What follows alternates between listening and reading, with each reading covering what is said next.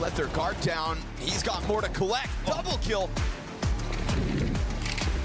Molotov to burn him wide. He'll spray him down. 3 kills from the in-game leader of Falcons. Nice, bro! Dexter right back into the action here. They didn't hear this, it looks like. 3 players coming at him. Brokey will find TessS at least. That was low health. Bomb drop, double kill here for Brokey. Maybe just a little more for FaZe to offer up. No sword.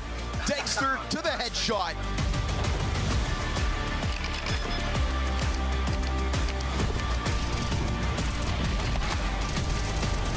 Man advantage on the retake. No nades, so nothing to pick up. Thought maybe a cash if utility could save them. Wallbanks. Oh, he got it. Him off. Nico double spray. Oh. He's going to try again on the next tap. Just continuing to spam through this wall. Frozen's now going to try to have his hands on it. He doesn't get the diffuser. 3 kills through this wallbang, but it's a round from FaZe. Good shit. Let's go. We tried our best, but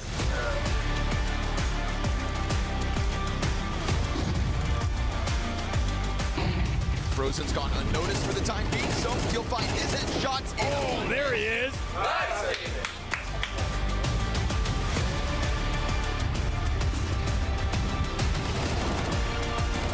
Rain steps up. Alicia's flashes continue to find them a slaughter. What a win. Excuse me, FaZe. Forgive me, for I had stopped believing.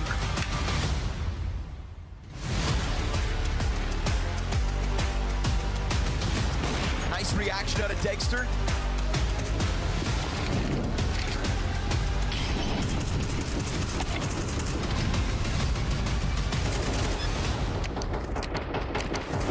Down to the 7 seconds. Bomb planted. Wallbang connects. And as they try to peel away, they know damn well where Alicia's at. He goes to confirm if the defuse is there, and they will find them off it. Do they believe in this reposition? Magisk fails. Oh. Frozen slays him. They're not ready. Nobody's watching. Oh, he still hit it.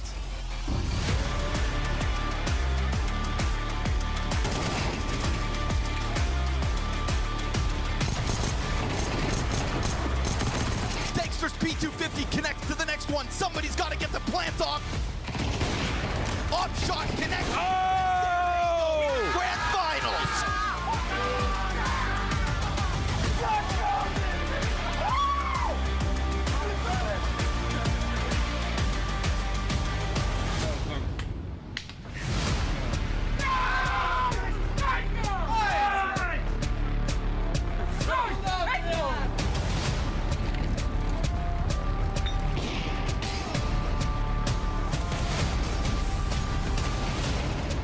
Hunter's turn to step up and pull this back for G2.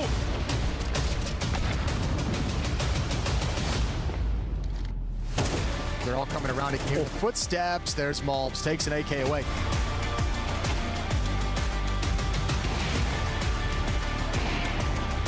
MongolZ in an engagement. Oh, JT just couldn't get the angle, eventually does. Snacks can trade it though. Oh, we should have traded it. A lot of missed shots there. Here they come into the site. MongolZ to hit the first MongolZ with him. And they destroyed him this time. Today, G2 have decided that they're going to level up in semi-final form, and it's MongolZ that slashes his way through the first map victory in the semi.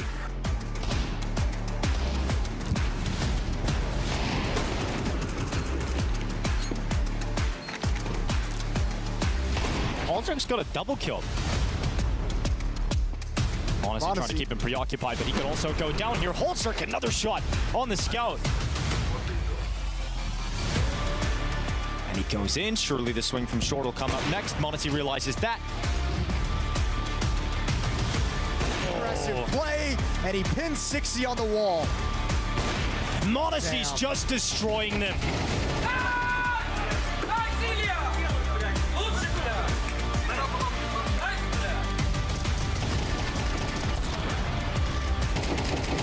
Aggression in mid will not work out for JT. Grim gone.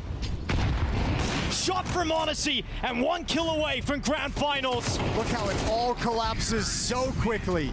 We get the grand final everybody was secretly hoping for.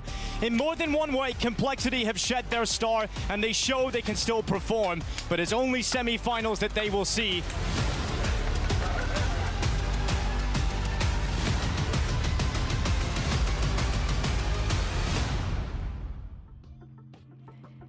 What beautiful sights we get to see the city of Bucharest, where it's all been going down this week here for PGL Bucharest. Teams have descended on this city to compete for an incredible prize pool and for, I would say, that the brownie points it gets you for doing very well at this tournament. And today, it is grand finals day. We finally got the multiverse timeline we'd all been waiting for. G2 will play Falcons a little later today in the grand finals. My name is Sam. I'm also known as Tech Girl, and I'm going to be your host for the third and fourth playoff decider here before our grand finals get underway, the curtain raiser, if you will. And joining me to discuss what to expect, Dust and Prof are here. What a day. There is a world where we get to watch G2 win, m0NESY be named MVP, and 3 hours later, it's announced that he's going to Falcons. That is a very possible thing that could happen today. Yeah, the m0NESY balls sounds like a lot of fun.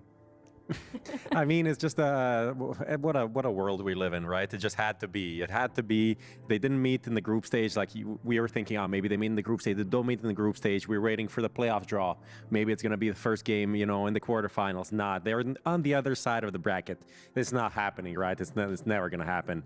We roll on all the way to the grand final. Both teams make it through, and both teams look pretty good. So I think we're set for a good grand final and also a good third place decider match as well. That's the big one, right? FaZe up against Complexity. That is coming up. But here is how our teams got to where they needed to go. I feel like a bit of a stuck record because I did say this yesterday, but I think it's important to bring up today. The big surprise in all of this was Complexity. They were the dark horse. I think Falcons, maybe not in the group stages, but definitely coming into this, there was a lot of expectation. G2 and FaZe as well. There was no expectations on Complexity. We all thought Aurora or the MongolZ would be in the mix, right? I mean, in the group stage, we had a lot of upsets, and then come playoffs, things kind of normalized. If you look at the first quarter, like all of the quarterfinals, it was just the favorites winning, except Complexity making that big upset on Aurora 2-1. And then, yeah, kind of going into normality with G2 beating Complexity, kind of ending their fairy tale run, kind of ending because they're going to be playing for the third place, obviously. And then that Falcons FaZe game, that was a firecracker.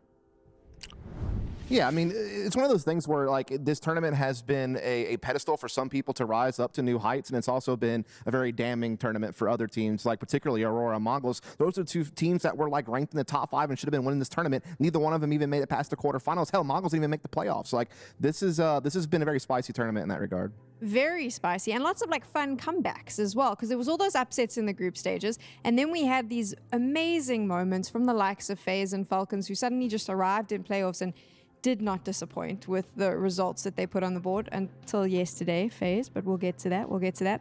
Falcons, were you surprised by the sudden turnaround from this team? I was just hoping to see it sooner, man. Like, I really thought when Falcons picked up this heroic core that I would hope that they were just going to pick off where they left off last year, where they were, you know, the crazy run at Shanghai, some of the top 4s they had at the end of the year. They look so strong. It's like, man, you're getting Nico now. Like, yeah, sure, you lost Nerds, but like, if you're going to replace Nerds, Nico is like literally the guy that you would want to have. And so I really thought they would hit the ground running a little bit quicker than they have. But at these PGL events, at least, they've been liking them quite a lot. Yeah. Prof? I mean, you've said everything yesterday about what you think about Falcons, but it's worthwhile to give you a chance to I mean, those things. With all the noise going around the team, I think they did a great job bouncing back from an 0-2 start, and not just an 0-2 start. The way they're just banged out of those games it was something to witness, something to watch for sure. The Falcons hate watchers enjoying those 2 days, but you know, the turnaround was real. They managed to have, you know, Tessus and Dexter stepping up, mainly Dexter, like kind of overperforming slightly what he has been doing for this team. So great job for them, and a great job for Dexter. From all we know, he'll be looking for a new team, putting out a good advertisement for his services, I think. And G2, the only team undefeated the whole way through this event, all the way into the grand finals. So we'll see how that plays out. We've got your schedule coming up, so you have an idea of what to expect today.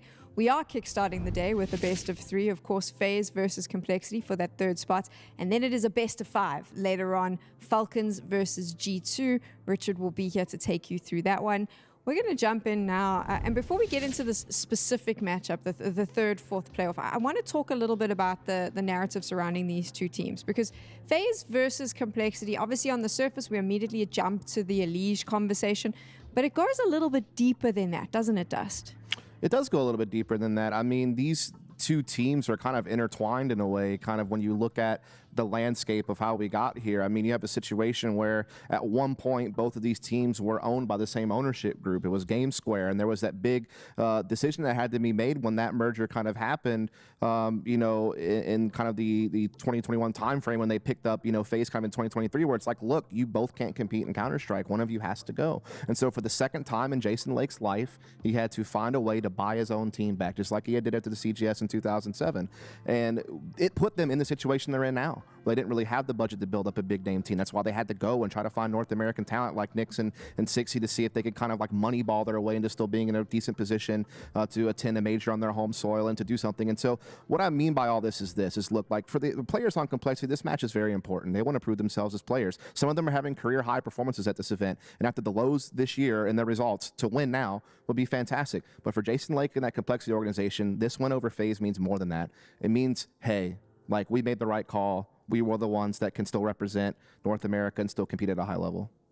Yeah, I mean, it's such a hard position to be put in. I think when this lineup came together at the start of the year, I was writing them off. Like, I didn't think they could compete even with the M80s, let alone right now they're the #1 team in North America on the rankings. Like, that was not in the sphere of possibility for me. A player like Nyx coming in, I honestly never heard of him. I never heard of him before he landed on this roster. Like, obviously Sexy, yes, he's been around. Heard about him quite a lot, not a lot for good reasons, you know. So you pick up these two guys, I'm like, okay, they're doing their best, but they're super limited. So the fact that they're even here, the fact that they have won against some of these big teams like Aurora, like FaZe in the group stage, that's insane to me. I saw a tweet from Holzerk last night, and I think we actually have it so we could potentially pull it up, which obviously they had just gone down to G2. m0NESY, arguably one of the best in the world. And I think that it was something along the lines of, well, here we go, it's on your screen. That's the difference between a 2.5 million sniper and a $0 sniper, which, funny, but kind of true as well, because this is the time where we talk about these big buyouts, these big spends. There's arguments online about how much salaries actually are. Shout out Kassad, apparently you got that wrong, mates. But that is the conversation that's happening. On the side of Complexity, they are not playing with G2 money or Falcons money or Vitality money or any money, to be fair, from what we've heard. It's a struggle for them right now. So they are going to lack in those departments. I do think as well, they're the only team that's here. I think they've got Messioso, their manager, behind them, but they're not walking with analysts and sports psychologists and managers and second managers, third managers. Someone to cut your chicken into little pieces. Personal trainers, you know? Massage. They literally went from the top of the world in 2017 when they became a part of the Dallas Cowboys ownership group to allow them to compete with all the top organizations to now basically having to reset the entire brand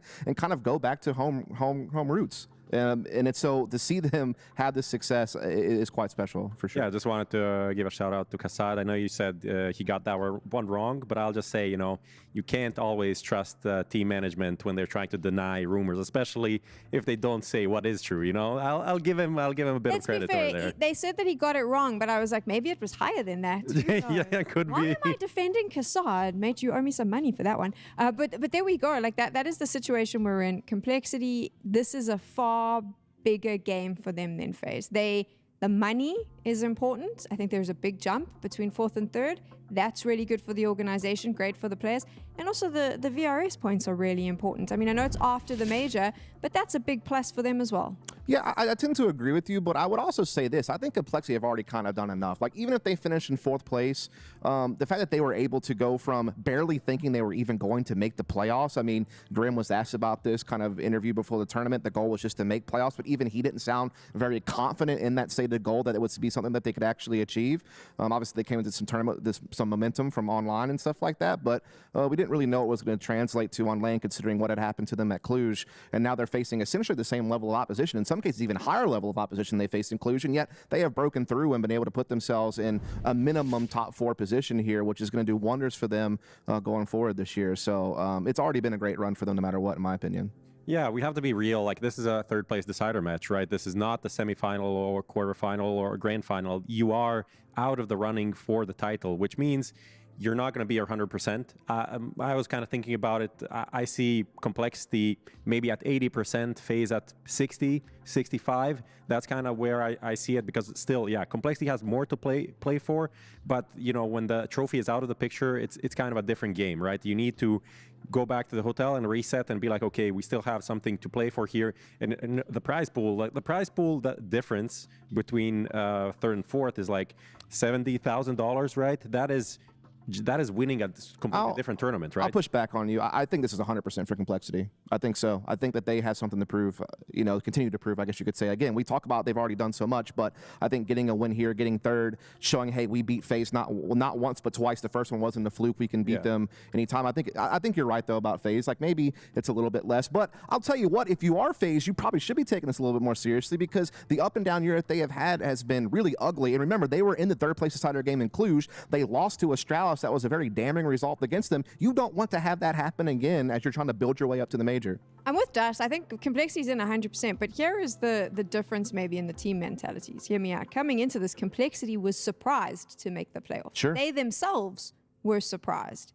FaZe, and we said this on day 1, and I'll stick to it, nothing less than winning this tournament was good enough for FaZe. I mean, I don't think they said it, but I know they know it. Like, this is definitely, you know, this is the PR side of, we're just here taking it game by game. We haven't been doing this well. You know, there's top 4 teams in the world are not here. Top 3, I don't know how you want to talk about Navi. Definitely the big boys are not here. So you are this lineup, you're this team, this behemoth of FaZe that has been winning trophies consistently. These 3 guys that we see on the screen, this core has been winning practically since we came back from COVID and the online era. They signed ROPS at the start of 2022. Twist and Karen come back 21. They start off with Katowice 1. The win and just keep on rolling. They win the Intel Grand Slam. They win the major, and this is the first time in this course history that they've gone a year, 365 days, without winning a trophy.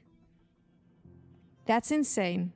When I think about it, as a FaZe fan, as a competitive Counter-Strike fan, that's mental. And also, it's the fact that not only have they not won a trophy, but they've come so close to it. When we wrote them off for the Copenhagen Major, when we wrote them off for the Shanghai Major, they come into 2nd place, and they are missing it by... It's such an emotional way as well, because they look so good at one point. They do these insane comebacks, and then it's always that last little mile that they can't get across the finish line. That's got to be eating at their heads as well a little bit, Dust. I'm sure after a year of no trophies, getting so close time and time again and not being able to do it, it's got to bear on the team quite a bit. Yeah, I think it also has to wear on them that look. Like, they probably gave themselves a little bit of grace when they first picked up Belige on how long it might take to gel him into the team, particularly when you're having to figure out exactly how you want to implement him. You know, they've really gone the way of kind of giving him everything I think that he wanted, and Reigns had to make probably the most sacrifices video on the team to kind of facilitate that. And I think that they started off the year on the right foot. You know, at Katowice, I thought that was actually a pretty good run for them, you know, to finish top 8 there. They beat some got position to do it. And then even when you come into Cluj, they played well in the group stage. They beat the eventual champions, Mousesports, in that group stage. But then they lose to Falcons. They lose to Astralis in 3rd place decider. You know, then you go into Blast Lisbon. Things didn't go, losing to VP, that's so damning. Like, you can't be losing that game. And then this whole tournament has just been really barely by the skin of their teeth staying afloat. And this, at some point, you know, you got to get it done. Like, how much more time do you need? Like, it's either now or never. Now or never. So now it is a 3rd place playoff. That is what's going to happen. FaZe up against Complexity. So let's deep dive into what we can expect from this particular matchup. Talking about FaZe first, Holy hell, Brokey dropped the ball yesterday in a big way. We're just going to say at that final map, he whiffed some shots, and unfortunately, I hate to be the one to do this because I don't want to put a big bullseye on the back of a player's neck, but dude, if you had hit those shots, this could have been a very different result. Yeah, for sure. And I really don't want to be a guy that's like super hyper fixating on Brokey, even though I've been talking about him every pregame, seems like it. He has not been great. He's gone practically 6 months without a good event, like average 1.0 ratings, you know, but an actually good event he hasn't had until this event, actually. And then he comes into the game yesterday. Okay, he's performing 1.20 rating for the event. Okay, he's back, right? Brokey's back. Yesterday, he dropped a ball in a way that I haven't seen in such a long time, that the whole community, the whole like CS internet has turned on this guy and are just calling for his head. Twitter, HLT forums, Reddit, I don't think so. I saw a YouTube video as like, it's over, with a Brokey like crying face, you know? This guy, if someone on FaZe has 100% motivation, it should be him. And if he doesn't, then he should be cut right away. It seems a bit unfair, though. He had one bad map. Like, he'd had a really good tournament up until this point. It's just unfortunate that it was the decider to determine who was going to make a grand finals. I think the more damning thing is that I feel like Brokey has been a feast or famine player for quite some time now. You know, when he is at his best, he looks incredibly flashy, and he can make some beautiful plays, and he really can have loads of impact on this team. But then you see other games where he is like running his head to a brick wall. He's still trying to be that guy. He's still trying to pull off those quick moments, and they're not coming to him, and he's missing easy shots, and it looks very damning. And again, I think that extends all the way back to the middle of last year, if you want to be 100% honest with you. And I think that's why his name has come under fire multiple times throughout the last probably 6 to 8 months. It's because, like, look, this is a pattern that we've now been observing for quite some time, and it's like with a team that has already made the big move for Elige, with the, you know, you have Kerrigan, I think the GOAT IGL. When you think about Frozen, he's been stable for them for so long. You know, you lose Rops and all these other moving parts that have happened for FaZe. It's like, look, if this doesn't work out, you do have to start asking questions, because there are some definite flaws right now with FaZe. Here's a question for both of you. Sure. Brokey not showing up. Rain has had to change positions. It's not working. Elige, could he be the problem? Question mark. All of these topics around FaZe. Is this lineup as we see it working? I would definitely say no. I think that's fair to say. Obviously, Elige got a lot of the brunt of the criticism, because he came in, and not only are FaZe not winning titles, they're not even grand finals. They're not challenging for them even, right? Because they had that period after Chengdu when they were making finals but not winning them early into CS2, actually before. But you know, now they're not really close to that, and I think it was kind of slightly unfair to put everything on Elige, because the downward trajectory started even before he came into the lineup. Agreed. But when you look at the players they have, 3 top 20 players last year. The only switch is like Rops to Elige. They were like 18, 19 last year. That should be a good replacement. And if you look at you know, how they fit on the server, if you look at Frozen and Elige, you're going to probably mention them later. They feel like a great combo, right? It is up to Rain to make some sacrifices. He is in this part of his career where he's going to have to do that and play off of his experience. But the reality is, like, their firepower has been in the dumps. Like, look at them versus the other 3 teams we have playing today. Yeah. The opening kills lacking behind, multi-kills lacking behind. Where are you going to get the firepower to match these teams? In CS2, you have to frag. To get back to the original question, no, of course it's not working. Look at the microcosm of this tournament. They lost to Astralis in complexity, and their only noteworthy win, in my opinion, was how quickly they blasted 3D Max in that opening playoff match. Outside of that, they have not impressed me. And as far as what's wrong with this team, there's no one that can create openings on this team consistently besides Elige. I'm sorry, but like, look, like Kerrigan and Rain are trying to be the guys who go in first and establish these things, but they're just not doing it on an in-and-out basis. Rain's had a couple of games, I should say, this tournament where he's looked good, but again, it's only flashes. We don't see it consistently enough. So again, no one's creating openings, and this team looks grim whenever they're in like small number situations trying to work together. You know what?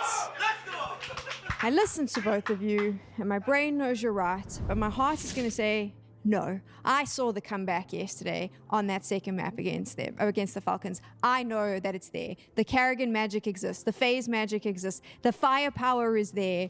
Something will click. Something will happen. I hope you're Kerrigan, right. I believe. The thing is, like, we still see some of these glimpses, but I feel like it's rarer and rarer as we go on into the I don't know, maybe history of this core, maybe some of the last tournaments that we see with this core, because like obviously people are calling for Brokey's head.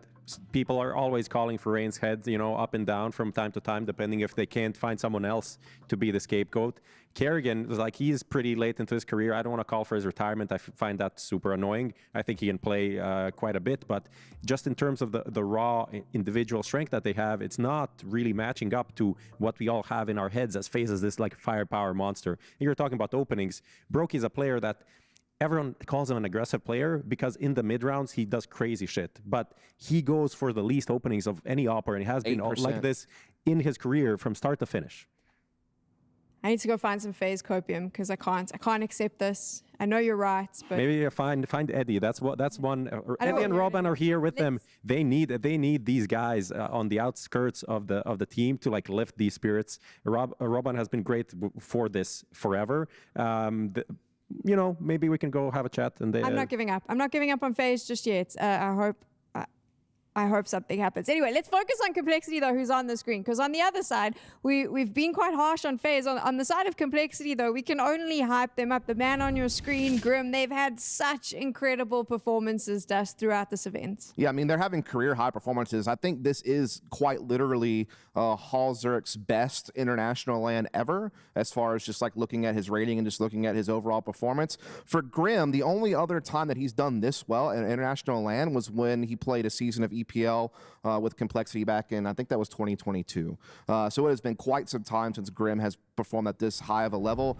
I think what I also love about Grim, besides his overall performance, is just his ability to kind of change the way that he is implementing himself into this team, where he does keep a lot of his same positions and roles and stuff like that on the map. When it actually comes to crunch time to go for an aggressive play on both sides of the map, whether it's a push on a CT side or whether they're executing a side on T side, this guy is willing to go in and be that entry guy. And he has a crazy success rate right now in his opening duels on the T side. It's the highest of anyone in the entire tournament. So he has been incredible.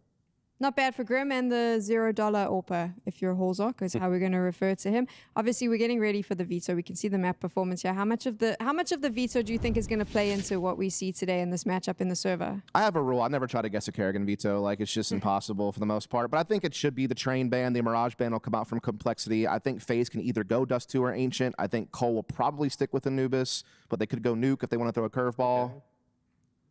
Okay. Inferno's the curve. Inferno from Complexity. This is interesting, considering like. Thought that'd be a handshake third map.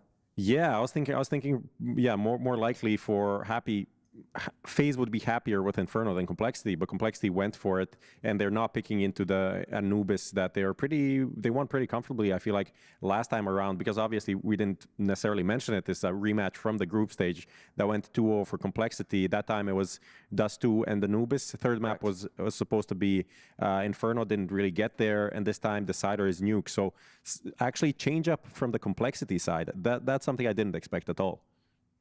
Yeah, I agree with you 100%. I thought Inferno would be a handshake third. I figured Complexity felt confident in their Anubis enough to pick it again, but maybe they just wanted to kind of change things up a little bit. They've shown a lot of Anubis this tournament already. There's a lot of film out there now. They did get kind of countered yesterday by G2 pretty effectively, so maybe realizing, hey, we got to give a different look in this one. I don't think that this is going to be a clean 2-0 for Complexity. I just can't believe that FaZe would come in here and allow that to happen. I mean, odds are in favor of FaZe, right? And they always will be in these games. When we went to playoffs, you know, despite all of the big guys' struggles, they're all favorites, and because we expect them to turn up, and we expect the potential that they have and what they have shown in the past to come true, because you can only be bad for so long before, you know, the return happens. But I'm not sure. I'm not sure about this FaZe lineup, because what you mentioned about, you know, the late game rounds, we had so many of them in the group stage, where in this matchup particularly, where they're in a 2v1 and they can't play off each other.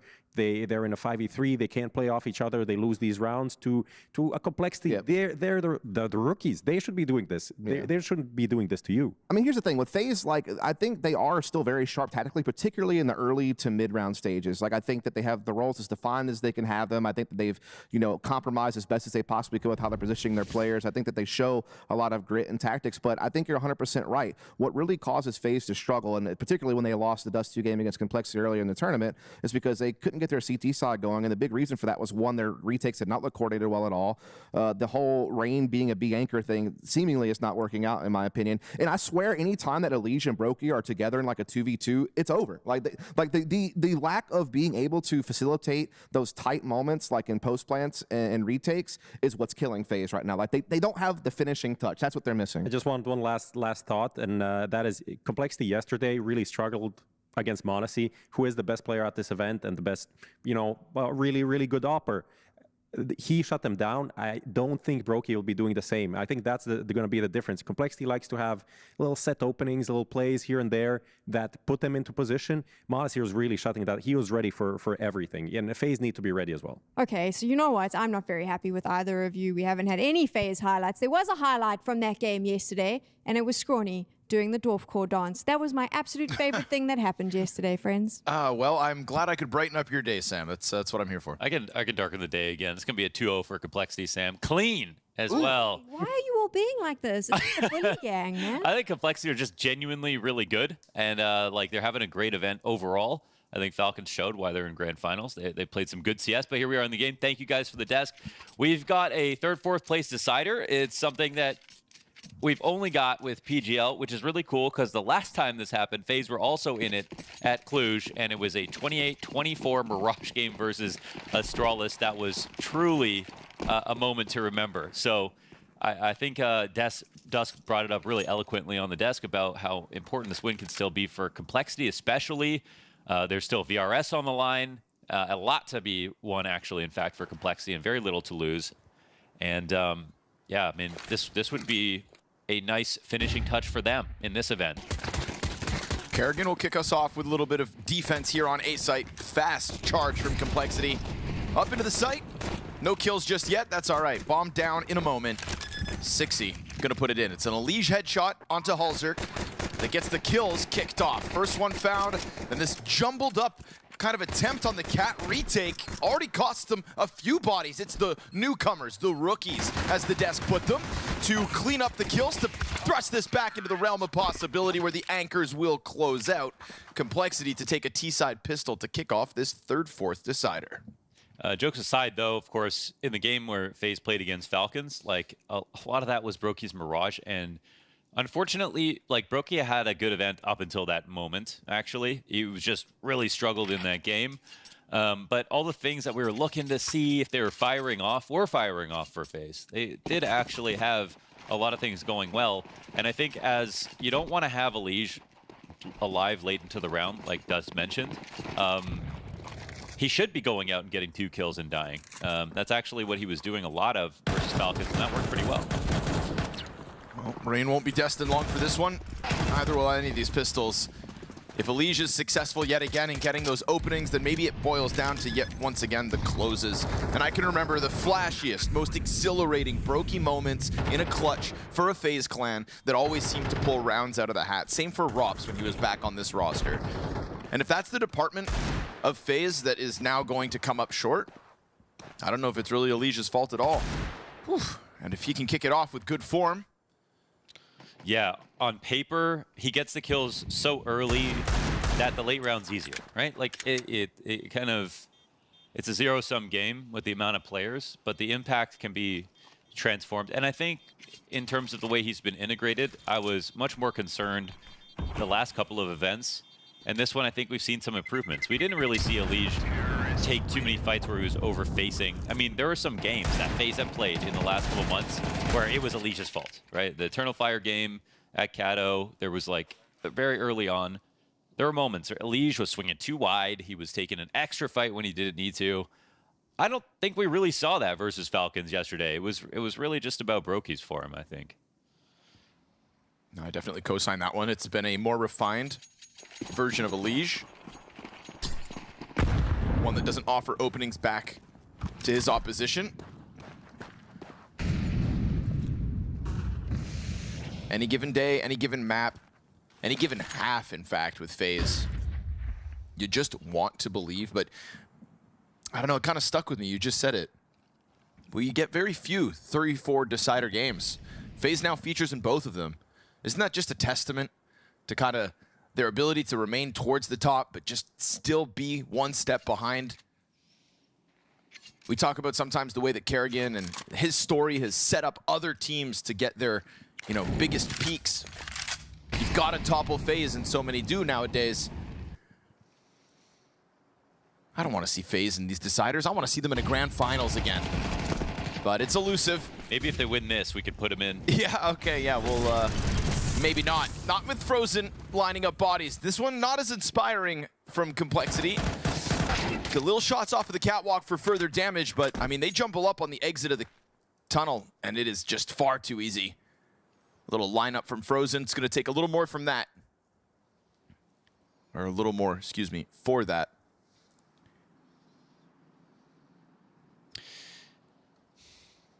This makes no sense, and there's no point in even bringing it up, but that would actually be next level.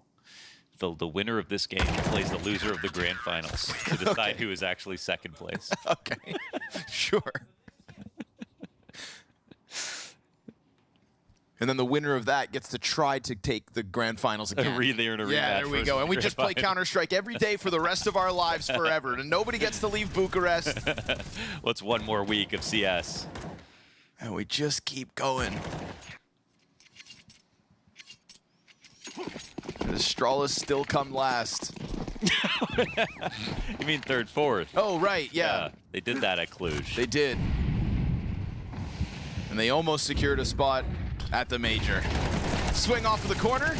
Nickx team kill. Not ideal, especially not with the Liege right there to mop up the other two. So two kind of all-in bursts offered up by Complexity in these last two rounds. One being that tunnel creep, this time straight to the long push. And in both moments, it's an individual step up from a FaZe member. Halzerk, yeah, he sees Frozen, so he's looking for that second kill bottom middle. Frozen's still cautious about the JT positioning. Now he'll know it is in CT spawn that he can confidently take that fight. JT thrust into the 1 versus 2. Brokey at a distance. Frozen's dead. Clean. Nice headshot from Khalil. And the spray almost right there with it. That one gets way too close for comfort if you're FaZe Clan, considering it was damn near 5v3. Yeah, and there were a couple of moments where FaZe knew that they were going to drop CT or fight them, and the $0 opera Hauser comes up nearly putting together two. That's a funny quote. Jason Lake was listening to that and going, zero. Yeah, excuse me?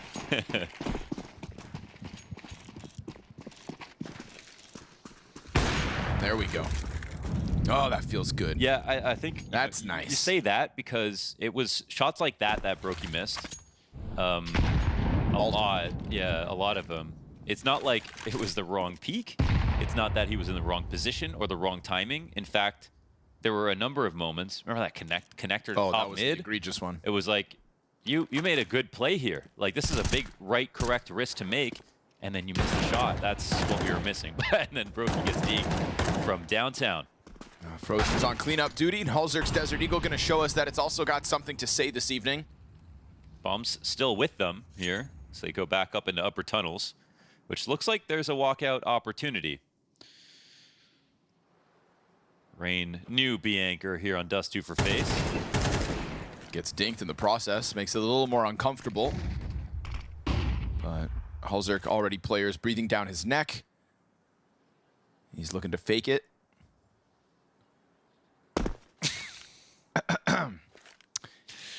He'll just commit.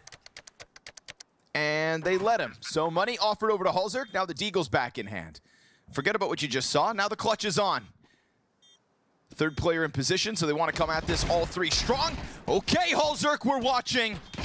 Kerrigan to the left and Elige to the right. And that's the kind of aura that Halzerk is starting to establish in these last few days. That 1 versus 3 down on Nuke had his team flabbergasted. Yeah. Grim's eyes almost popped out of his head. I mean, so you got to be careful if this guy's in the play at the moment. Yeah, that's just a math situation right there. You know, the bomb's getting planted. If Halzerk gets off of it, you have 3 players up, which means you can rush with 1. And then you still have 2 players left over. They let him plant, and then they still give him a lot of space, and he still gets the kill in window. That just speaks to FaZe's confidence and also Halzerk's, as you mentioned, aura. Just like he is capable of big moments. They are respecting that. That's a little worrying, though. I think a lot of the desk was fairly talking about Brokey and his lack of performance in the game that led them here to the decider matchup.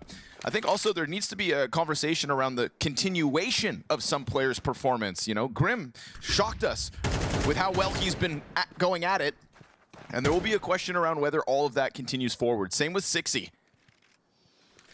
And Alige has remained a big part of most of these rounds, at least kind of chipping away at the kill count, giving FaZe good advantages. It's weird. It feels like in a lot of the maps, he's not getting the highest amount of kills like he had been doing for a few times for FaZe, but the impact is better. I think it's more responsible play that we're seeing as well. He's more aggressive, which is good, but and dying a lot, but usually with his kills in very like early rounds situations. Nice shot. Sixy catching Rain's head's great and all, but Frozen quick to rotate over. We've already got the flank in position for FaZe as well, so you'd think that they would have this one all queued up. Kerrigan gonna keep the pressure on. Opper peeks into him, drops him. There's the flank, and Brokey gets the headshot back to his counterpart. This would be a Nixx 1v3. 20 seconds, got to scoop that bomb up, and the smoke's now starting to fade. Very awkward. It's here on top of the car. Oh, okay, Brokey's not only getting kills, hitting headshots on top of it. That's, yeah. Unnecessarily accurate out of the gate here on Dust 2. It's funny because there are, oppers like Brokey that do an unnecessary amount of headshots. That's a moment, though, where he actually can only see the head. That was definitely a good shot because he popped up over the car. Brokey didn't know exactly where he was going to be. I'd love to know if that was a flick. Oh, go watch the demo, you nerd.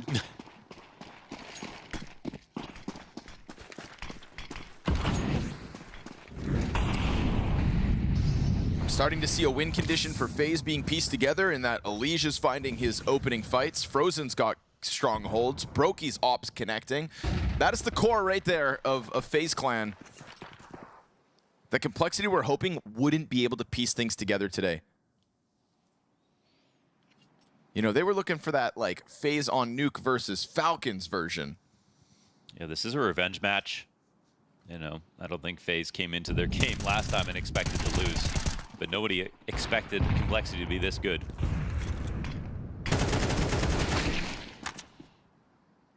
Alige also struggled versus complexity in that last series. He's probably pissed about it. Oh! He didn't even know about that one. Frozen continues to tear it up. You know, I think Alige, well, Alige back in complexity, I think would have liked to shoot his teammates at times. Yeah. But he had refrained because he's a professional, and now he's allowed to. So I think if you're Alige, you're looking Sixy and Nixx in the eyes, and you're telling him it's nothing personal. But get out of my way. Unfinished business, and especially with that first loss that complexity handed them earlier this event. Halzerk doesn't pull the trigger on the cross. It's the decoy. Some tricks up their sleeve, and happy to take over space in middle. This frees up Alige to go to the top of it. Brokey again, not missing. Not missing. Can't say I've seen him miss a shot yet, let alone... He missed one. He missed one. I'll close my eyes and not counted. believe you. I counted. I've had one finger up this whole time, just been waiting for his next miss.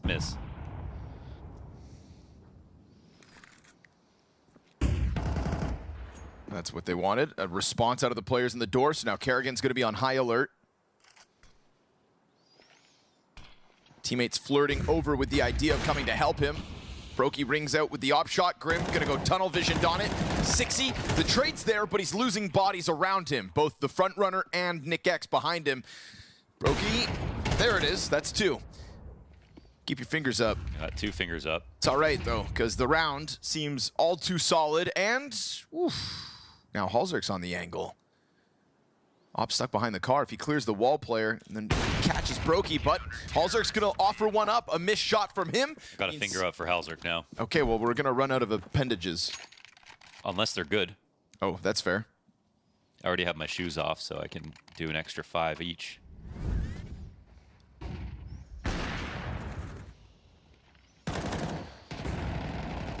Again, it is just convincing stuff from FaZe Clan.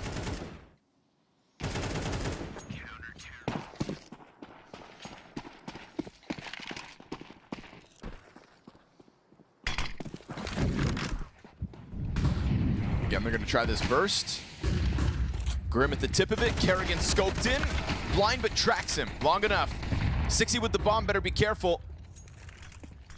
His teammates now redirecting over towards Cat. Elise tries to jump out. That's a dangerous game. Off is pinned down.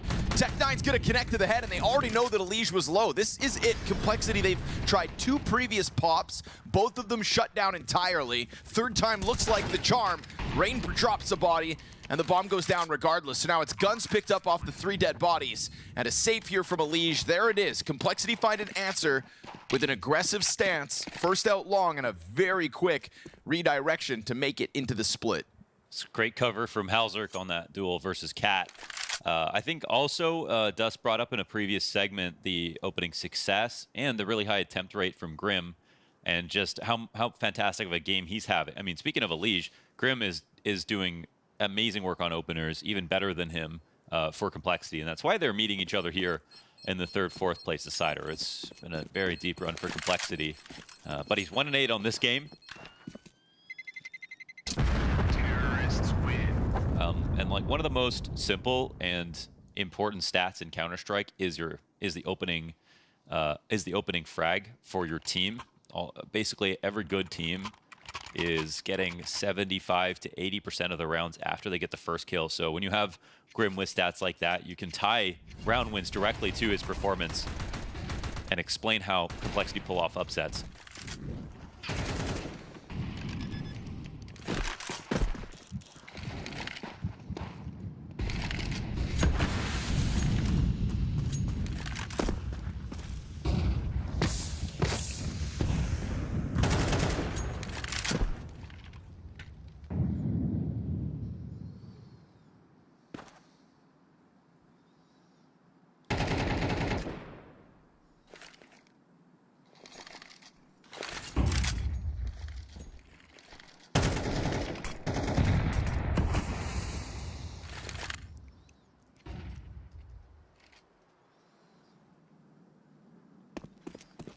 Complexity coming in for the long timing, it looks like, and they've had a good time getting out here. A couple of rounds now.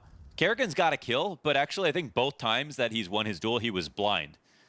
So the flashes are on point. It's a 3A setup, full split coming in. No vision from FaZe on mid, so there won't be too much movement on their part. Kerrigan knows he's up to the plate again. Oh. Okay. Now the misses start to trickle in, and it's going to come at a cost. Elige will cut down that 1 player on Cat, but there's a warning shot. Molly beneath him as well.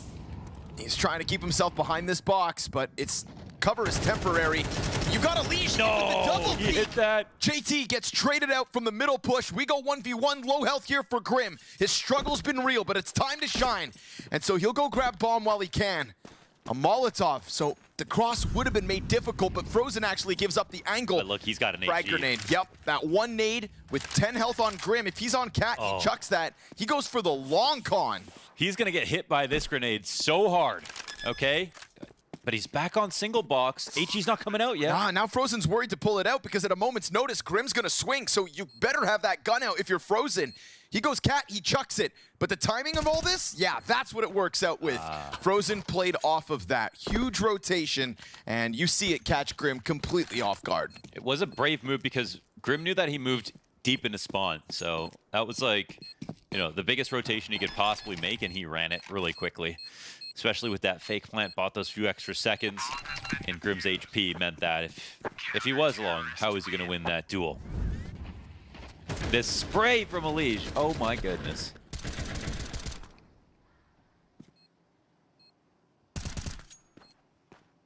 Spray transfer for the ages. Barely had to adjust it. Now it was, I mean, it was like a touch sloppy from Complexity. They had the molly on Elige, and they pushed him back, which meant that if they had gone out wider to like Car, they would have been able to see him, but they didn't scale properly to take advantage of their own utility.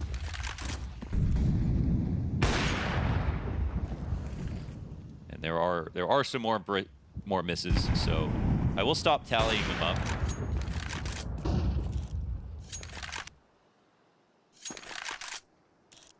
I don't want to get in his head. It's true. So it's just unnecessary pressure. You know, sometimes you put a magnifying glass on it, you You just Make it spot it a little worse. too often.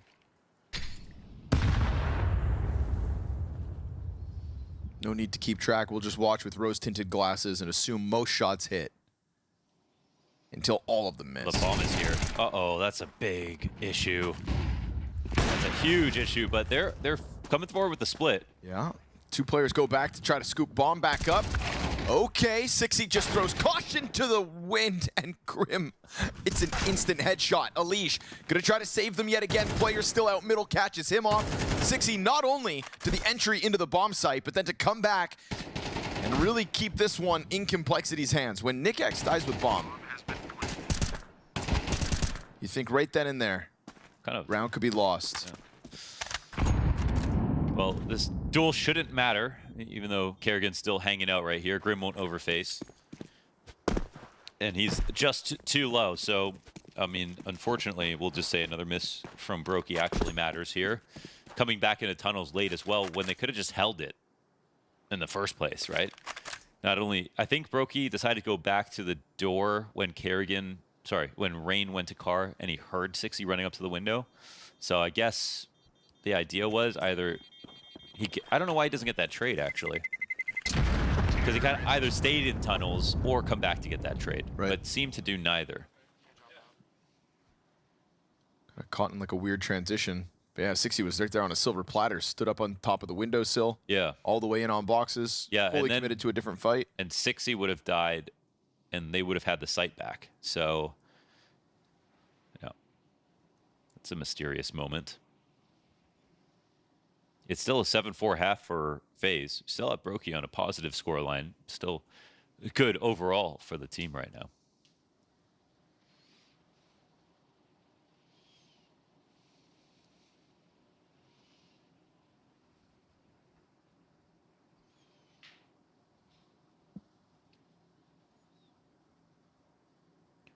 It's been interesting because I thought that when we saw the Complexity come together, that their success was going to be off the back of like Nyx being so good despite being brand new.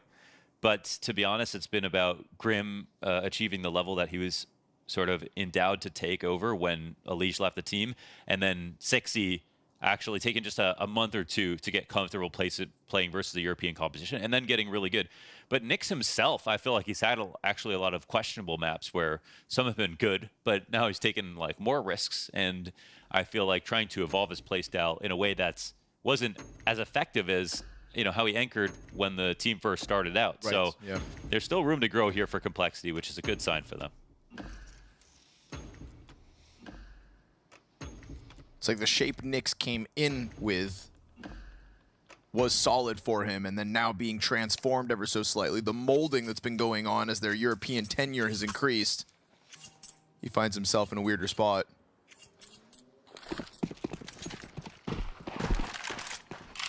We do have to be kind, and impressed. It is their rookie year.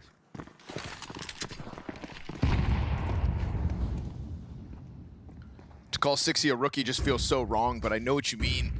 We called MongolZ a rookie when he was on G2. That's true. Yeah, okay. I was 36 by the time he played on G2. Pistols set up to try to cancel out this Sixy aggression. Him and JT going to approach it. 5-7, that's the distraction. But MP9 doesn't get it. It's damage in, and Halzerk clips Kerrigan's wings. That opens a door for Nyx to go aggressively out through middle. Brokey. Miss Brokey op shot, and so this round that was already being picked up by the looks of it gets flushed out. Complexity. 5-round half at the end of this. That streak of 6 FaZe rounds made us think that this was going to be another day where they stomp. Complexity could have ended up in the basket with 3D Max. Crushed. Instead, a recovery late in that half. We did start to get a lot of Brokey misses again. Yeah, it's kind of boring just to talk about that, but started off so good. Brokey start good, win round. Yo. Brokey miss more, Complexity comeback. I put him in my top 3 of players that hit clutch shots on stage. Like, as a caster, like caster bias, Brokey has put together some of the most memorable moments. Even if they're not clippable, just like his average 2K is so exciting. And I think you know, a lot of people are calling for his head right now. And you know, and obviously the eternal question with that is for who, right? Like, who could you replace him with? And I'll just say there are just not that many players that have the peak that Brokey does. Right. Yeah, if only there was another really good. Don't say Halzerk Halzerk. versus. No. I'm just trying to think if there's another Opper. Oh, he's saying Des. Maybe in the top 4 of this event that could be looking for a team soon. Yeah. Somebody like explosive, highlight capable, plays great in the big games. But he swings after time sometimes. Yeah, but he didn't yesterday. And that's why they're in the grand finals. That's true. We didn't see that. He didn't. And I remember a 1v1 that it came. He was in Temple on Ancient, and he could have. But he walked away and won the round, and I almost wanted to praise him for not Because there was peeking. that time in Temple where Yes, he it was. shot in the back as well after time. That was back at Cluj. And then, you know, we got a weird one on Long of Dust 2 at this event. But I see evolution. On paper, it's a really easy problem to fix. Look at the time and then hide. So yeah, but maybe you're onto something. paper doesn't account for character. Okay, so you're saying you won't fix the problem. Interesting. All right. You know, sometimes you take with the bad with the good. Uh-oh. Yeah, you're locked in now, buddy. Elysian frozen. First 2 kills for the FaZe T-side pistol. Just a bunch of posturing going on, and then Complexity decide to try to hit both perimeters of the map. As you can see here, Long player gets shut down just as quickly as Sixy does in the tunnels. And Sixy's really the only guy kind of having a game at the moment. We could talk about the Complexity comeback and a few Brokey whiffs, but... What do you call it when 60 has a good game? What? Ballmer's peak. Oh. Oh, I used it 2 different ways. Oh, it's funnier now because I know what that is. Yes. That was clever by me. Excuse me. Darth Mike has my back, by the way. Okay. He explained it to 60 in his chat. You mean Darth Mike, the most dad joke guy in the community? Yeah. Okay. Just double checking. As if you don't tell any dad jokes. Uh-oh. No. I don't even think Halzerk is powerful enough to pull off this clutch. And he's already pulled off clutch of the event. Should just try it, though. I really thought you were going to have a second joke, but... It was because it's P-E-A-K, not P-E-E-K. Oh, it's... Yeah, see. And that makes it different enough to reuse it. Stale material. Damn, he didn't get it again. Halzerk's still going for it, just not the defuse. Just, come on. Come get it. Come on. And then he walks away. And back. And away. And that is FaZe cleaning up the pistol.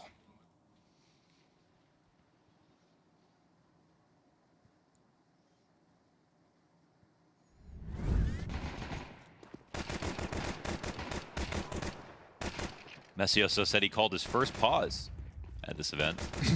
Must have been exhilarating. Wonder what he said. Just gets so clammed up in the moment. Too exciting. Says nothing. Yeah. And then JT says, you got an idea or you want me to call? I wonder if Eddie ever forces a pause. No, Eddie's a let the party go kind of guy. Yeah, Eddie loves a good time. He doesn't like to stop it. Halzerk doesn't see anything. Despite opening that smoke on the climb up, utility pressure is not going to keep FaZe away from the cat lineup. We got 4 bodies ready to go.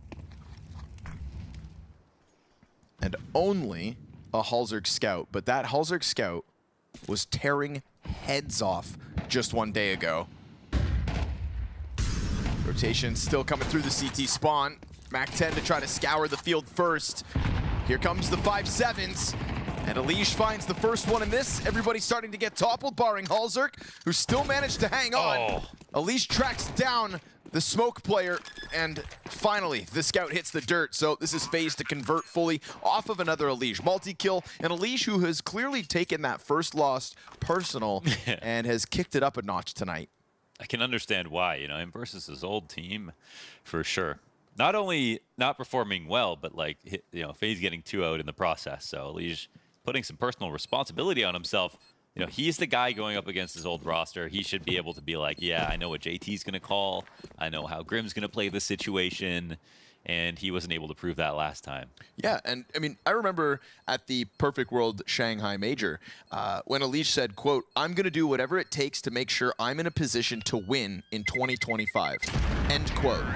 What that included was leaving the All-American roster, traveling across the world and moving his life to Poland, joining a FaZe Clan and, you know, trying to slot in at the cost of other legendary individual players with longer tenure on this team, and then you go up against your ex-roster, and I guess sometimes the grass is greener because Complexity get that win over top of him." And he says he wants to win in 2025, and I think what he really means that is events, trophy hoists. That's what Alish wants to get back to. That's what FaZe need to return to for him to justify this changeup. And if these two teams are still just even out, and the difference is it's just not Alish and Floppy, then why'd you move your whole entire life, brother? I think, yeah, I think the good part about this is, like, I think Alish has actually made linear progress on this lineup. Again, it's some of the other names that just need to get back to being consistent. And I wouldn't go out and be like, oh, well, it's like the chemistry that would be affecting them, right? I mean, we can all watch these rounds and see, like, there's basic shots that are getting missed and stuff like that. So it does certainly feel like if they figure out the individual inconsistency, and I don't know, I don't see a way in which Alish is like adding space to the team by taking way more openings.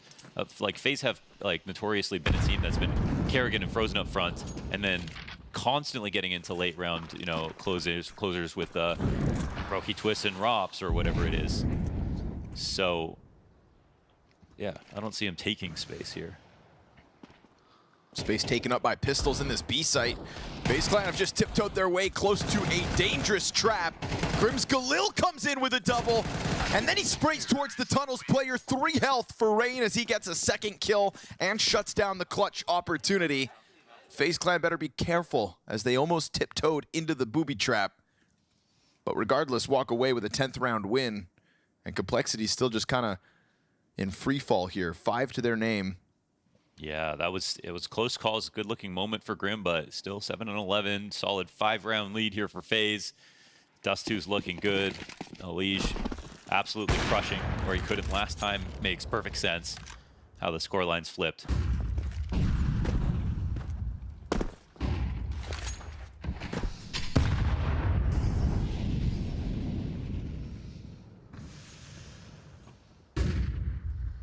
Halzerk slides out and Frozen waits for him. Lands the shot, but Frozen survives. They're going to hear the op, and the reason Halzerk rotates as well. You got to multiply your presence, but also they could walk out metal off of this.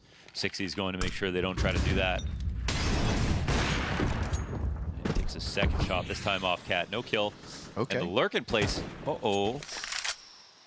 He's sticking around. I feel like he doesn't have to fully commit to this now that his teammate got a kill elsewhere, but he jumps up. Oh! Okay, Kerrigan taps him out. Oh, double! no, JT. Swings around onto the car, opens up the bomb site, and on top of that, Alicia's first kill was out mid, so that is just wonderful stuff from Kerrigan. And so we start to point down the list of FaZe players for their impact.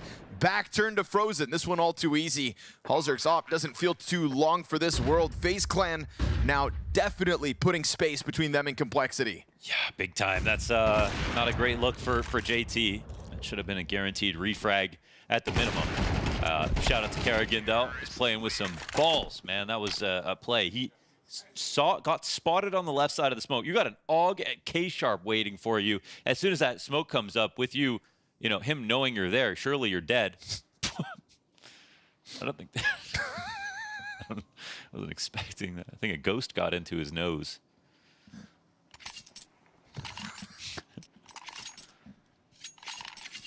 I mean, a real soldier, a real soldier trucks along. Yeah. Not supposed to be putting snooze in there, Halzerk. Damn, that was the joke. Damn it.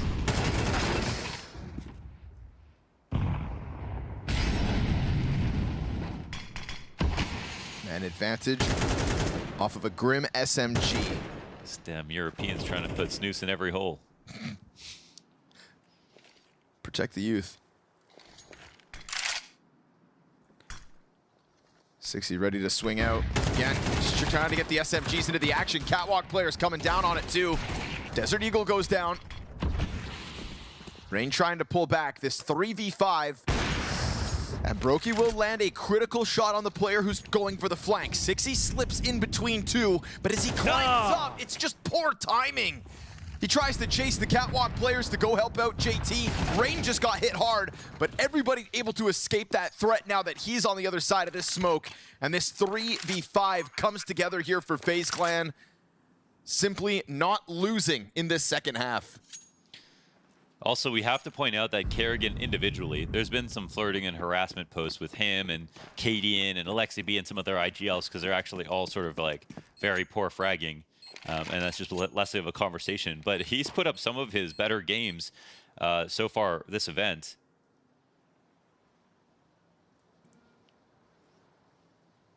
By a small margin, his best in some time, actually.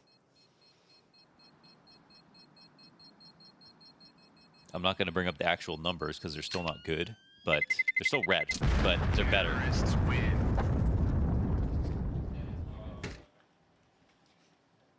0.94. It's not that bad. That's not that's that actually bad. when you look at the IGLs, you actually see that it gets worse than that. So, and that's over 16 maps here. And this event, this series isn't done either. You get that to a 0.95, I'm willing to round up. After this series, it could happen. We could be looking at a flawless. Okay, yes, sir. There he is. Wow. More of that. Oh my goodness. 60 comes out through that smoke, just so adamant. Wow. The AUG triple. Huge spray down moment here for Grim, but they're going to keep that pressure up. 60 is such a soldier. He ate 2 flashes. He knew he was going to be blind forever. And the only reason Grim gets those 3 kills is because he continued with the swing. He went out wide.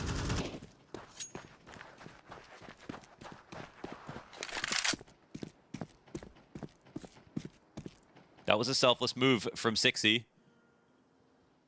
It puts Complexity in a great position. I don't want to call this round done because actually, with the amount of health left over, it's still a 2v3, lots of utility. Brokey's got his op.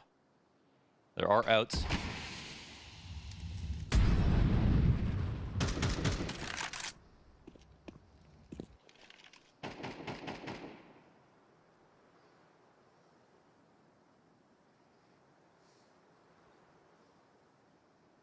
And Nick's just going to wait till that, you know, sub 30-second mark to go in for the flank.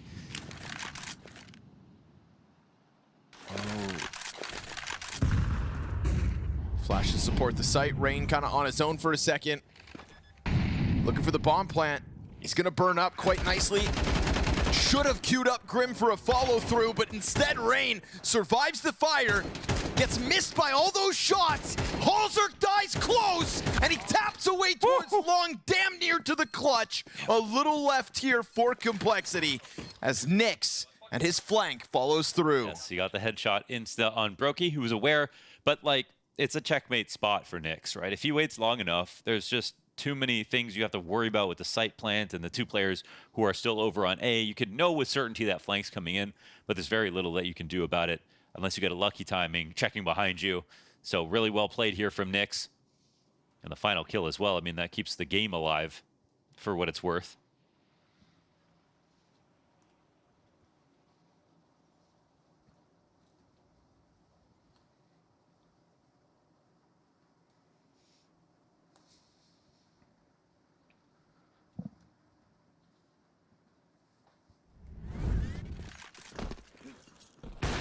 Owned. Oh, beautiful shooting. Oh, that I mean, play. that's like a trident in terms of the positionings of the kills. Yeah. Left, right, center.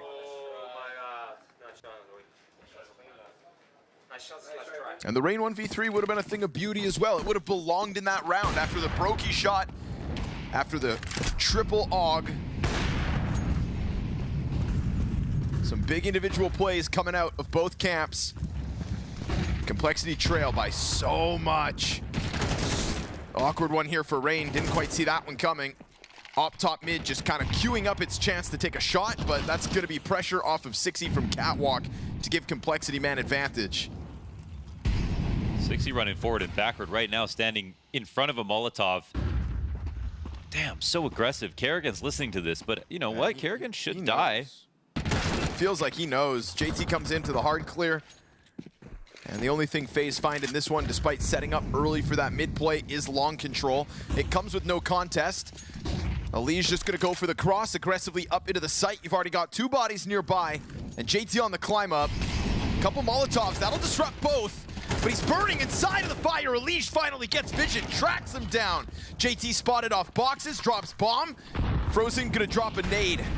And Alish switches over into the op on 11 health. These are the 2 players you want alive in this moment for FaZe. Alish misses a chance to get his 22nd kill on the board.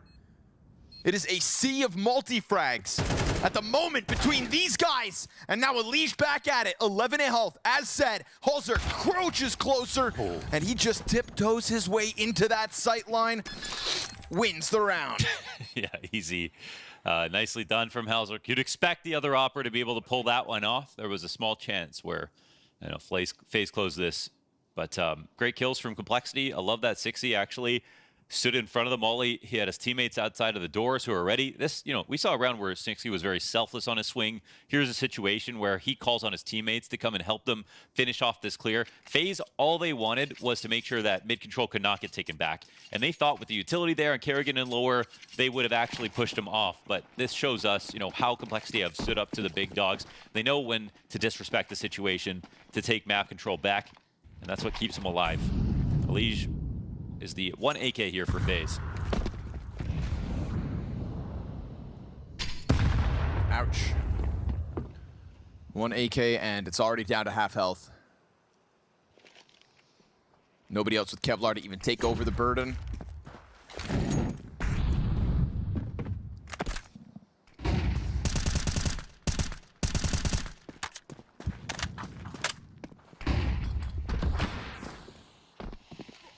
FaZe will just keep trying to keep the pressure up, walking out into the CT spawn. 60 cleans up 2, and that AK hits the ground, so he's gonna go full control mode.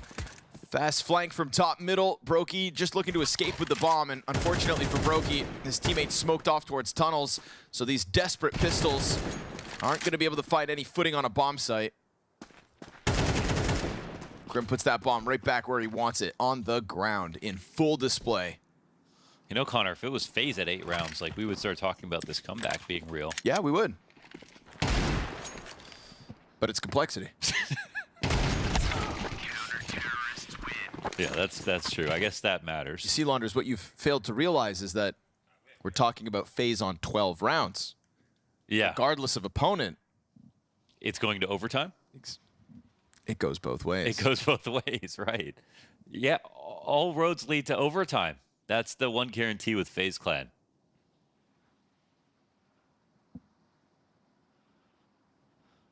They wouldn't want you to believe that, but I think Complexity's journey in Bucharest this week has just been about exceeding all expectations. So if there are people out there writing them off right here, right now, in this first map of the Decider, what do we call this? The third, fourth Decider. It needs a better name. If the you're not, Decider is the third map. If you're not first or last cup. Okay. I'll think about it.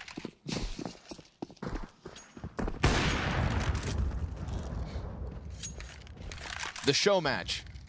No, please, no more show matches. This is so much better than show matches.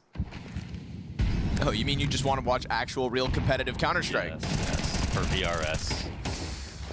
60, he's been so adamant about this cap play that I don't think it should be too surprising at this point that there's somebody down there, but okay. Brokey finds JT on the fallback. Maybe he should have left a little earlier. Rain, gotta keep his head tucked. Nyx is looking for it. Bomb remains down at the top of middle. Oh, that Nyx, was so cool. There he goes. Did not move, man. Just sits behind that little box. Waits for Rain to overstep and gets man advantage back in Complexity's hands. Something that looked like they had lost when Brokey was able to clip the wings of the player bottom middle. Oof, that's good op damage. Brokey finds his, and he hit that. Brokey, like a turret, spins at the bottom of middle, trying to keep the hopes up. This is only 3 rounds from overtime now. Very good CS being played out of Complexity. Just brave enough, just courageous in spots Sixy has done this.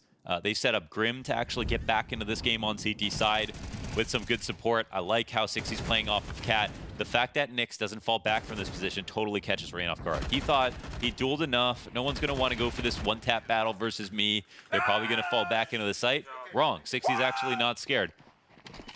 They fought for space, and it helped him. And Sixy's actually made his scoreline look pretty nice at this point in the game. Oh. Yeah. So. Never seen that lineup. Yeah, that's. It's like, hey, yo, bro. FaZe exclusive. Hey, bro, can I bum a smoke? Hey, Bredgen, you got a Bogues? Luckily, they had an extra one. Defenders on site. Ooh, you're letting them get dangerously close, but Twiddledee and Twiddledum just come running out on 2 HP. Uh-oh. Easy spray down at first, made you think this one was a write-off, but now you've offered guns over to what are, yes, tagged up players from FaZe Clan, but FaZe Clan players in the site nonetheless. Enough space created by the low-health swing of Elysian Kerrigan. They look like a 2-cell organism the way they got lined up. The setup is key. It's really important to come in for tunnels first. We'll see how Sixy approaches this. Grim's getting closer. Oh, nice clear. Sixy actually is fast with it. There's the CT kill back from tunnels. Brokey into the clutch, flustered by the fire, still hits the dink. Time is of the essence, down to 12 seconds. He hits both. And at this point, I think maybe he's just cursed. Even that smoke? Well, okay. That one's on him. That was a skill issue. 7 HP on Halzerk and Grim is what keeps complexity in this map. I thought this was 7 over. HP after both get tagged by Tech9s. It's been a lot of close situations. I think when Sixy comes in through the door, I was thinking, oh, it's over. Like, he gets traded instantly. If he doesn't get his first bullet headshot on Frozen, the trade would have come down first. Then the Tunnels players are in a tough position. If Tunnels get out and there's a guy sitting behind Big Box, he's not going to peek the Tunnels first. That was the best course of action, but Sixy's playing with a lot of confidence.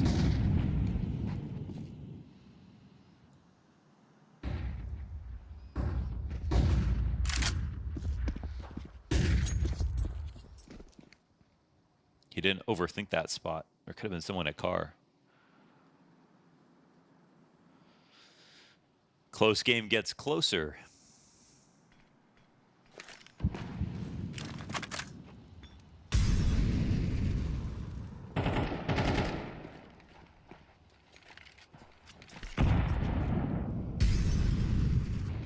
It's one of the few moments that Sixy's not actually pressuring Catwalk. He's been prodding FaZe's mid setups out of the gate quite frequently. And this time they find a lot of space free for the taking with Rain at the tip of the spear. 3 extra bodies behind him. Smokes go down in front of this. Just looking to go for the commitment on the swing. And Halzerk, looking for contact, finds Rain first. You get this drop, though, down to the base of ramp. Then in between 2 targets, Elige is able to strike. Brokey returns the favor with the op kill of his own. Here comes the long split.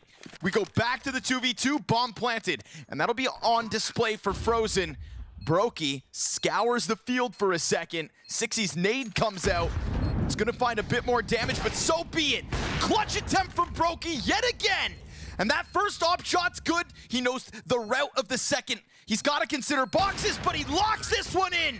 More hits than misses. FaZe Clan take Dust 2, and it's a quick switch up of the maps that bodes well as they will gun for 3rd place in Bucharest.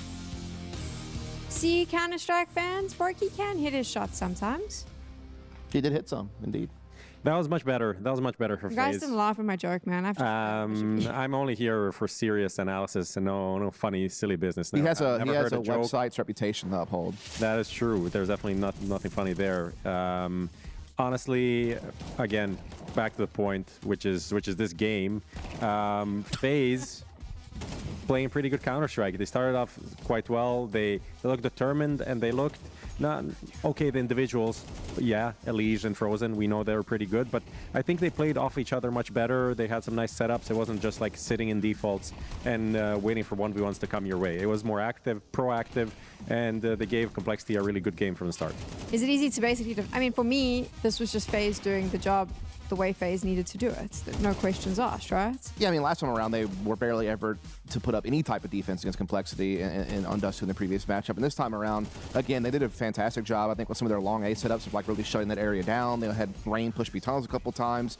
Again, it was a mixture of being proactive, but also just having some nice bait and switch setups. And really, I felt like they were dominating the early to mid round very effectively, to where they didn't really have to worry about a lot of crazy late round situations. Like, they kind of already won the game before it ever got to that point. So obviously, we're able to jump off to a 12-5 lead. But credit where credit's due. Complexity, you know, were formidable on their own defense. They've basically kept up the same pattern we've seen really all tournament long, which is just a willingness to play super aggressive all across the map all at once and catch people off guard in middle or B tunnels or what have you. And you almost drew that one back into an overtime game. Almost drew it back. I mean, there was a couple of rounds that they were getting on the board. So what were they doing right there that FaZe wasn't able to answer for? Yeah, I mean, I want to just mention, like, I think Grim kind of started a bit slow, which wasn't great. But then we saw him towards in the second half on the CT. He was very influential. We saw the triple spray down. We saw some nice openings. Obviously, there's that Rain 1v2 that he almost won. After that point, FaZe's economy goes kind of in the dumps. They give a kind of a breather there for Complexity to come back into it. And they also show their proactivity that they're pretty known for right now in terms of, okay, we get the opening duels, but we don't really just sit back. We are constantly finding new information, new duels, and kind of crunching on. There was a great example in a 3v2 where they just like, okay, we know there's one or two guys in mid. We're all kind of close. Let's just group up, let's fight it. And they fight it and they close out the round, and it looks like, oh, this was easy. But if they just sat back, you know, FaZe can just walk on a bomb site, get a plant on A or B, you know, get a trade, and then it becomes a difficult round. So, you know, Complexity playing their style, again, nothing super bad, but just a better performance from FaZe overall. I just didn't see Complexity really get off the starting blocks on the T side. It's really the biggest problem. Looked like they just were not getting the same type of openings that they were getting previously. You know, as you noted, Grim did start off very slow. We even talk about, you know, this all tournament long, how he has had such an incredible entry performance on the T side. He started off 1-8. You know, in the game, as you alluded to, and it really took him a while to get going. And even, you know, 60 was having his struggles early on in the game as well. But I think it's a combination of just FaZe playing better, playing a better defense, but also the same thing kind of happened to Cole yesterday, where it just feels like, you know, right here, kind of towards the finish line, they're just running out of gas a little bit, run out a little bit of steam. We also have to mention the Messioso timeout that helped the comeback happen. You know, he called it after that 1v1. He obviously brought in some experience there. He's like, calm down, guys, we got this, and helped JT steer the ship into a, you know, still a decent result, but not what the Complexity were hoping for sure. Coach of the Year award. I mean, he's definitely up there. I mean, at least nominated, right? I mean, he is the coach of the team when they get their first top 4 finish of the year. Yeah, most improved team, coach of most improved team. There you go. My Brokey joke was funnier than this one. Okay, so let's have a little conversation about Inferno now, because obviously there was a time where Cole played FaZe in this tournament and it was a clear 2-0. Is it going to turn around? Do we think FaZe can now take it? Yeah, I mean, I think they're at least from what I've seen, the better Inferno team, right? I mean, they haven't played it that much this year, but when they have, they've looked good. The core's always been strong on Inferno. Meanwhile, Complexity, this was kind of a weird curveball pick for me because, like, yeah, they did have a win over FURIA earlier on, but other than that this year, it hasn't been, like, near the top of their map pool or anything like that. But with them starting out on the T side, I think for me, they just need to keep up the same tempo. You know, just keep playing that confident, aggressive pace. You know, don't let up. Don't, you know, start getting concerned about who you're playing against or concerned about the situation that you're in. Just keep your game plan. I think really it's going to come down to two different things. Like, can Grim win his battle at B against Frozen, and is 60 going to be able to handle Elige on the mid side of the map? I mean, like, they're going to be really the ones to kind of watch out, I think, through the course of this game. Yeah, I don't like this pick too much for Complexity. I don't think, like, the things that I've seen and enjoyed from Complexity in terms of the CT proactivity. I mean, yeah, you can fight for banana both sides, and there's, like, you know, that back and forth that happens throughout the round, but I don't think it has that much. It doesn't allow for the CTs to do many different things. It's right. Pretty limited in terms of if you have a decent lurker in A as on the T side, you can counteract 80% of what's going on, and kind of just win the round off of that if the aggression is mistimed, right? So I'm not super sold on it. Yeah, I mean, with FaZe on their T side, I just really like that they have really good fundamentals with just slight variations to make them very hard to read. They have a really good option to play split pressure because they're able to, you know, put Frozen in a more active role on this map and Banana Butt Kerrigan supporting him while you still have Elise pressuring top middle at the same time. And even though Rain's an apartments player, the dude used to be an entry fragger, so he's very comfortable like coming out boiler, helping Elise take brackets control, sliding out, maybe taking a timing at apartments balcony, and being a playmaker as opposed to just being some type of lurker. So that's what I really like about this team. Is just they have very balanced play calling, and I think as long as they can kind of keep tidy in the mid to late round, they should be able to win this 2-0. Is it fair to say, we've spoken a lot about how much we like the proactive play from Complexity, but is it fair to say, and I think we saw this a little bit yesterday with G2, that for more experienced teams, it's a bit easier for them to read and shut down? I think we, like I said, saw it with G2, and I think we just saw it on Dust 2 as well. Yeah, I mean, we saw FaZe do this to 3D Max, but I think what 3D Max was doing was like 100% aggression all the time, and Complexity is a bit more... They can also do it later in the round, doesn't need to start off, right, with the people running around and doing crazy stuff. But I think their aggression also comes from someone like, I mean, Grim is not necessarily in all the star positions. He is kind of a guy that's on some of the anchor positions, but being aggressive at the right timings. I think he's doing it well. Nyx, on the other hand, can sometimes, I feel like, overplay it, and also when his individual skill can't bail him out, which is, that's always kind of going to be a 50-50. I think that's where FaZe can find the punish on them. But, you know, we also didn't really speak about Brokey. I think his first map was okay. Like, he got the 1v1 in the end. He hit some shots, more shots than he missed, according to Scrawny. But I don't know if that wasn't inspiring either. You know, I would like to see a bit more. Even if FaZe go and win 2-0 here, if he's on the bottom of the scoreboard, that's not really giving me a lot of hope and moving forward. I think it's a fair criticism to make. I mean, look, I think the thing is like FaZe don't really gain a lot of credit by winning this match. If anything, they're just kind of saving face after already losing to this team earlier in the tournament. The fact that they also had another loss earlier this tournament that they probably shouldn't have had. You know, the whole situation at Cluj, they lose the third place side of Astralis. That shouldn't have happened. They shouldn't have lost to VP, in my opinion, at Blast Lisbon. So it's about saving face and at least getting your team back on track. Like, look, you got a couple more big tournaments coming up. The major's right around the corner. You're kind of running out of time. The major was where they wanted to finally have everything work out. These are your last reps before you get to that, big moment. And so far, we're still seeing very shaky moments from them. But if they can smooth it out this game, that'll certainly help them get on the right pathway at least. Third decided playoff games are so much better, though, than show matches. Let's just say that. That's what we've got from this as well. Obviously, FaZe now has a map in hand. They are fighting to come third here at PGL Bucharest. To do that, they need to close out Inferno. We're going to go to a quick break, and when we return, we'll go back to Scrawny and Launders and get started with the game. She said she loves you. But she can't love me. But I love you. Yeah. Look, I know my man's going crazy. I gotta break on myself, I amaze me. Like I'm back in the 80s.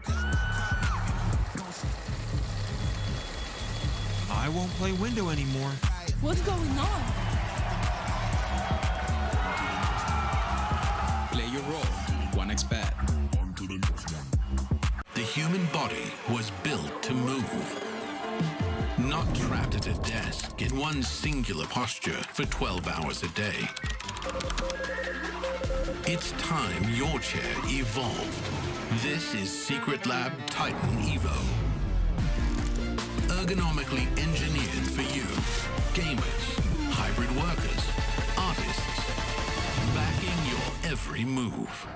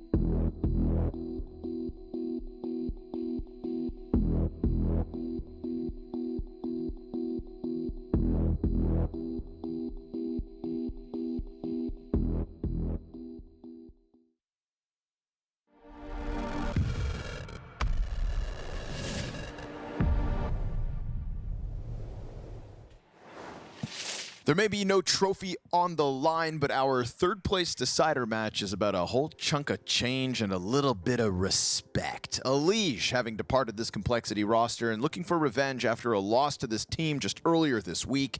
And that could have happened back on Dust 2. We were starting to watch the comeback get pieced together by Complexity.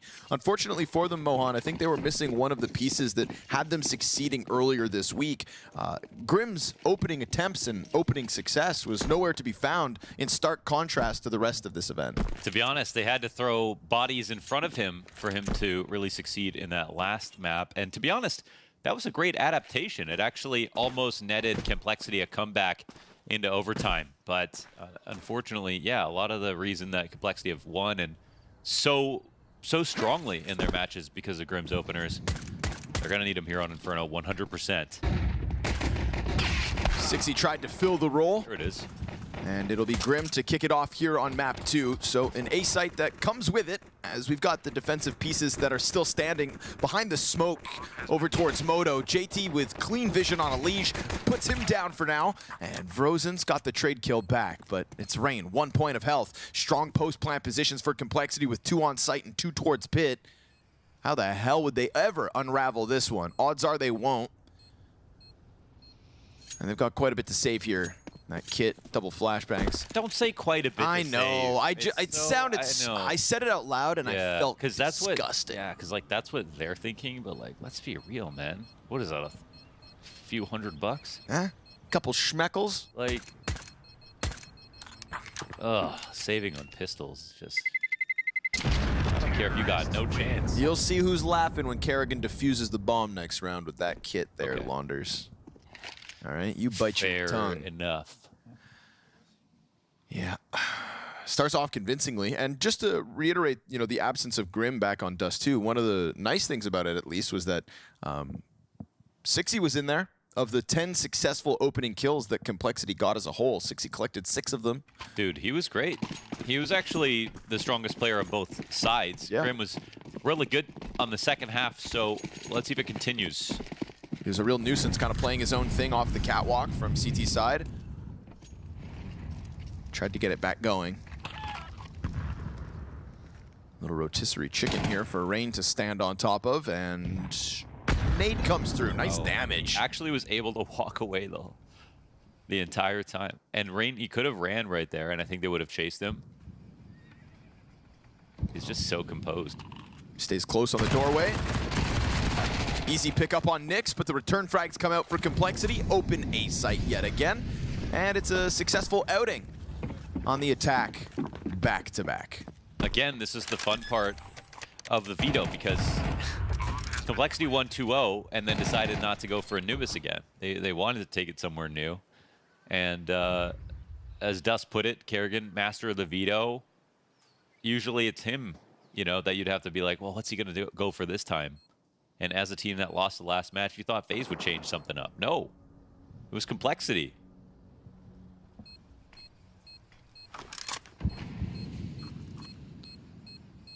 That's a Complexity that's only working with Messioso as well. You look over on the FaZe Clan. By God, you got Neo. You got Roban. You got Eddie. 4 cooks in the kitchen over in the FaZe Clan camp. Complexity working Messioso to the bone.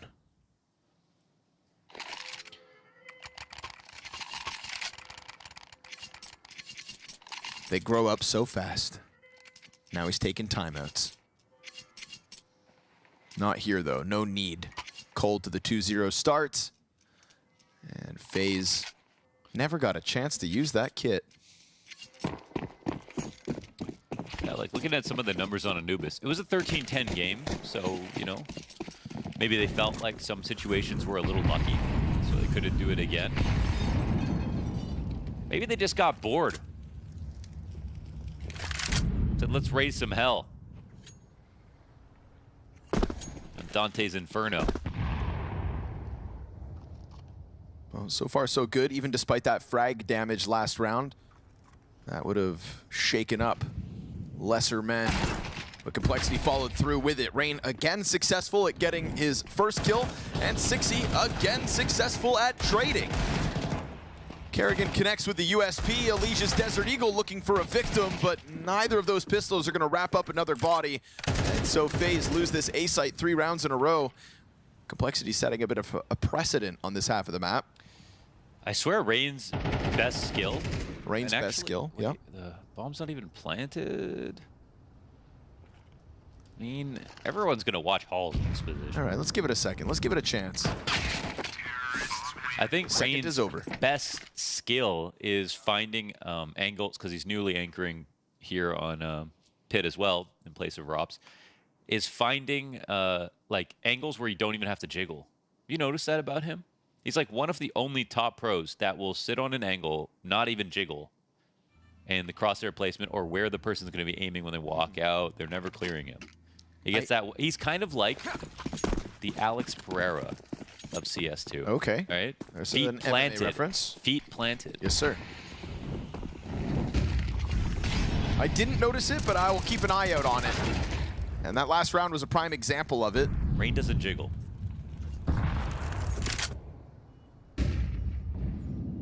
No jiggle Rain. Well, his dead body litters the front of the A site. It's Brokey on the apartments angle. And they just keep on walking into that first apartment death. This time there's no trade potential, unlike when Rain had to hold it. Brokey, 2 shots, 2 connections. That is kind of funny. There's been so much action towards Halls, and FaZe have been ready for it every single time. They decide to just let one guy take over the responsibility, but that one guy with his op gets 2 nasty kills. And Grim, full white, sits here for a second. Wasn't his finest hour back on Dust 2, but we've seen what he can offer up this week. 45 seconds, walks away.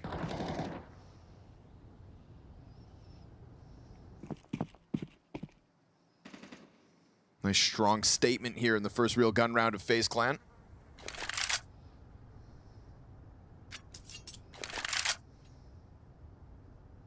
We saw what happened when the op started strong on Dust 2, tapered off slightly towards the tail end of the first half, and coincided with Complexity getting enough round wins to make that second half competitive. But lo and behold, rounds at the beginning of the game coming out of Brokey's op, and he also closed it. Also didn't realize people, like, since Inferno was optional, you know, this is new Inferno. I haven't really heard any pros saying that they like this version better so far. I haven't really heard any statements in general, apart from a few people just saying, I don't like it. So that's also kind of made this interesting. I think in general, it feels like people have stayed away from it.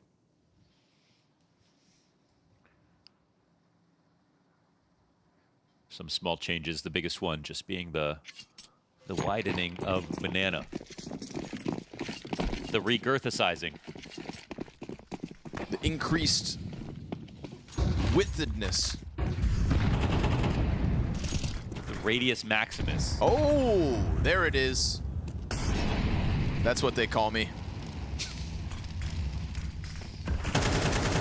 It does look extra wide. JT gonna find the headshot to Frozen as he just forces his way in between the utilities. Those dinky CT incendiaries. My man's rowing his boat down a sea of flames. No sweat for JT on the solo expedition towards Banana. He remains constant in his pressure, letting him know he's still there as the smoke trickles down on Arch side, giving Brokey no vision. How confident is Grim to come through these, dude? Complexity love a smoke test lately. Rain gets distracted by the shots, and that's enough for Grim to come through. And even if 60 didn't have the kill, Grim's about to just sideline him. Grim now takes over control of Library. Brokey wants to bail out. Looks like FaZe are just sprinting away to the save at 45 seconds. They understand that this A site's under wraps again here for Complexity. The fact that 60 also get nice shot, Grim. The fact that 60 also gets the kill. I mean, that's the craziest part about the setup, but yeah, man, just love the way Complexity are playing and not seeing it. It feels like a style that will last. I'm not seeing players waver on you know, their approaches. I'm seeing good fundamental CS. I'm seeing the talent shine through. I could see it lasting. It's not like extremely aggressive and gimmicky. Wouldn't call it that. It's definitely confident at times. In the fact that's that the best part about it. You know, they make it's not just like regular. Stand behind a smoke, wait for it to finish. Exact, right? Yeah. It's not FURIA. Yeah. But it's okay. They've got a new opper. Yeah.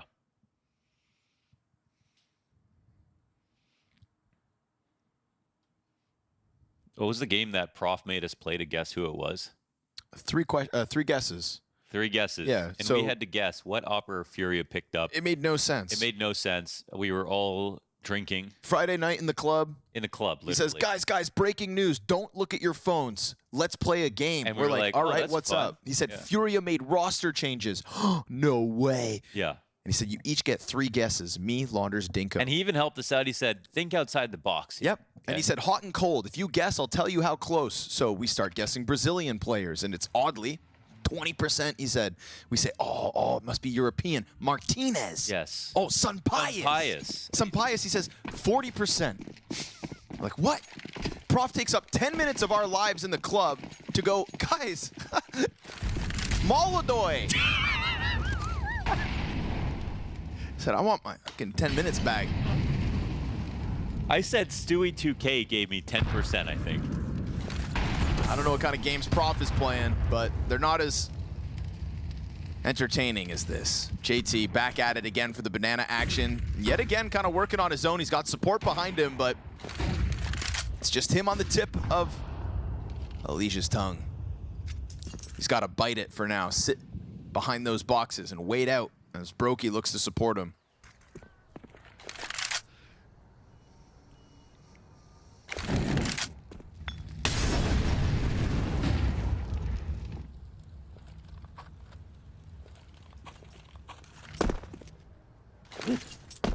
MongolZ.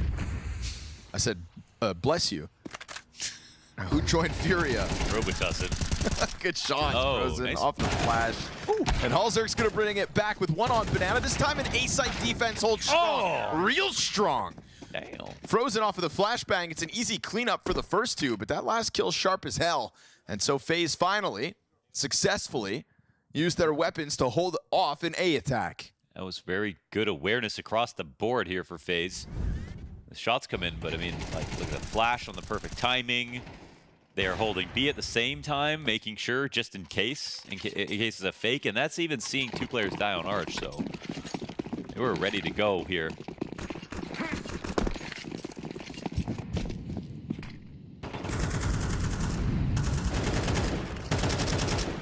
Careful, Rain. Looking to string these ones together. He almost gets spammed down by that deep smoke. Look how silly these mollies are now. Well. Yeah, Incendiary's barely covered both sides of the banana now. Grim, he'll chase him down to the sandbags. Brokey, good shooting as he continues to connect kills on the B side of the map. Now, not alone either. Frozen right here with him. Brokey's going to position onto the CT cross. Frees Frozen up to go around to sight. He'll run it. Can we get a top down of that Molotov, Jay? Barely covers the place.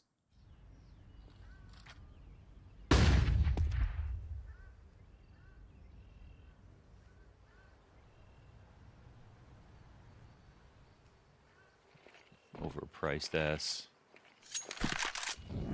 Worth killing the T's early so you can just take their mollies. Most expensive nade drops. What's going to happen now at 40 seconds, though? Nyx is not seeing anything. Yeah, they have to go back. No, but do they? Because Kerrigan still has Orch. Nyx has to clear this. And once he gets this kill, then the job is finished. One CT's already made it halfway back through spawn. Yep, that could catch him off guard. Rain, this angle, yeah, that's going to find Nyx off guard, which means it's a desperate one from Sixy, but he's the guy that got this game started with the A-site entries. We'll see him in a post plant now. What's the clutch factor looking like on the newcomer North American clutch? He's had a couple of close moments in clutch rounds here, or complexity.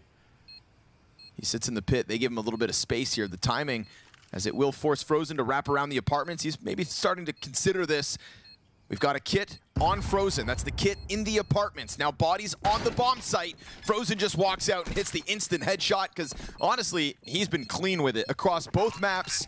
Frozen not missing shots, and I think it bodes well for FaZe as they go up 3-4. One round between them and Complexity here in the second map of the series. Frozen has, you know, ever since joining FaZe, has brought them like most of the stability they've had in terms of like a star player who's playing above average every single event.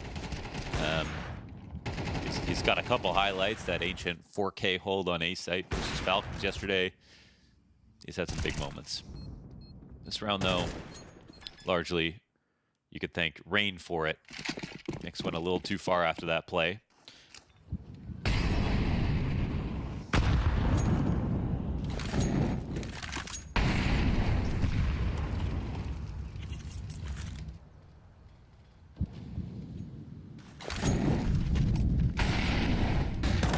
We're going to try to charge him down with Tech 9s and flash helps, but doesn't keep him standing. Kerrigan gives a gun over. You got an M4 out on the field. Brokey finally going to miss a shot. And I hear another one ring out with no death on the side of the T's. Then all of a sudden, Rain gets split on as well, and Complexity just bully their way through on pistols. And these pistols don't even have Kevlar. Yikes. That's actually the second time they pulled this off. Saw how scared Kerrigan got after he ate that flash. I mean, listen, JT is a genius, but this is not a genius call. All they did was flash through a mid-smoke and run down 3 guns. So a little awkward. So we hear Brokey making a lot of noise with his op, but I mean, the man is 8-3 after this death. yeah, this is what happened on Dust 2 though. He was like really good start. Then he missed like 6 shots in a row. They still were fine in the end. Everyone else was good. This could be cost effective. Nope. And as Brokey started to miss, Complexity started to win more rounds. Oh, that's cool. Yeah, I didn't know about this bug, that charms and name tags stay after the bomb blows up. Well, maybe it's a feature, not a flaw. So they're worth the price then. Indestructible.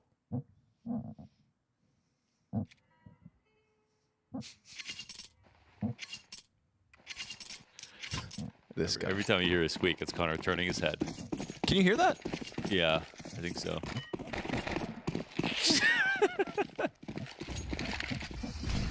All right, well, I've been doing that all week. I just noticed now. I'm not going to move. That's actually impossible for Connor. I'm a bit of a jitterbug. Oh, a little awkward. JT was thinking he was going to get flashed right there. Well, a no armor win for Complexity, but now it's 5v4 no armor for FaZe. What goes around can come around. He's Frozen's got some. Rain, don't do it. Don't do it. Nah, he gets him with it. Zaps him on the exit. See what I mean? He doesn't jiggle. Desert Eagle had its chance, but Grim comes out wide to lend a helping hand to 6E. The two of them up on that balcony alleviate the pressure in the A site. And this is Cole off to the races now. This T side's not slowing down. This A side's been their intended target. Every round has ended here. That's Even right. when they were on the brink of that B site, they still rocked it all the way back over. For better or worse, Complexity in love with this half of the map right now. And that's rare. Like, when great teams have played Inferno, it's been like extremely heavy T-side banana hits whenever possible, either 5v5 right at a spawn, or getting the kills while taking banana control through nades and then execing. I mean, that's what it feels like this map comes down to most of the time, and Complexity have managed to, it feels like, you know, like at least 7 of these rounds go through hulls, take over mid, go for arch wraps, but always end A.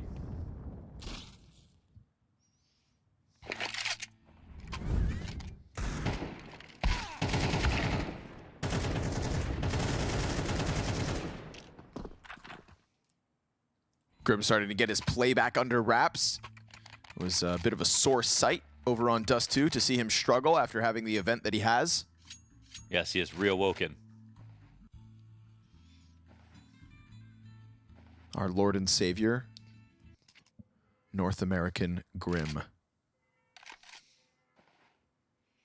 Somebody that felt like maybe we had lost to the sands of time, but after this event, safe to say, Grim is back in full force.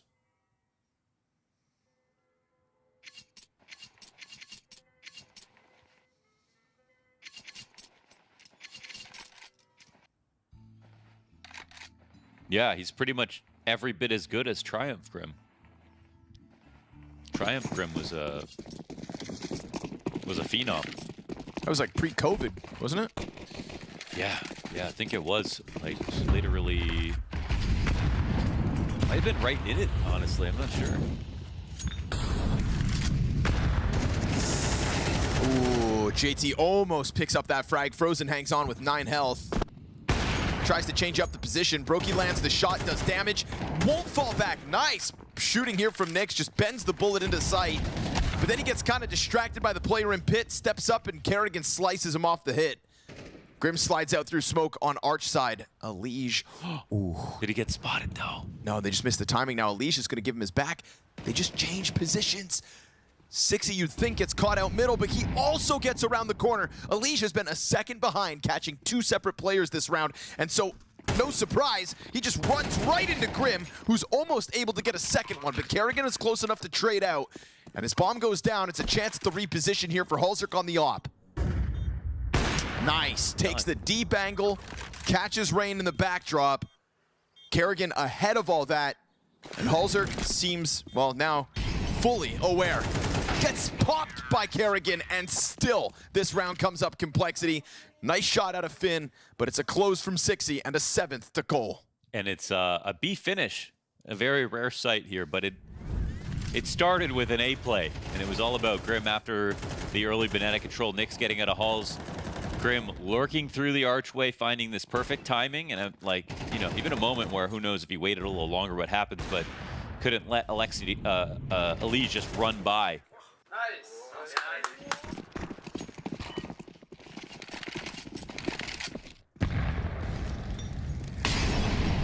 You know, it's dark times when the shotguns come out. Line up on Banana for JT. He's been real adamant about taking over this part of the map.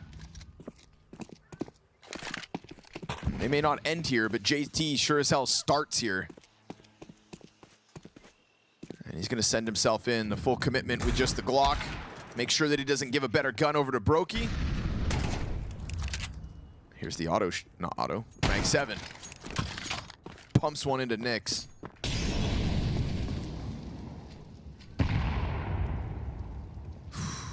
Still doable.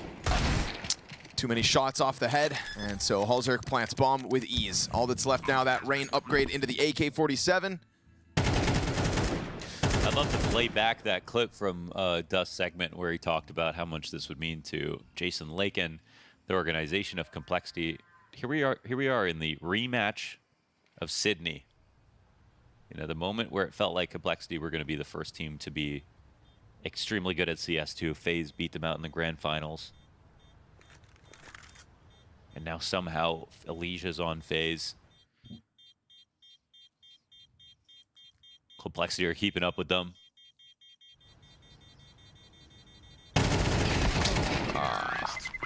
Poor Rain. Not gonna get to keep it. Yo, Messioso has a crazy watch tan line. Just for the record, now you can all look at it. If I had to see it, you do too. Bro takes vacations. But still keeps track of time. Look at it. You can see it in the background. Look at it. It looks like he's missing a skin. It's a crazy tan line. It's so Messioso. If I was him, I would walk around and say, were you G-shocked to see this? Watch humor, Launders? Come on, man.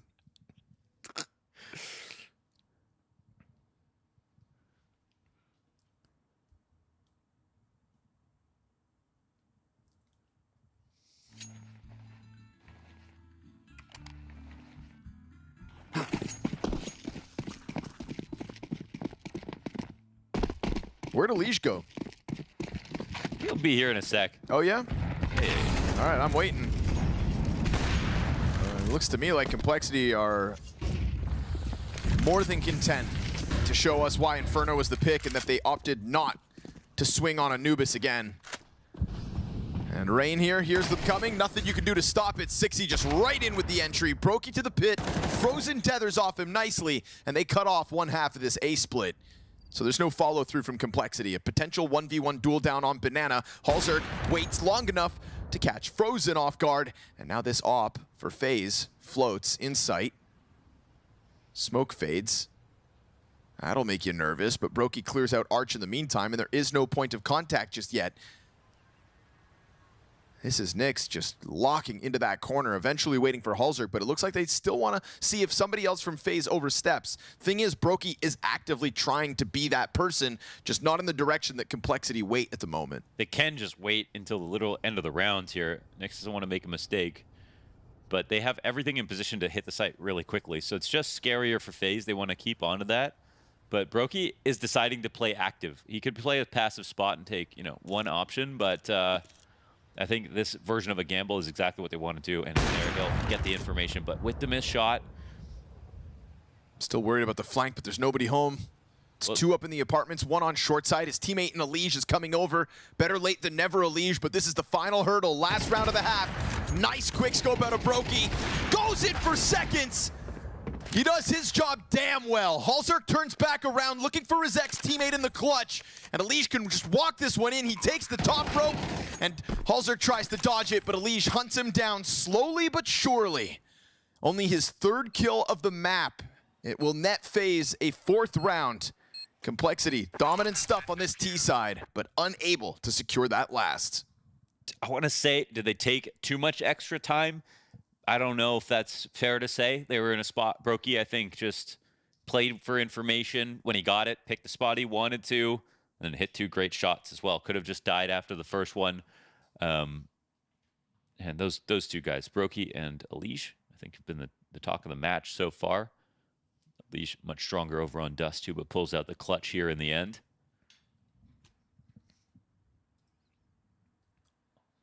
I'm getting used to this sort of idea that Complexity are just gods of the game.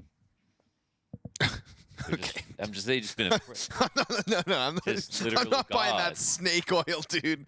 The 5 gods. Oh, I'm so used to Complexity being gods of the game. No, I'm getting used to it. Oh, you're getting used to it. Okay. Yeah, yeah. Gods of the game. They're You don't think gods. you're maybe sugarcoating this one a little bit in your launders? No, you're the romantic, right? You're the rose-tinted glasses guy. Yeah, and I'm not willing to call them gods of the game just yet. I mean, I'm just calling a spade here. Okay. Complexity are gods of CS2.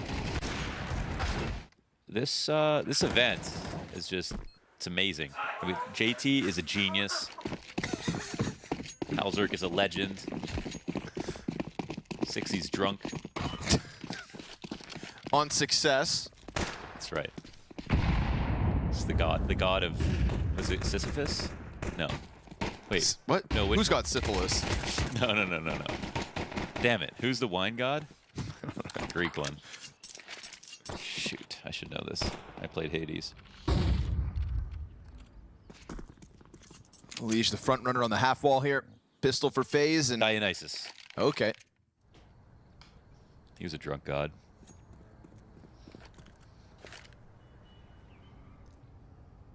There's a lot of contact over towards Banana, but they kept the double smoke and the molly. Ooh, Halzerk tries to slide into it. Execute's coming. He feels alone for a second. They kind of lost track of him as Brokey goes jumping around, pirouetting. Bomb hits the ground. Rain collects his kill, and 60 into the site, surrounded. Just too many targets to topple. Brokey grabs bomb, plants it.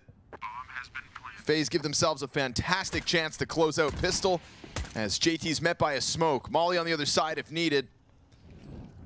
And that'll be FaZe to try to kickstart a T-side to rob away Complexity's map pick. Yeah, that's one hell of a comeback round here after that last one of the half. This could have got, it could have been 10-2 without that last round of the half and a pistol. So now it's a whole real potential. JT goes down. 3-round game here for FaZe, absolutely doable.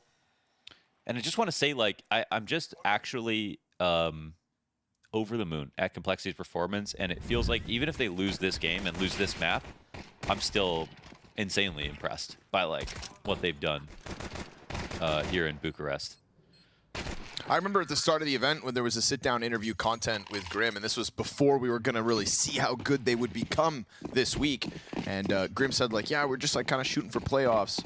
Yeah. And you said, I want to hear you more confident. I want to hear, like, you know, we're going to run for a grand finals or a semis. Lo and behold, top 4 guaranteed. 3rd place still on the line, very much so with this 8-5 start. Yeah. Counter-Strike is worse off when Complexity as an organization is not towards the top of it. Definitely. North America particularly. I mean, Austin's coming up, man. Let's be real. We haven't had a North American major in a long time. This is extra special to get this form at the moment. Grim hanging on to the corner. Gets burned out by Frozen.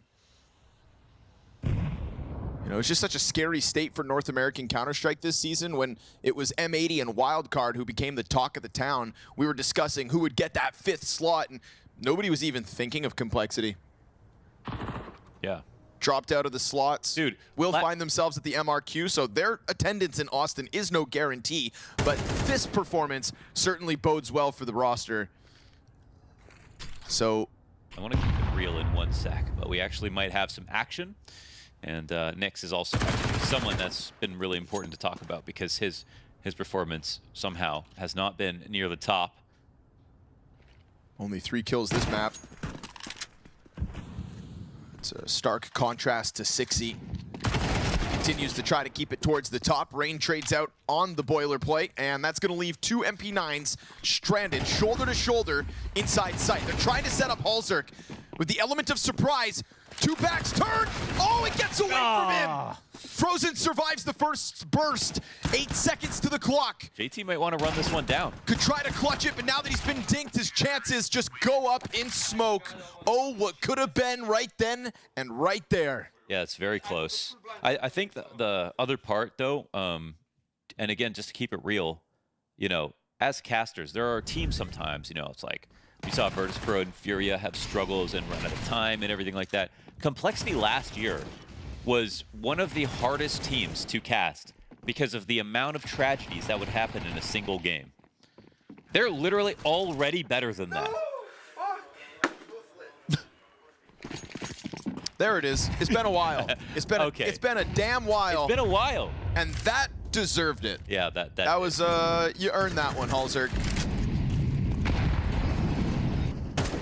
That was some bullshit. It's a little unlucky.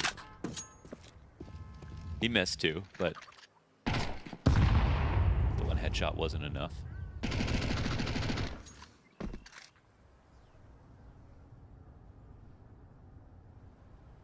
No, I think a shot like that from Halzerk, a moment like that, it's a perfect timing when what you want to discuss is like the heartbreak hotel that was Complexity in 2024. Mm-hmm. But at a certain point, it became so frequent that I started victim blaming. Like it was just, they're the problem. They were the problem. Whatever it was. Yeah, they were. Some spiritual voodoo stuff. Whatever it was that kept Complexity out of victory lane last year, it just... You could actually just say how the match was going to go and how they would lose, and then it would happen. And they're already better than that. It's just like... Of course, God, this... The beauty of it was they weren't when they first hit the ground in Europe at the start of the year. Yeah, even crazier. The, you know, if we create a list of teams... JT actually said, trust the process. Damn. Trust the He process. didn't say that, but like that's what he was thinking, and it actually worked. Yeah, I know he was thinking it. Yeah, he's a genius. JT and the J is for genius.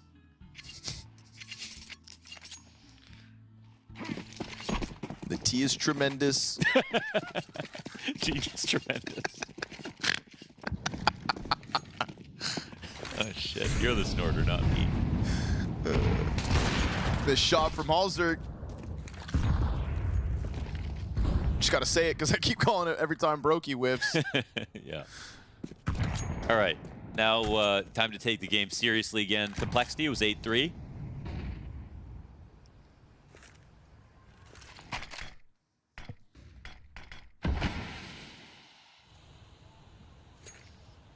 Halzerk sits a little more straight up. Crunch time, brother. Heavy lean on the short side of the A site. This A site that FaZe are also starting to show an affinity for, but Complexity step up to the plate.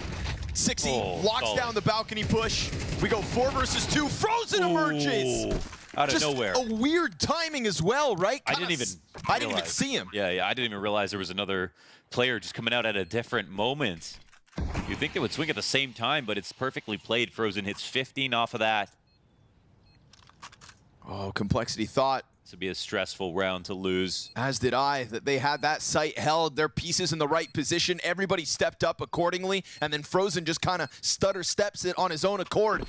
Kit's gotten picked back up. That's one thing to work with. Grim, though, shut out by Brokey. He won't miss. JT denied by Frozen. Oh, man. And so this duo, deadly as ever, steps out into an A site on an off timing and owns it. Yeah, that was some A-game play out of Frozen. And FaZe, the trades were so good there for Complexity. But again, like, I don't know why Frozen waited to come out, but it was just a perfect thing to do. Like, 60 was looking up there, got that trade off the right side of default. Another excellent round from Frozen.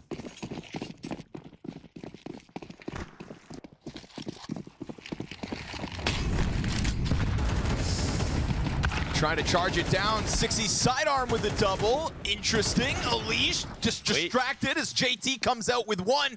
And we get dropped into the 2 versus 2. That's enough for Complexity to just disengage. You've got Grim with an MP9 this whole time sitting on the B side of the map on his own. And JT grabs a scout. Fruits of his labor. I mean, perfectly timed there to just serve up a death versus Elish. Terrifying moment here if you're FaZe. This one has the makings of a 1v1.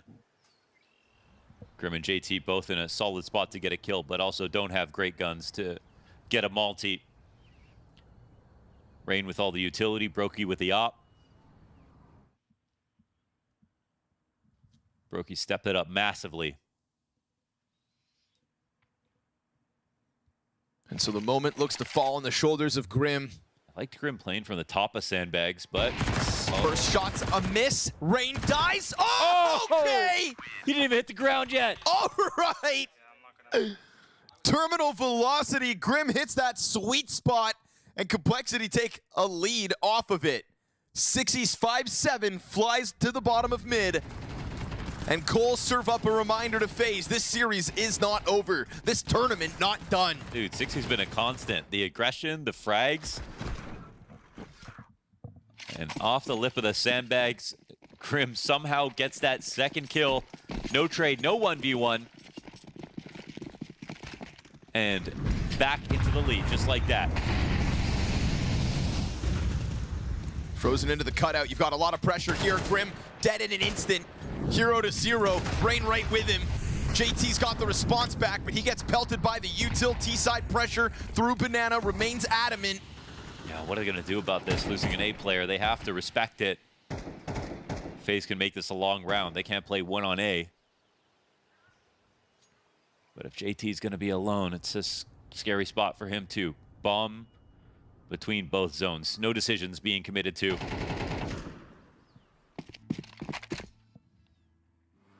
And they're going to go forward with the full lean. Wrong moment to do it. FaZe are working on A. It's a great call here for Kerrigan.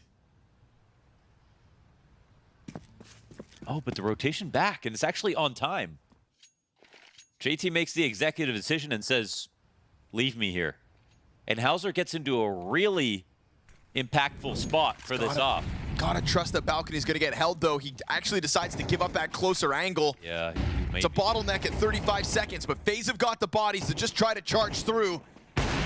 Missed shot from Halzerk, not ideal. 60 trying to pick up that slack, can't manage it on his own. Oh man, he really did give up a great spot. Like, you know, you can't be there unless you have the information early, so didn't take advantage of the fact that he rotated in so quickly.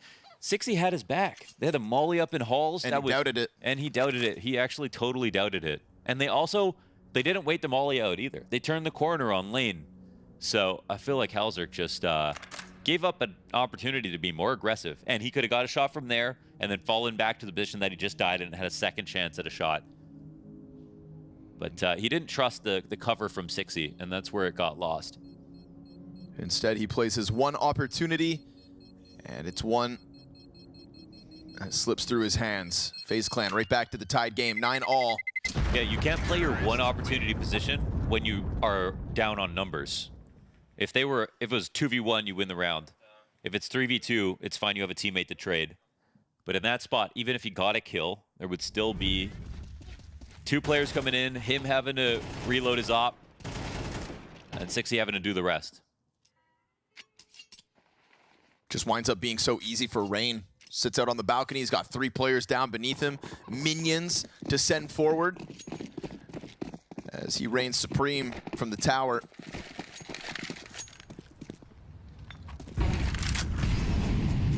Economy wobbles here for a second. Complexity. MP9 out there on the field, lackluster utility. They try to play for Banana, but it's already being taken back by Kerrigan. And that nade just continues to chase them back into the site. Pressure remains quite high. Kerrigan, beautiful shot. Slides out into 60, rocks him at a distance. And that's gonna leave also Grim down to 20 points of health. Fire confirms Nyx's position for a second. He could have peeled fully back to the bomb site. Instead, he eats the flashbang, remains white.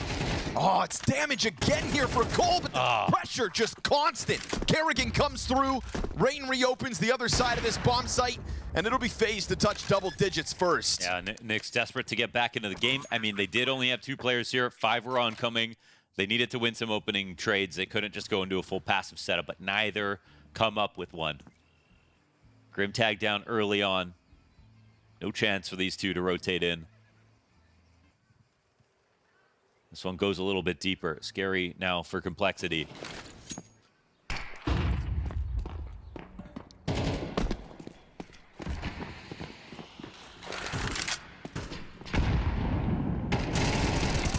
Oh, okay.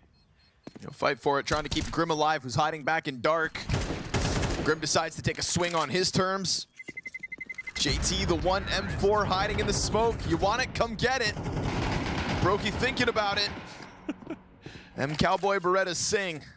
But it fizzles out with 1 weapon left over here for Complexity. FaZe step into the lead. Yeah, saved gun is good at the very least, but that was a solid round out of FaZe.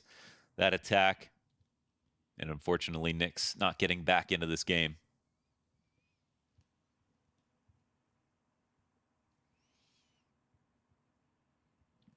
Oi, that purchase up. It's a half buy. We got 4 MP9s here for Complexity. But you'd rather do the half buy now than when FaZe have 11 rounds. So also Inferno's one of the best maps to take advantage of small weapons. You can do your G2 mid setups. You can stack B. It's very hard to scout sometimes without losing a player. Yes, Grim? Yeah. We need what, Grim? It was all. What do we need, Grim? All in team chat. Ooh, we need to. He let it out. He let him know just now. Let it out. That was all caps if I've ever seen it. But no cap. FaZe here to close out. I wonder what his thought was, because he didn't even see what happened on the A site.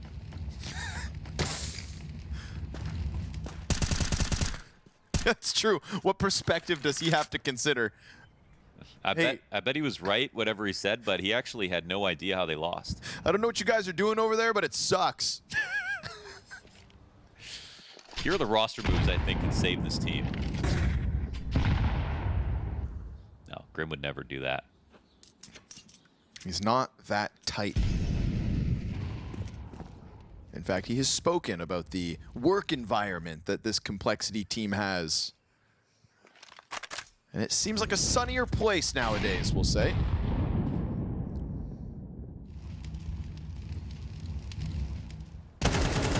Yikes. There's not always space for feelings in competition. And FaZe at the moment just locking into the win because they're going to find that B site vacant. Nothing that Complexity can do to hold them back. Just mispositioned as that affinity for the A site drew their attention over. That was the half buy that they had to take at some point. Ought to do it here in round 20. Not going to stop FaZe from getting to 11. You better hang on to that M4. Give yourself the best chance moving forward because those chances are starting to become all the rarer.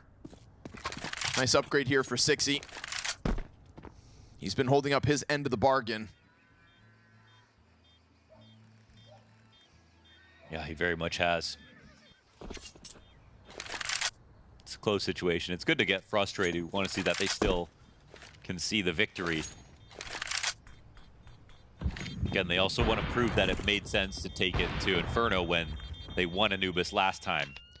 It's not like it was decisive. It was a 13-10 win. It could have been one good round difference. They split pistols on that map.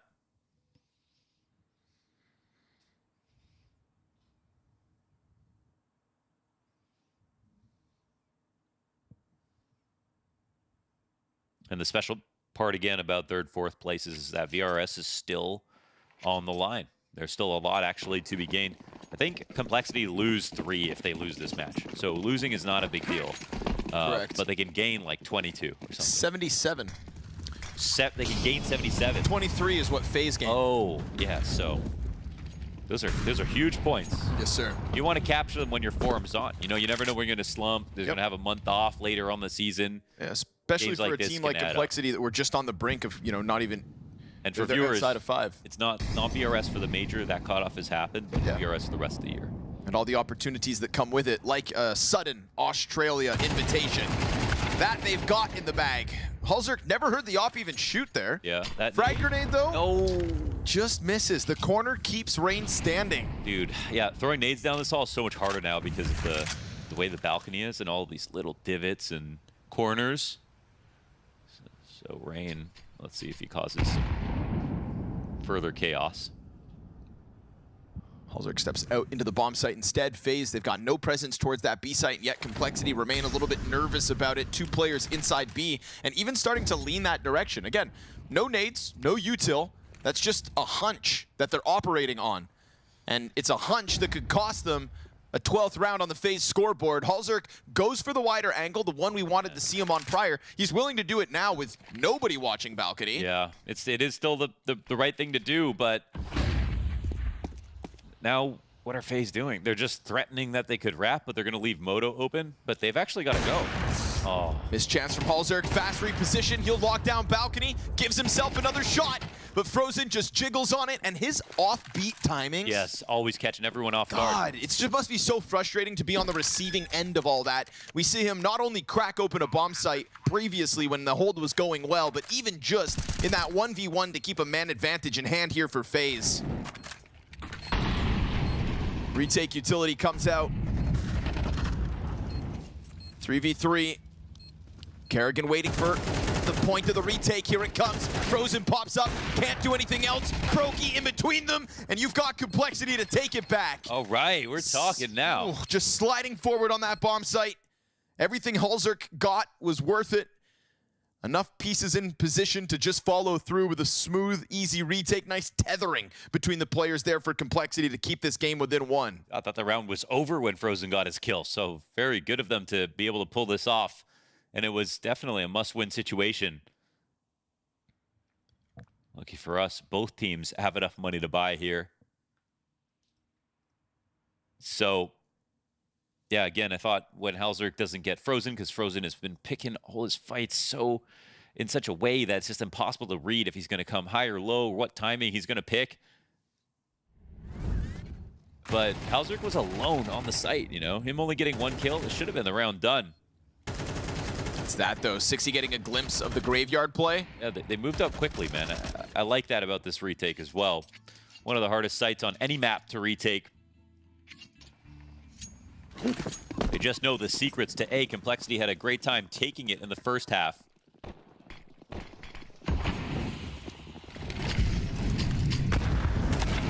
Oh, his own nade. Yes, sir. Hulzerk makes Elige pay for that. Elige's been bullied throughout this second map. Now the bottom performer for FaZe. Here comes Grim. Blood in the water as he sends that Og spinning down Banana, supported by JT. Deep spam off the top of it. And that'll be Grim to lock into the corner as the CT op gets flustered back closer to the site, but that's fine. Flustered's probably not the right word. It's a 5v2 comfortably here for Complexity. Yeah, big time, man. They crushed here. It's Hulzerk just being ready for that nade. Blowing open the smoke.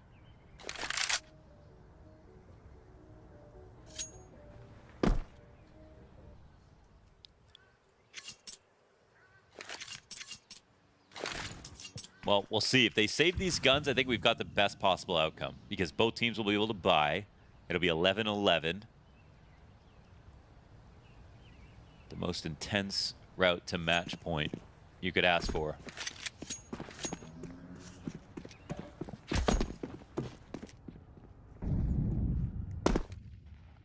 Complexity got frustrated, and then they adapted.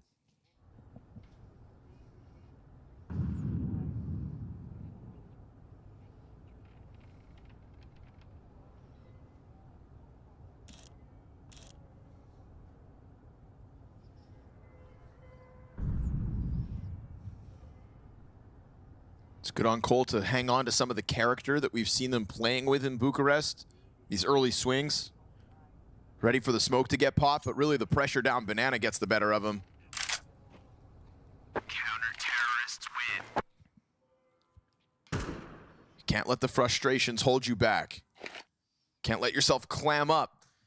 They've never to send out challenges. They've never been embarrassed totally with their aggressive moves. You know, when they run down mid, they don't just get crushed.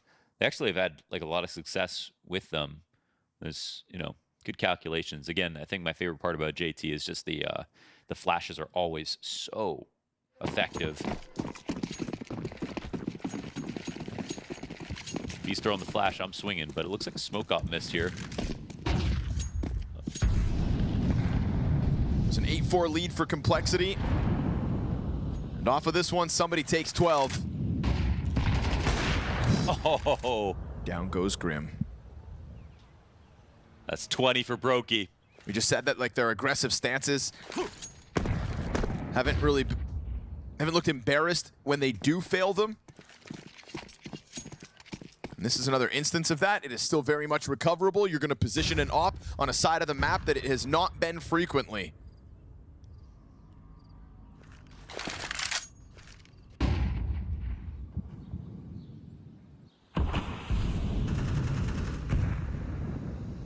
It's really about the mid-round move at this stage here for Complexity. It's 4v5, but no decision's been made. They're playing active inside middle. Of course, there's always the threat of a Hall's walkout. That's the big gap on A. Nyx goes back to check on that. But if they check on everything, they'll be slow to B. And it looks like FaZe are really going to make this difficult. They've still got 2 players towards A. It's a good angle, though. Yes, it is. Halzerk won't miss.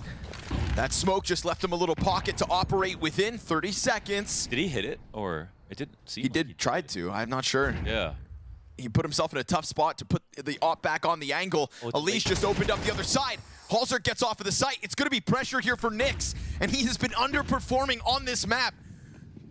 He hears them all around him. Warning shot through the wall. Nyx can't manage. And so the bomb gets down onto the site, and FaZe Clan squeeze a 12th out of this T side. Unbelievable. They actually pulled it off. Kerrigan found a way to kill Halzerk after that first shot, the equalizing one. Mid-rounds, dude. And that's why FaZe did not oversimplify for no reason. They kept it hard because they needed to have every advantage possible coming into that situation. Unfortunately, Nyx could have just won this round because of the time was so low and he was in big pit. They missed the wall bang with the op.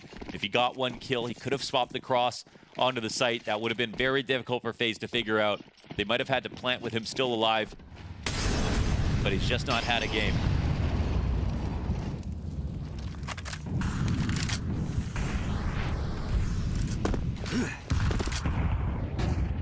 Still a pretty damn well played 4v5, but again, FaZe are not underestimating Complexity right now. They're trying every single step of the way.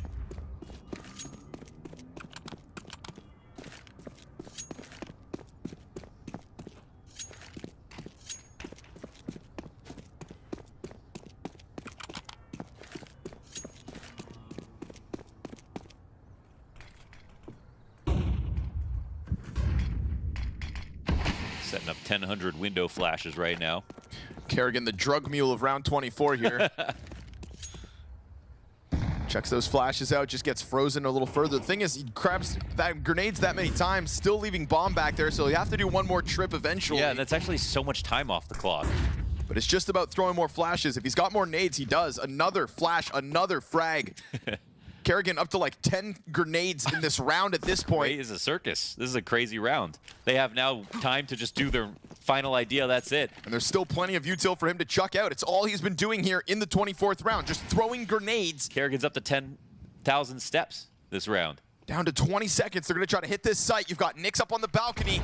It's him and Sixy trying to lock it down, and his teammate does the first one well. He strikes, Elise trades, smoke open, and Frozen gets the difference maker. That's gonna be the bomb down. They play the clock, they play all the utility in the world, and it will boil down to a retake. JT and Grim on the receiving end of grenade after grenade. Elige moves his life across the world to join this FaZe camp, to leave Complexity behind, to do whatever he had to win, he said. And while trophies remain elusive, it is a retake that is still alive because Complexity bank off Grim's AUG. And now a missed shot out of Brokey, cues up JT's push. He gets sidelined by Frozen, time's not there for them. And it is revenge for FaZe. The grass is indeed greener for Elige.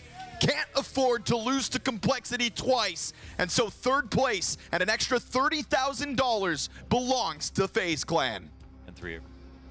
FaZe comes third, but you can see it there in the celebration, just to wrap around to what we said in the pregame. For Complexity, this was a 100% go all-in game. For FaZe, this was just salt in a wound. They should have been in the final, and you even saw them when they won. High fives all around, but there's no big cheers. There's no excitement. This was the bare minimum this team could do. They can walk away holding their heads high. They finished third, better than what they did in Cluj, but there's still going to be lots of question marks over FaZe. Yeah, I mean, I think that's kind of what we were alluding to before the game even started, is that FaZe weren't going to earn a lot of credit here, but they could at least save FaZe by not taking another disappointing loss, which has been kind of the trend throughout the group stage of this tournament, throughout Lisbon before they got here. You know, it's been really kind of just a downward spiral for FaZe lately, but this will hopefully help them kind of get on the right track, maybe, going forward.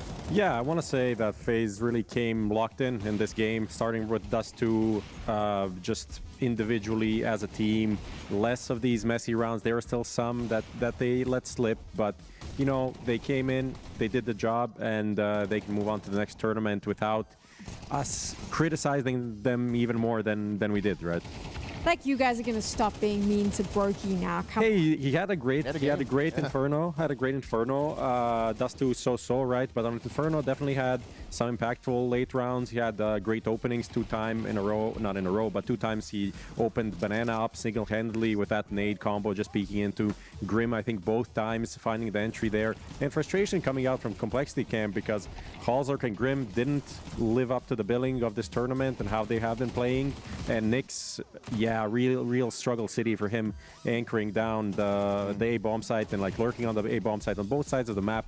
Really, he was the weak point for Complexity, and, you know, a close loss in the end. You have to give it to Complexity. They looked like they could have had this, but FaZe made the comeback. Yeah, I mean, I want to give huge props to Complexity in the first half. They had a great T side. I think, you know, they made a really big change with this team on making JT kind of like the main Banana player. A lot of teams, they don't make their IGL the main B guy. It's kind of more of a roamer who's going to be kind of all around the map. They really kind of put JT in that anchor position, but it allowed them to kind of open up Grim to be more with Sixy in middle, and it kind of allowed them to have that dual pressure play, and it worked out very well from the first half. But credit where credit's due for FaZe. This is a team that is just so good at the fundamentals of the push and pull of Inferno, you know, being able to, you know, pressure B with Frozen, but have that Rain Elige combo that can keep applying people at A, keep them in place, keep them guessing on where your true intentions are.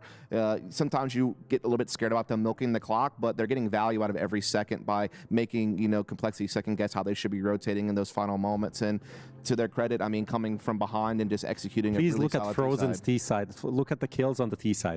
It's literally like 10 kills out of apps and on the A-bomb side. Like, he was so good in those late round positions. He was so good this tournament overall. I mean, kind of a slower start, but as the intensity and importance went up, Frozen was the most reliable guy against Falcons. Even the loss and against 3D Max, he was on fire. And here again, he was ensuring this third place decider doesn't go the wrong way, I would say, from FaZe Clan's perspective. We talk a lot about the ceilings of teams, but I want to focus on the floor here, because I do feel like Complexity and maybe Inferno showed it a bit, even though it was close. FaZe's floor is just difficult for Complexity sometimes. They were playing pretty much their standard Counter-Strike, but when FaZe does that and all their pieces are activated, just simple CS from FaZe is impressive. Yeah, I mean, again, FaZe has shown us time and time again, you know, that they are a really good structured team. I think where FaZe have kind of faltered sometimes is just like how they finish rounds. You know, sometimes I feel like that's where they get a little bit lost in those tense moments, but they've always been very good at staging rounds. Like, you know, kind of how they want to open things, how they want to approach the mid round, how they want to push and pull rotations. Like, these are all big strengths of theirs. And we know they have plenty of firepower, you know, when they are on form on the day. They have enough firepower to match up with anybody in the world. And they have a good balance of it too, especially when you have like a Legion, this super aggressive rifler, and Frozen is going to be more that mid to late round specialist that, you know, Prof was kind of talking about, who was so critical in some of these late moments whenever they were trying to hit the A site through lane, like in those last like 10 to 15 seconds. Frozen comes up with some massive frags to like really break them through into those rounds and also help them close. I mean, even that final round that we just watched, like that was a pretty tense 2 versus 2 moment. That could have gone either way, but Frozen hit some really clutch shots, and he just proves why he is like the most stable piece of this team and really kind of the focal point of the squad, in my opinion. So I do believe now that Banks is with Neo, the coach of FaZe. So let's find out what he has to say about this 3rd place. That's exactly what we're going to try and do. Neo, it's a 3rd place decided that you win this time around, but also, I guess importantly, the revenge against Complexity, managing to get it 2-0 out of the way. I saw at the end, it wasn't as much emotions or too much happiness, more like just the job is done. Is that what this kind of feels like? Like it should be still you guys winning the game like this, beating a team like Complexity? I mean, Complexity guys have been really stepping up. They've played really good CS this tournament, and just recently we lost to them last time. So it was really important for us, and especially for John, who just left the team some months ago. So it's never easy to play a game like that. Maybe we were a more experienced team in the third place decider games. It was 2nd for us. So at least this time we won this one, and that's a progress, right? Certainly some progress in there, but looking at the veto this time around, were you surprised by the Inferno pick coming in over their tried and tested Anubis pick? Yeah, actually. I mean, they played really solid Anubis, and Inferno is kind of still work in progress. We've changed some things, and yeah, I think it was a surprise for all of us. Now, talking about changing things, obviously, when we're looking at FaZe, especially coming to an event where the very elite teams are not here, you would expect a FaZe to be looking at trophy. You've come 3rd place here. You said, okay, it's an improvement from the last PGL, but as we're going to further events, you've got Melbourne, there's more coming up, then we're going to the major. Is there still changes that this FaZe needs to make? Is there still maybe positions or something else that has to change in order to find you guys have winning ways? Or do you see this event as, okay, we've made some progress? I mean, actually, it felt like we've been doing some progress. Recently, there's some games we just don't show up, kinda. So we need to figure that one out. I feel like when it's getting closer to the major, there should be a time where we stop making changes and just you know, improve your game, the way the things you have and the way you want to play the game. So I mean, we have to review everything, and you know, we've played a lot of LAN games in here. Almost every day of playing, or every day playing of the CS. So, I mean, there's still tons of work. It's constant work in CS, so there's still 3 tournaments until the major. Plenty of gaming, so we'll see about that. Well, thank you very much. Congratulations at least on getting to the 3rd place for now. We'll have to see how FaZe do at future tournaments, Sam.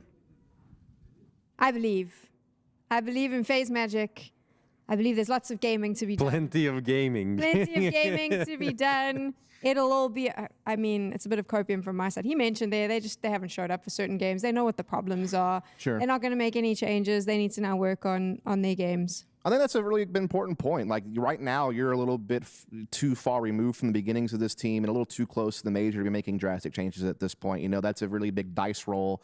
If you try to change like a really big role or something, you know, when you're not going to have a whole lot of time to implement it. Right now, it's about getting reps with what you've got. And again, like I like a lot of what FaZe has. You know, sometimes I watch their film when I'm studying them and I wonder, how are they not more successful? Because I see, you know, that they have talented players. I see that they have so many things right when it comes to how they approach the game. But it's just like sometimes they just happen to get out fragged in a key moment in a key round, or sometimes they just happen to get mixed up in a 2 versus 2 where someone makes kind of the wrong peak, or maybe there's a miscommunication, or maybe they're just not quite on the same page, and so they kind of just falter in some critical moments. But it's like if they could just tidy up some of those situations, like I think the broader overall view of how FaZe play, how they approach this game, and what they have, like it is good. It's just about polishing it and getting it prepared for these next tournaments, and particularly the major. When they announced the leash to FaZe, I was super hyped. I thought this looked like a pretty sick lineup. I think there's major firepower in there, the big brain of Carrigan. They're going to bring something new to the table. That was what I was expecting. We haven't got it yet. I put yet there, Prof. Yeah. Do you think we will ever see the potential of what this lineup could be? I mean, I don't know. This game, it was a good game. You know, a good game from FaZe. Don't want to harp on the negatives too much. We spoke about so many of the negatives and the issues throughout this tournament, you know. Overall, they're still a dangerous team. I think, you know, come future events, we'll always be mentioning them as, you know, a team that can make playoffs and that can take a good team to the distance and all of this. But it's not because of this result that I'm going to say, like, they're one of the favorites to win Melbourne. Like, didn't even reach finals here, right? I think it's FaZe. It's FaZe. I'm ready to be have my mind changed if it happens, when it happens. It's the only team that we just never give up on, right? Another team that some of us did give up on and proved to us that maybe we shouldn't have done that was Complexity. They've had such an incredible run in this event. We say goodbye to them now, but Banks is with them just to, you know, hear what they have to say about making playoffs. Thank you very much, Sam. Yes, I do need to hear from Grim and Complexity because, do you know, I'm going to come to you first. We're not going to touch about the game straight away. It's, you know, we did the first interview on the beginning day. You said, like, just making playoffs would be a nice thing. Now you stand there 4th place and probably the biggest surprise of the whole tournament. What does that feel like for you guys right now? I mean, honestly, I'd say it's pretty good. I mean, I don't think, like, coming into this event, you know, from our performance last time, that anyone would even consider us making playoffs, let alone win, like, a game against a top 10 team. So, yeah, just taking that in mind, you know, we beat Aurora, you know, beat FaZe in the playoff, or lower bracket, whatever. Sorry, I'm a little tired. But yeah, exactly. You know, we're doing pretty good. Obviously, our heads are still held high. We would have loved to beat FaZe again, but unfortunately, we just messed up some small things, some pushes that didn't go our way, and you know, we just need to sit down and review it. We haven't really had much time to review since we've just been playing matches every day, and review is something that a team like us, you know, 2 rookies coming in is really important for. So it's gonna be nice to actually get some time here. Probably not next week because our next week is a bit busy. But yeah, we need a review eventually. You'll eventually find some time between the travels and the events and everything else going on. But this game against FaZe, I just first wanted to get the opinion from you and why the team went for this Inferno over the Anubis that many people have expected you to go for in this series. Yeah, I just say our Inferno has been pretty good in the scrims, and we thought it'd be very obvious if we picked Anubis again because we've been picking it all tournaments. So we just went for like a little surprise pick, and also a map that we're comfy with and haven't we've been playing Anubis all tournaments. So it's a map that we haven't really shown as much. So we have some like gimmicks up our sleeve, and I'd say that was just most of the reason why we went into that pick. And it was so close as well. Will you say, like, when you look at the teams you beat, you mentioned it, the one against Aurora, you're going to mention the FaZe one when it was coming through the group stage as well. Do you look at this and start to think, okay, we're doing the right thing now? Like, this can motivate and inspire you to push further throughout the rest of this year? Yeah, I'd say so, especially because the first game we had against G2 actually couldn't win our way, and we brought it back from OT, and then we obviously beat the finalist Falcons at the first game. So, I mean, honestly, I'd say that the progress is definitely going in the right direction, but I'd say it would have been really nice to win the FaZe rematch today. But honestly, I can't really be too upset. I mean, we literally made top 4, could have been top 3 today, and I think that trying to put NA back on the map a little bit, and hopefully that starts by qualifying for the major next week and doing a good showing at Melbourne.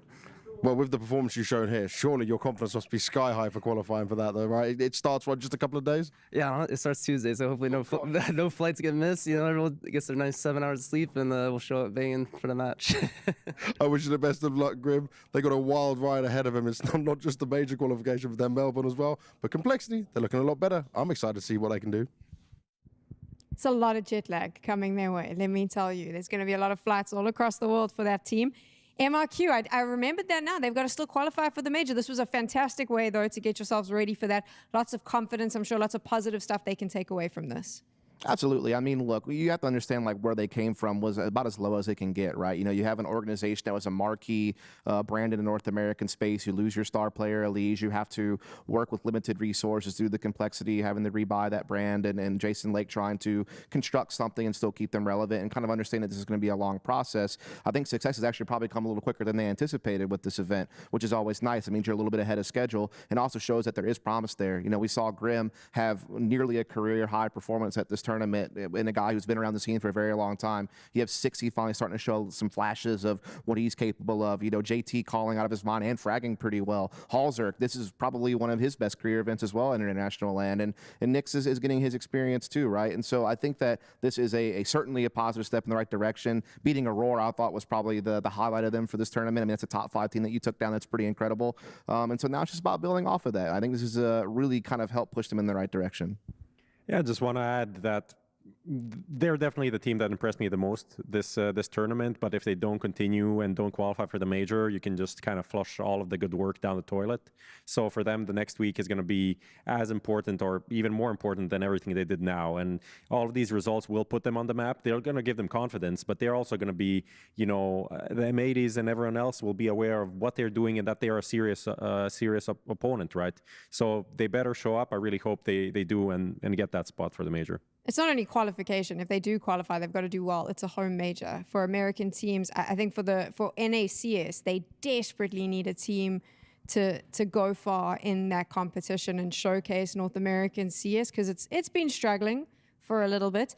We've got Liquid, question marks. We got M80. Is Complexity the North American team, Dust, to carry that crown for us? I mean, they are the most North American team, I guess, of all the North American teams. I mean, you got a couple Canadians, obviously, over on Liquid, and then obviously M80, of course, it's a couple North Americans, but you also have the German players on that team as well, so it's a little bit of a mixed bag. But look, I think that Complexity, obviously they wanted to win this game. Obviously they wanted to win the whole tournament. Everybody does. But when you think about where they came from and where they end this tournament today, they have, I think, inspired a lot of people in the NA scene to have a little bit more hope in them, that they probably inspire themselves to have a little bit more confidence that they're capable of doing great things. And I think, as you already kind of said, they were the most impressive story, I think, of this entire tournament as far as what they were able to accomplish. And so you can keep their heads held high on the way to the airport tomorrow, knowing that they've made everyone at home proud, I think. Okay, final thoughts, gents, because we're not going to be here for this, so we've got to quickly talk about it. G2 up against Falcons. It's cinema. It's pure cinema. Indeed. How do you think that one's going to play out? I think MongolZ wins. Yeah, either way. Exactly, that's the whole point. That's the whole point. Yeah, I'm leaning towards G2. I just think, you know, Falcons have been really good, but in the most simple analysis, the best player here is MongolZ, and he's been pretty insane. And I think he wants to leave a little parting gift to the org that signed him and brought him on the tier 1 level.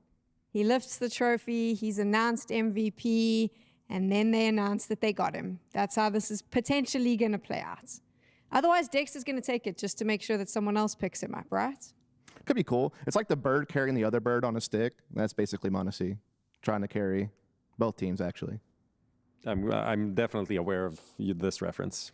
I had no cooking clue what he was talking about either. There you go. We're done here. Richard, Yanko, and Maui are going to be bringing you that incredible best of 5, which is coming up very shortly. We're going to give you a quick break so you have a chance to go get all your snacks, get ready, put your phone on silent, tell your girlfriend or your boyfriend they need to leave you alone because the Counter-Strike is going to be banging. Make sure you get back for it. We'll see you in a bit. She said she loves you, but she can't love me. But I love you.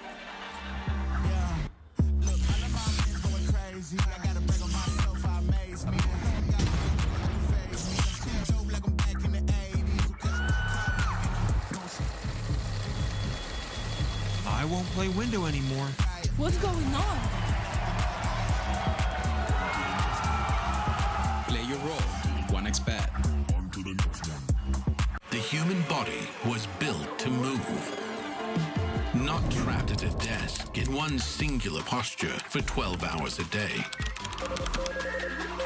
It's time your chair evolved. This is Secret Lab Titan Evo. Ergonomically engineered for you.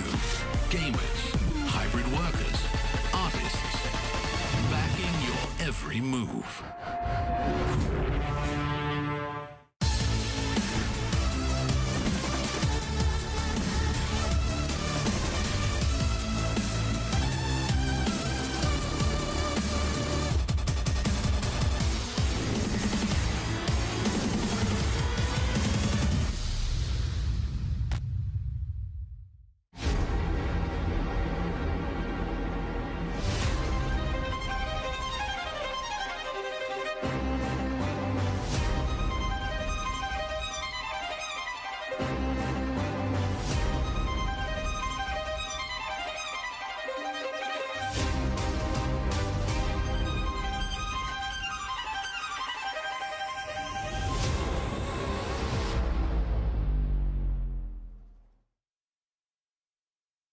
Here at PGL Bucharest, I've been going around and asking the players about what resolution they're currently using. Now, 4x3 stretch, 1280x960, that was known as the God res. But CS2 has changed some things. People don't like getting 4x3'd as much. The game is different. It looks different as well. So maybe we're seeing some more players move to 16x9 or even 16x10. Now, some players, I feel, are stuck in their ways. It's what they're comfortable with. It's what they know. But others are making changes. So take a look at the results I found. Apogee are here looking to do some damage at PGL Bucharest. I got Hypex with me, and I've only just learned that he is very British. Listen to this voice. How you doing, man? Hello, guys. I'm all good and very excited to play here. Very excited to play. I'm going to see what resolution you're using right now. Tell me why you chose this. What's your reason behind having it? I'm playing currently 4x3, 1280x960, and to be honest, I've played it for the past 6 years maybe. Okay. I just always felt like it was the best one. Before, when I started, I used to play 1280x1024. Oh, that's an interesting one. It's quite similar though, but I just swapped to this one, and for the past 6 years I've never changed. I'm not really a guy that I'm not really a guy that changes his settings a lot. Okay. Maybe the crosshair, that's about it. Just the crosshair. That's good though. Consistency is very good of it. Hopefully that consistency will see him through. But there you go, another 4x3. We've got NQZ from Pain with me here. How are you doing, man? I'm doing great, and you? I'm doing very good, thank you. Now, show me, what do you got in-game? Show me your resolutions, show me your settings you're rocking with. Yeah. Let's see if you got anything crazy. I'm using 1280, 960, but the entire last year I used 1024. Oh! But I've changed recently. Did you change? Because the game was so ugly. Sometimes we were practicing grenades and Bigu just told me, you have to aim at this little dot, and I'm like, this dot does not exist on my monitor. So yeah, I changed mostly because of that. Nice. So you just went a little bit higher to make it look better, but did you ever try 16x9, 16x10? Only when I started to play CS, actually, in the Global Offensive version. Since CS2, I've been using those two, this one most recently, but all the other time, since CS2 was released, I used the 1024. The classic. That's what you've gone to make it work for it. I like what NQZ has. We're taking a look at the players' resolutions here at PGL Bucharest. I got Flip with me from Virtus.pro, and I'm already surprised because it's not 4x3, it's not 16x9. You're rocking 16x10, 1600x1024. Why did you go for this one, Flip? I don't know. A long time I'm in CSGO, I play was on this resolution. Okay. But when CS2 started, I was playing on this resolution. Oh, yes, like the HD 4x3. Yeah. But past 1.5 months ago, I was changed on 6x10, and it's good for me. I don't know, I like it more because it's good models, good. It's don't sharp, you know. It's easier for my eyes, and that's it. Nice. And did you ever experiment with 16x9, 16x10 in CSGO, or was it just in CS2? I played, a long time ago also. I was playing, not long time ago, but I mean, long time I was playing on Full HD. But, yeah, but it's very small. Yeah, for me here it's, you know, don't like it, I don't know. Yeah. All right. Well, you found the sweet spot by 16x10, another 16x10 used in the house, and it's Flip.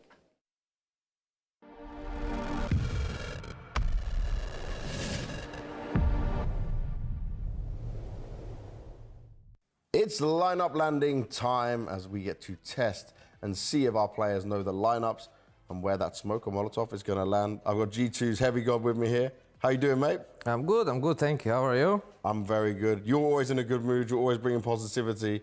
How positive are you with your lineups and understanding of utility? I don't know. I think I can be good. We will see. We will figure it out. We will figure it out. All right, let's get started. Let's go. With the first one that will be on Dust 2. Xbox. Where is that? I think Xbox. You think Xbox? You sure? Yeah. Okay. He's confident with it. Maybe it's meant to be, yeah. Close, a little bit deeper. Yeah, because it's similar lineup. Oh, okay. It's similar. Nice, okay. If you do it a couple of pixels left, then it's Xbox, but yeah. We're going to Nuke next for you. Heaven, maybe? I don't know this lineup, but I think it's either Heaven. Yeah, I think I'll go with Heaven. I like it. I don't know this lineup even. Boom. Hey, it's kind of Heaven, right? Yeah, it's Heaven. That counts. It is the Heaven smoke, because look at how that spreads. Yeah. All right, Ancient. This one, I'm sure. You're good with Ancient. Maybe. Maybe, We'll he see. says.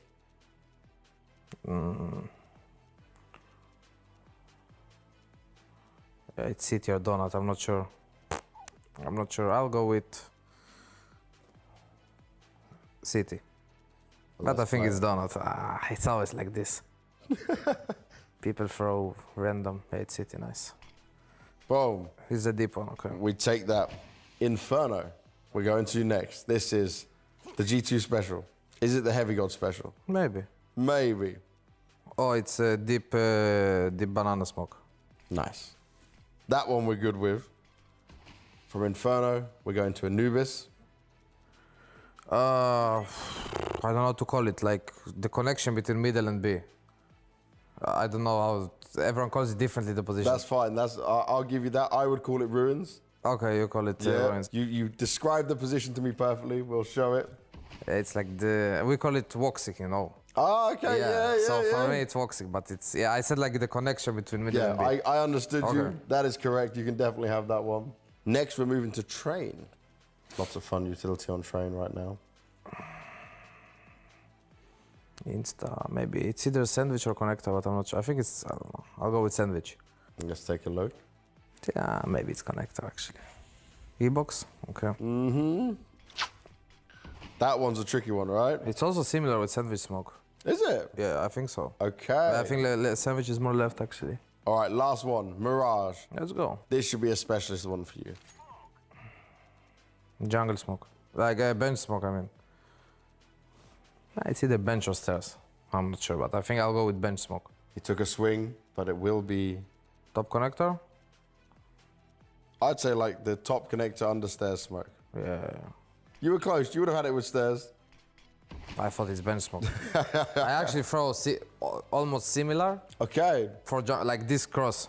Someone told me that before as well. Okay. Yeah, it's the same for me, but it pops because it bounces 3 times here. Yeah. Mine bounces 2 times, and it goes deeper. Okay. See, there's some other ones to be shown here, but thank you very much for playing Heavy God. It wasn't too bad, was it? Yeah, it was fun, you know. Now I know some more new lineups. There we go, some other crazy ones to be thrown in there. Thank you for playing, man. Thank you.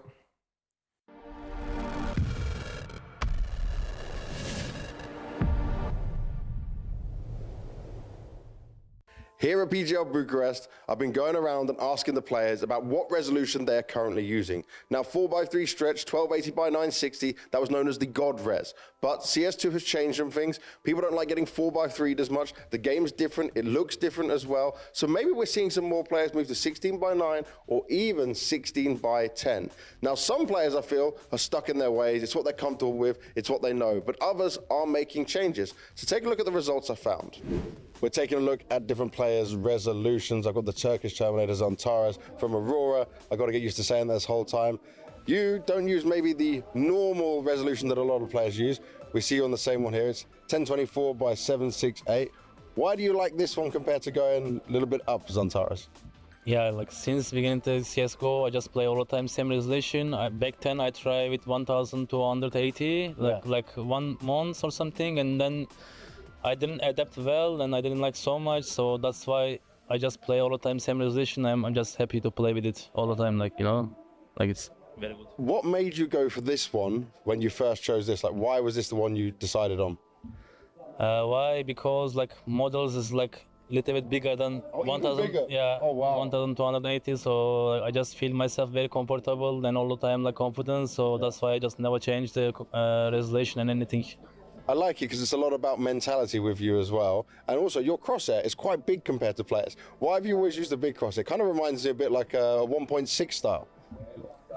I'm just a little bit different than every player, so I don't like to change a lot of things in the game all the time. Like I feel myself like more consistent like this because people are like the special new generation. Yeah. They like to change all the time crosshair or something. Like I'm never be like that guy. Like never change anything. I just feel all the time like myself comfortable in the game. So like no need to be change anything. Yeah. That's maybe some good advice for the young players out there. Don't change things too much. Stick to what you know and what feels good for you. There you go. Consistency is key. I'm here with Astralis' Yabby. We're going to look at his resolution of what he's using in-game right now. Yabby, what are you using? Why have you chosen this? Yeah, I mean, in CSGO I also played this resolution, and everyone is playing it. Yeah. So I think it's the best one. All the top players is using it, so I mean I have to as well try to become them. And you are one of them. Don't do yourself dirty like that. Okay, thank you. But, tell me, did you ever try a different resolution? Did you ever try 16:9 or something like that, especially when CS2 first came out? I mean, once in Copenhagen Flames we had a player break. I tried it for like 2 games and then I couldn't play it. No, it didn't work out. So I just changed back and I played this for my whole career, I guess. Okay, and you're not one of these players that changes too much on the same, right? I mean, only crosshairs. Only crosshair? Yeah. Okay. That's a thing you can change easily, but not these kind of things. I don't like to work with it. No. I like that. Staying stable, staying with it all as well. That's Yabby's resolution. I got Yuri with me here from FURIA. How you doing, man? Good, and you? I'm doing very good, thank you. So, you're going into CS2. Did you change resolution? Did you stick with what you know? What are you rocking with? Okay. Since I started playing, I have been playing with this one, the 1280 by 96. Yeah, here. This one. Okay, so you stayed with that? Yeah. So since I started playing, I always play with by 4x3. Stretch, yeah. So, and most of the players play with this one as well. Yeah. So, yeah, I never changed it. Sometimes I change for 690 by 90. Okay. Yeah. Not a fan? No. Not good? Yeah. So, yeah, stretches 1280 by 960 is. I have to ask you, what is it that you didn't like about 16:9 compared to 4x3? Bro, I don't know. It's almost like what Donk said. Like the first games, like 4 to 5 games, it's good. You're like, but yeah. After, but it's it's more slowly the game. So I like more fast, you know. So yeah. Fast and furious. That's how Yuri likes it in his game. We got his settings. We'll bring you some more as well.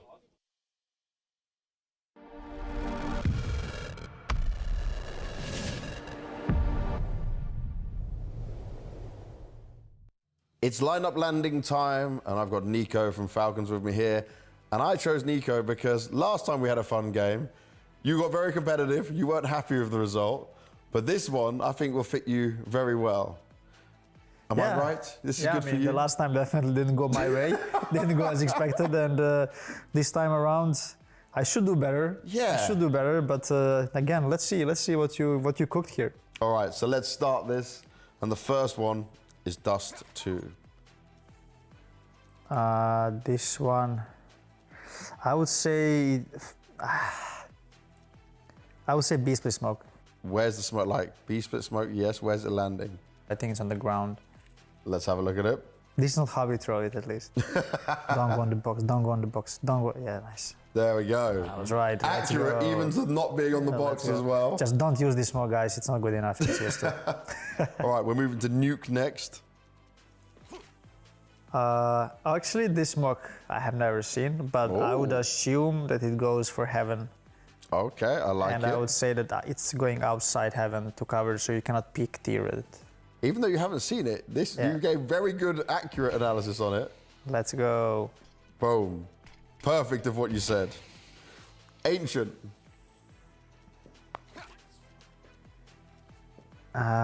This smoke should be the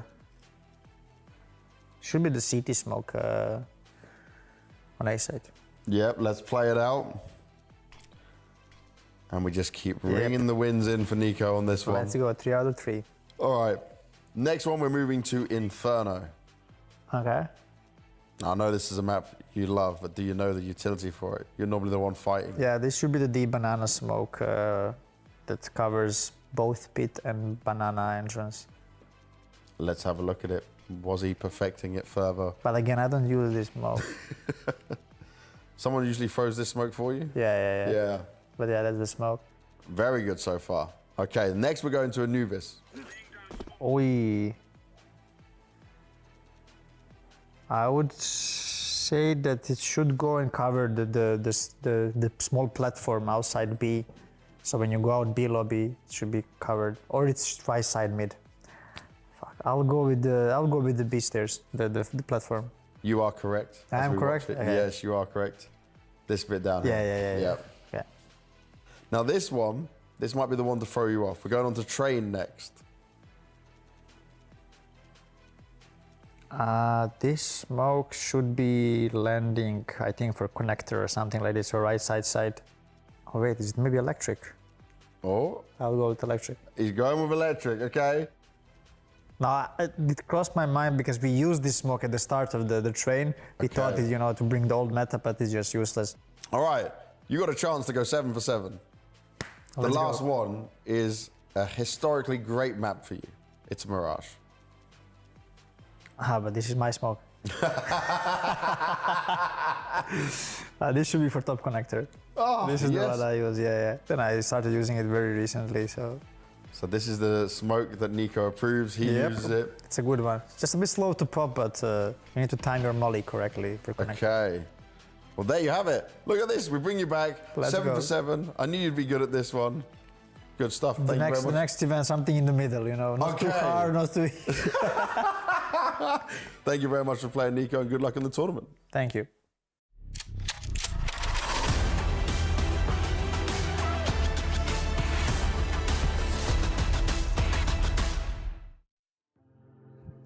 Yes, welcome back to PGL Bucharest. It is Championship Sunday. We are about to have the grand final.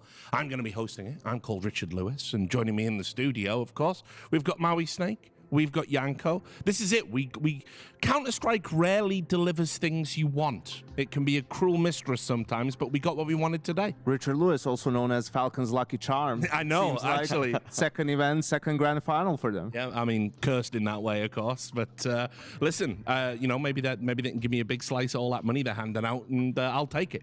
Fine. But anyway, no, it is the grand final we all wanted. We're calling it the Munacy Bowl. That's what we're going to be setting up. But before we do, we get to talk about the 3rd and 4th place decider that we just saw a little bit as well. How cool is that?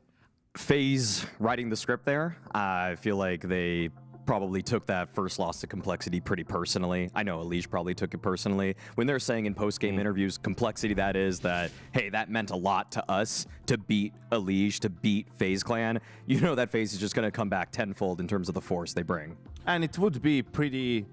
I mean, embarrassing might be too strong of a word, and we used it a lot this tournament, but for FaZe to lose to Complexity 2 times in the same tournament, like, come on, first time they maybe caught you a little bit off guard, wasn't too much on the line. This time around, even though it's a 3rd place decider that FaZe is never going to be super excited about, just the fact that you're not going to lose to them twice, I think, was the main motivator for FaZe Clan. And just to think about the fact that they kind of didn't even pitch up in the other 3rd place decider, it felt like we were just seeing maybe a half-baked FaZe Clan in terms of what they showed us against Astralis in Cluj. So this time around, just making sure that they're putting the conversation to bed. They are, in fact, the better team than Complexity. Yeah, and I actually think as a series, it might help them out a little bit in terms of the, just long-term roster, because Brokey had a, nightmare in the semi-finals, so we all saw it, and he had a really good series today. It's obviously good to remind people, it's like these things happen in isolation. Generally speaking, he's a consistent player.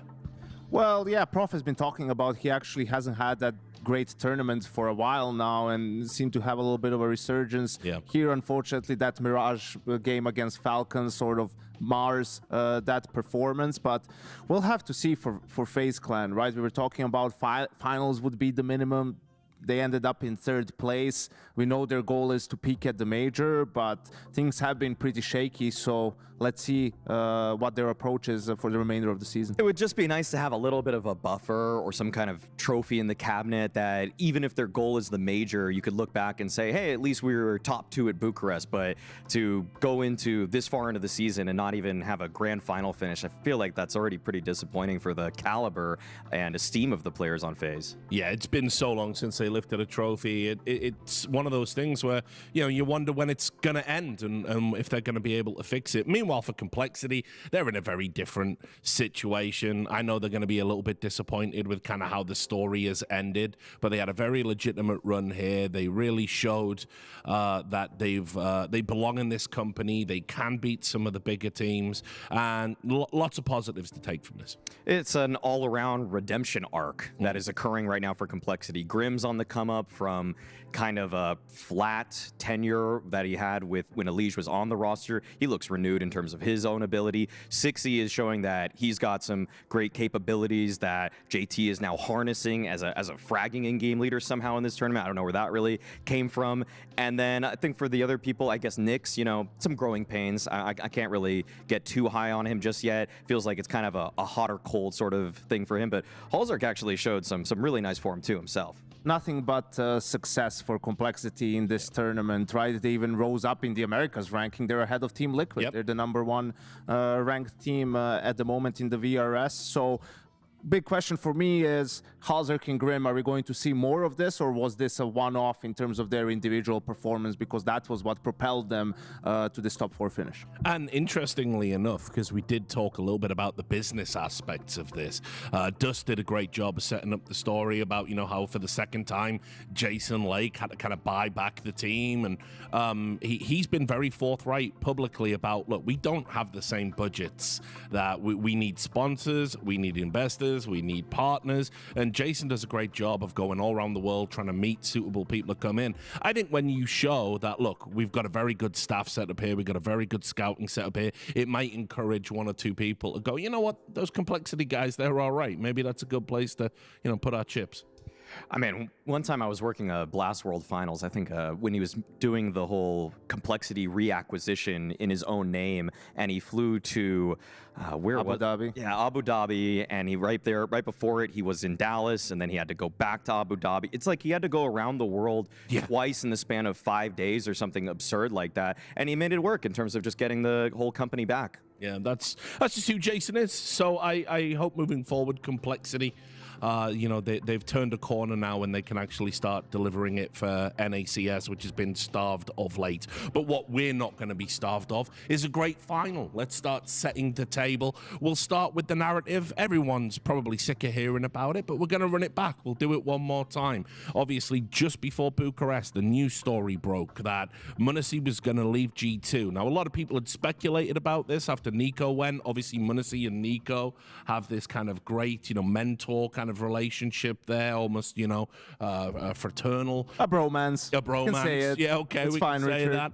that. But, you know, they have a lot of respect for each other, and as I said, Nico's become a great leader, not in terms of an IGL, I mean a leader. I think he's a very talismanic player, and I think when MongolZ saw him go, it was sad. It was sad for him, and he wanted to kind of follow him out the door a little bit, even if he couldn't do it immediately. Falcons obviously were aware of that. They've negotiated a deal, the details of which haven't been made public yet, but we can imagine it's a pretty pricey fee, even with his contract coming to an end.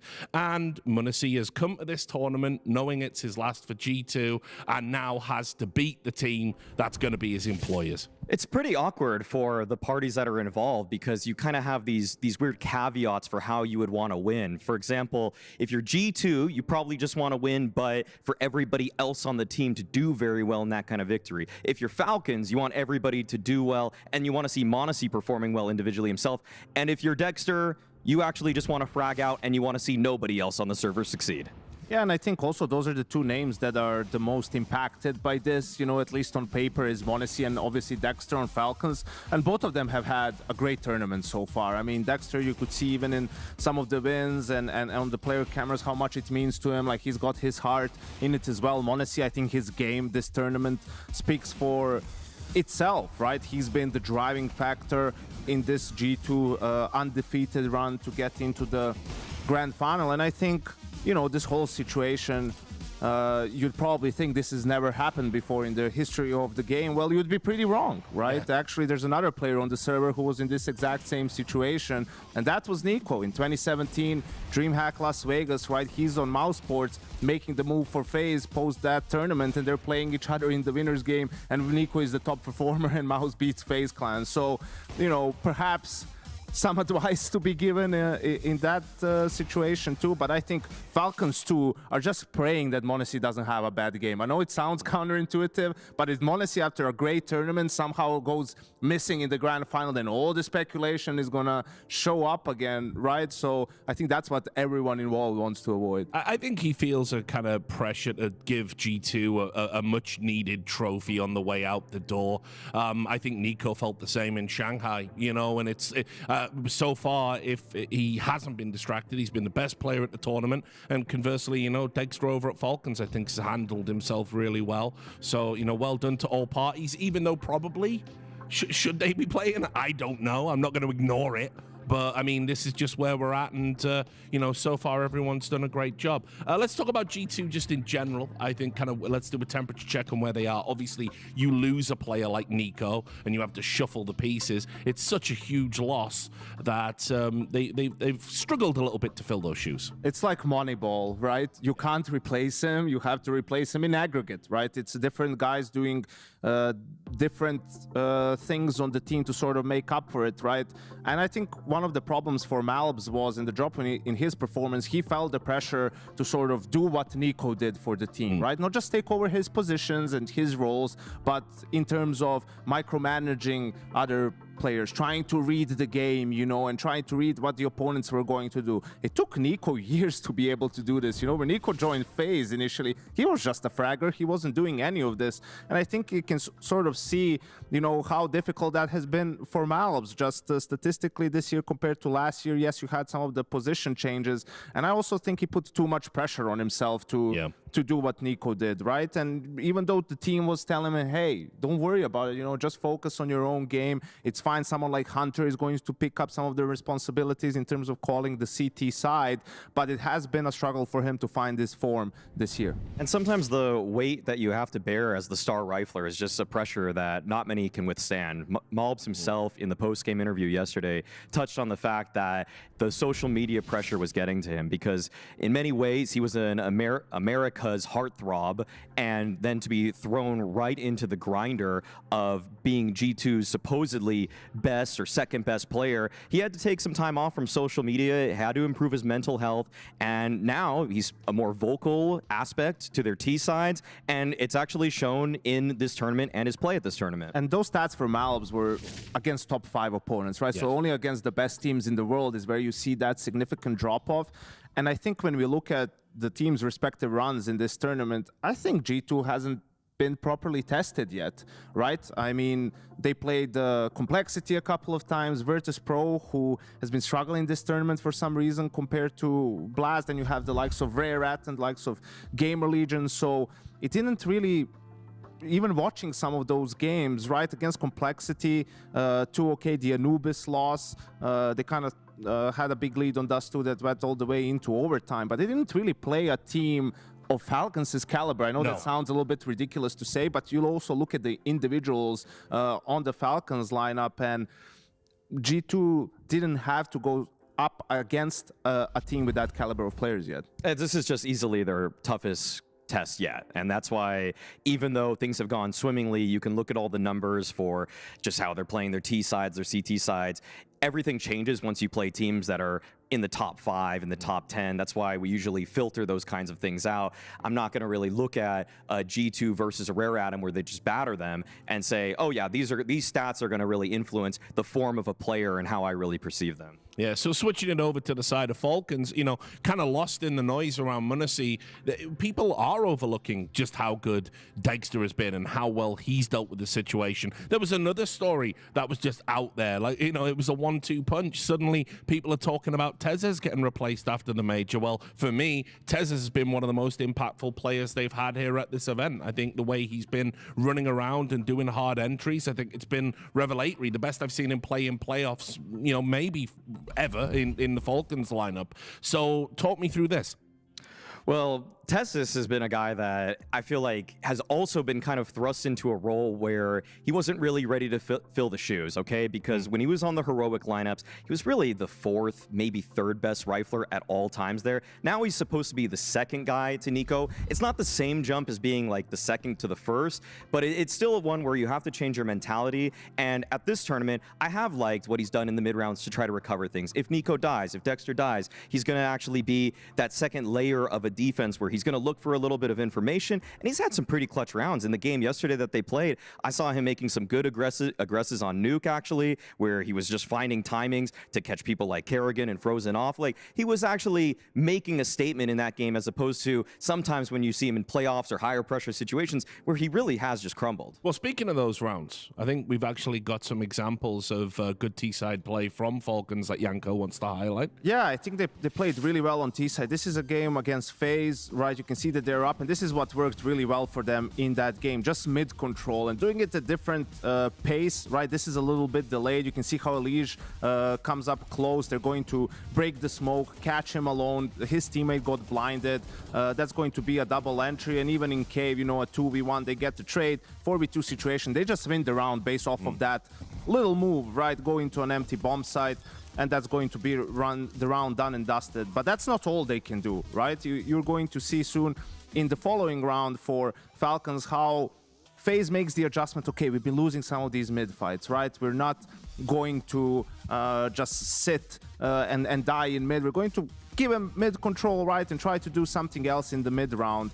So that's the approach from FaZe. You can see Nico, he gets all this information early on, right? He's going to throw a donut smoke, use some utility, sort of make his way over to Cave. But this is information for Kixan. All right, we have mid. They decided to leave it in a slower style. Tessa's great job here clearing his angles, finding the entry kill. And now look at the teamwork from the side of Falcons. Look at the patience. I think that's the biggest difference for them this tournament compared to some of the last ones. They hear the scope before this. They're baiting out the shot. They're not giving Brokey an opportunity here, right? Like, they're just teasing him. Tessis is playing with him. Meanwhile, the rest of the team is setting up, right? Kicks and spams, and there's utility coming over. Dexter is covering the other side. It's just clinical from Falcons. So even when you give them control, right, and you don't give them an easy entry, they still can piece around together very well.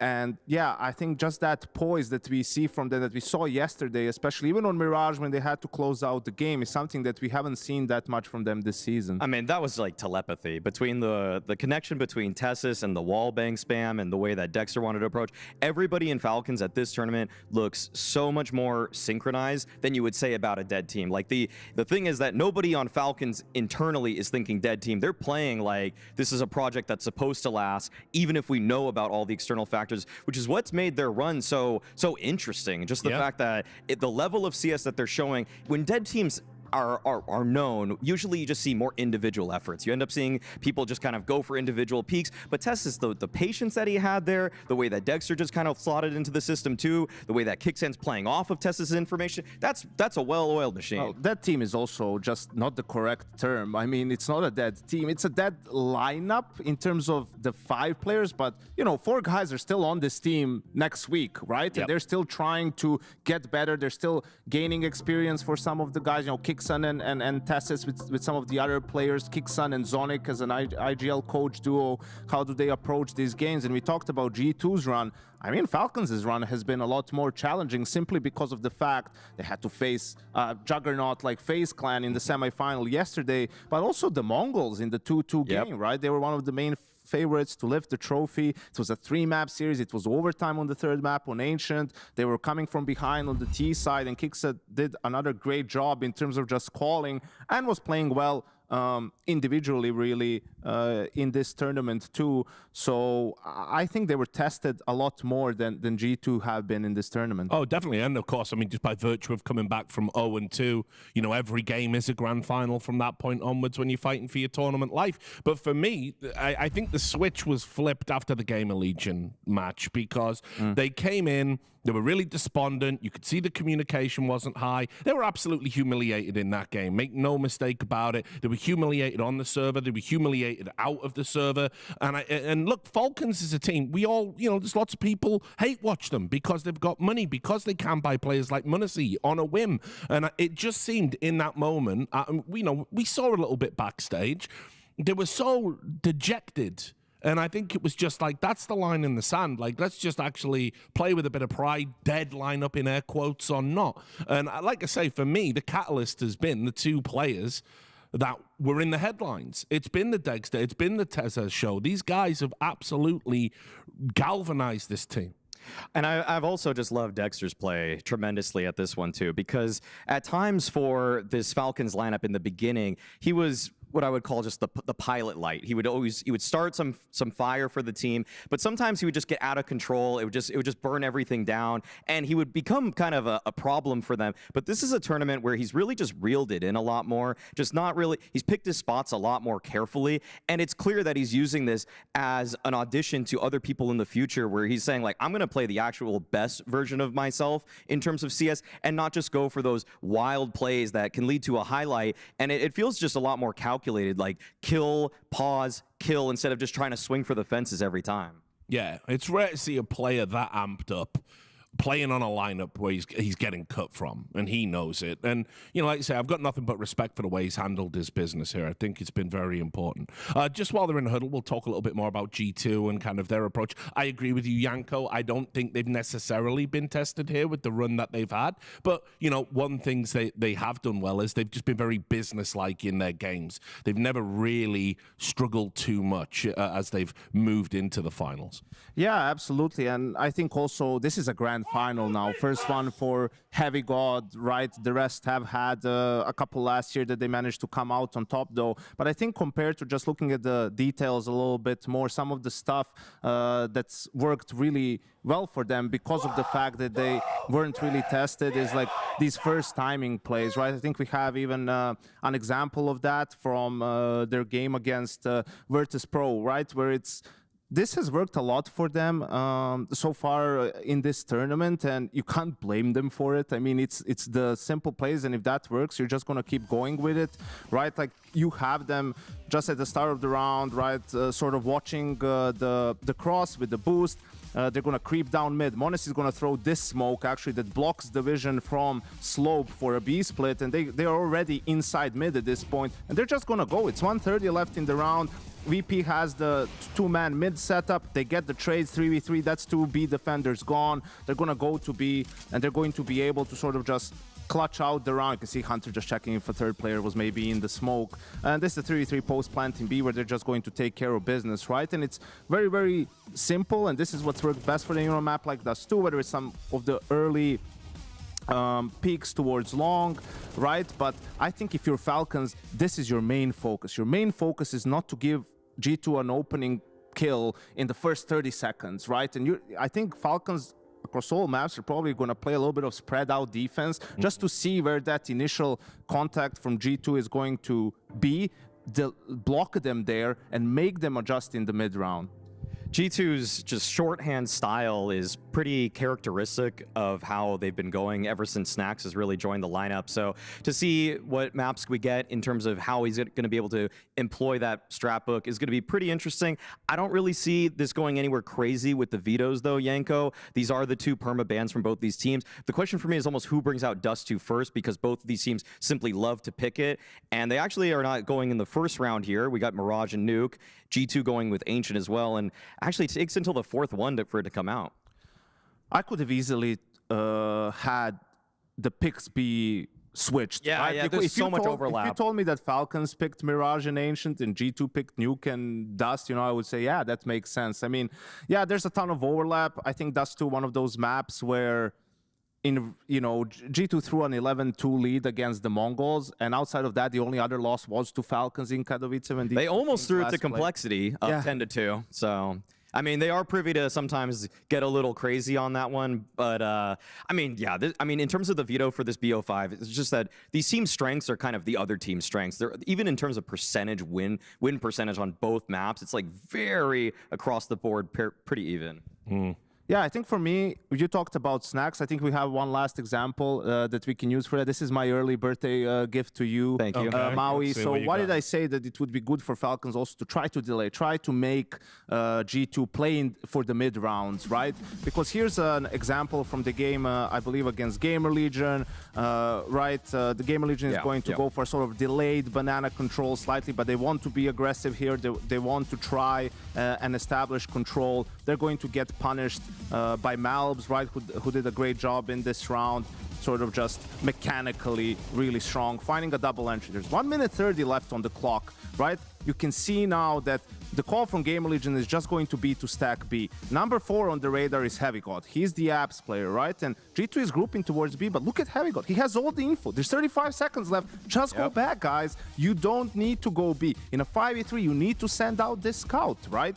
Instead, what's going on? G2 is just committed to this B execute for some reason, right? They go into a 3-man stack, and the round is going to go terribly wrong for them. They're not going to be able to get the trade kills, and GamerLegion is going to be able to win a 3v5. This is something that's just in the fundamentals of calling is where you're giving your opponent a round without doing your due diligence. Oh, absolutely. That falls on two people for me. One, it is actually HeavyGod because he could be the voice to say, hold on, I'm going to scout for information. And two, it has to be the in-game leader in Snacks to say, let's just wait a second there, pause, see what HeavyGod's able to find. There needs to be a back and forth between those two. G2 overall have gotten away with some pretty unforced errors this tournament because the sheer firepower and explosiveness of the plays have carried them, but we know that there's just another level they could get to if they iron issues like that out. And obviously we know Kixon's been, calling some great games lately. It is a tall order, I mean, for Snacks to get this up and running. In terms of the head-to-head IGL battle, I like Kicksan's calling more from the eye tests. In terms of the stats lately, G2's T-sides have been pretty good. They've gotten a little bit worse over the last month, but if I'm G2, I feel very confident in my playbook. I'm not really going to second-guess rounds like that all too much because I have so many pocket explosive plays that can carry us, and we don't need to stretch rounds out. Right, well, I'll bring in our commentators. Obviously, you can see it's Moses and Dinko. I know you're looking forward to this one, the Muncie Bowl. How do you guys see it going? Man, I don't even really know. I feel like I have to go with G2 with Modesty, with the way he was playing yesterday. That's a tough one to get past. Yeah, I think it would be a great time, to show why. They paid the big bucks for him. I think it would just be such a cool story. And from the other players in G2, I'd want to beat this team so badly. This is the team that's destroyed your squad, have taken the two top players you've got. If everybody is left behind, you want to beat them with everything you've got. Yeah, a little bit salty. Well, listen, take it away, guys. I'm really looking forward to this one. Last time we'll see these lineups. Go for it. Last time we'll see G2 with Monacy in the ranks, and we'll get to see Monacy then move over to the Falcons. It's such a strange final, Jason, but it's exactly what we've kind of been on a collision course the entire tournament towards. Well, it's got to be weird for both of these teams. Hold the thought. I think we might just get like a little pop at A. We can obviously see everyone lining up. So a set piece out of spawn for G2. 5 players, 3 in Palace, 2 coming up ramp. And to defend, it's Magisk and Nico. Nico plays inside of Sandwich.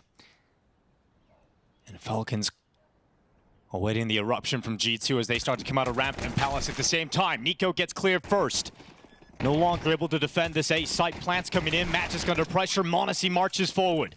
Site taken. G2 have it pretty much locked in from this point onwards. Oh yeah, those USPs didn't get anything done. Oh, the Glocks have so much space. They know they've gushed up Tesses. Good shot on the Mulbs and a follow-up with red HP. Okay, Falcons all of a sudden are like, we have a chance at this. Yeah, well, Kicksan trying to leap over the ticket box. Time is the problem. They have to move swiftly. Another headshot for Kicksan, but Snacks going down as well. Way. They have fought their way back into an unthinkable round. And that defuse, it's being stuck around the corner. Hunter chasing down. Full 10-second stick. Fended off by Dexter. And what a recovery in the first round of this grand final from Falcons. Well, if you're a team who's got a reputation for throwing some silly rounds and losing some silly situations, this is the worst way to start a grand final. 5-on-3. There's no question who is the dominant force in that round and who is going to win it up until Tesses.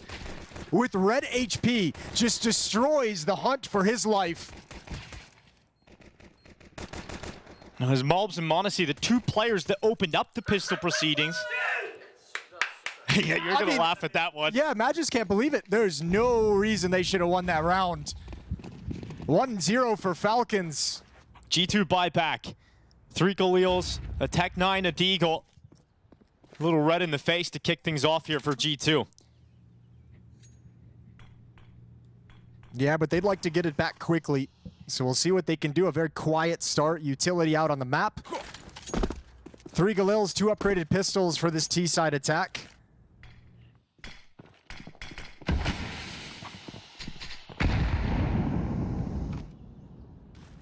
G2 not doing any great job in the pistol rounds and the ensuing rounds after the fact. Their T-side only has a 30% conversion rate of being able to break their opposition after losing the pistol. So going to be a very tough round, especially now that utility is starting to dwindle and disappear. Nico inside of Con. First kill's good. Couldn't get back to the rest, but he'll rely on Dexter to get the double. And they hold off the G2 force buy. Manages to confirm the kill of Heavy God and 2-0 to kick things off. If you're G2, you had the opportunity for such a great start with that pistol round. Now you're going to be starting the grand final on the back foot. Yeah, they're going to be kicking themselves, and it'll be on the back of their minds if this map gets close at any point. If they're just a couple rounds back and end up losing it, that pistol round will haunt them.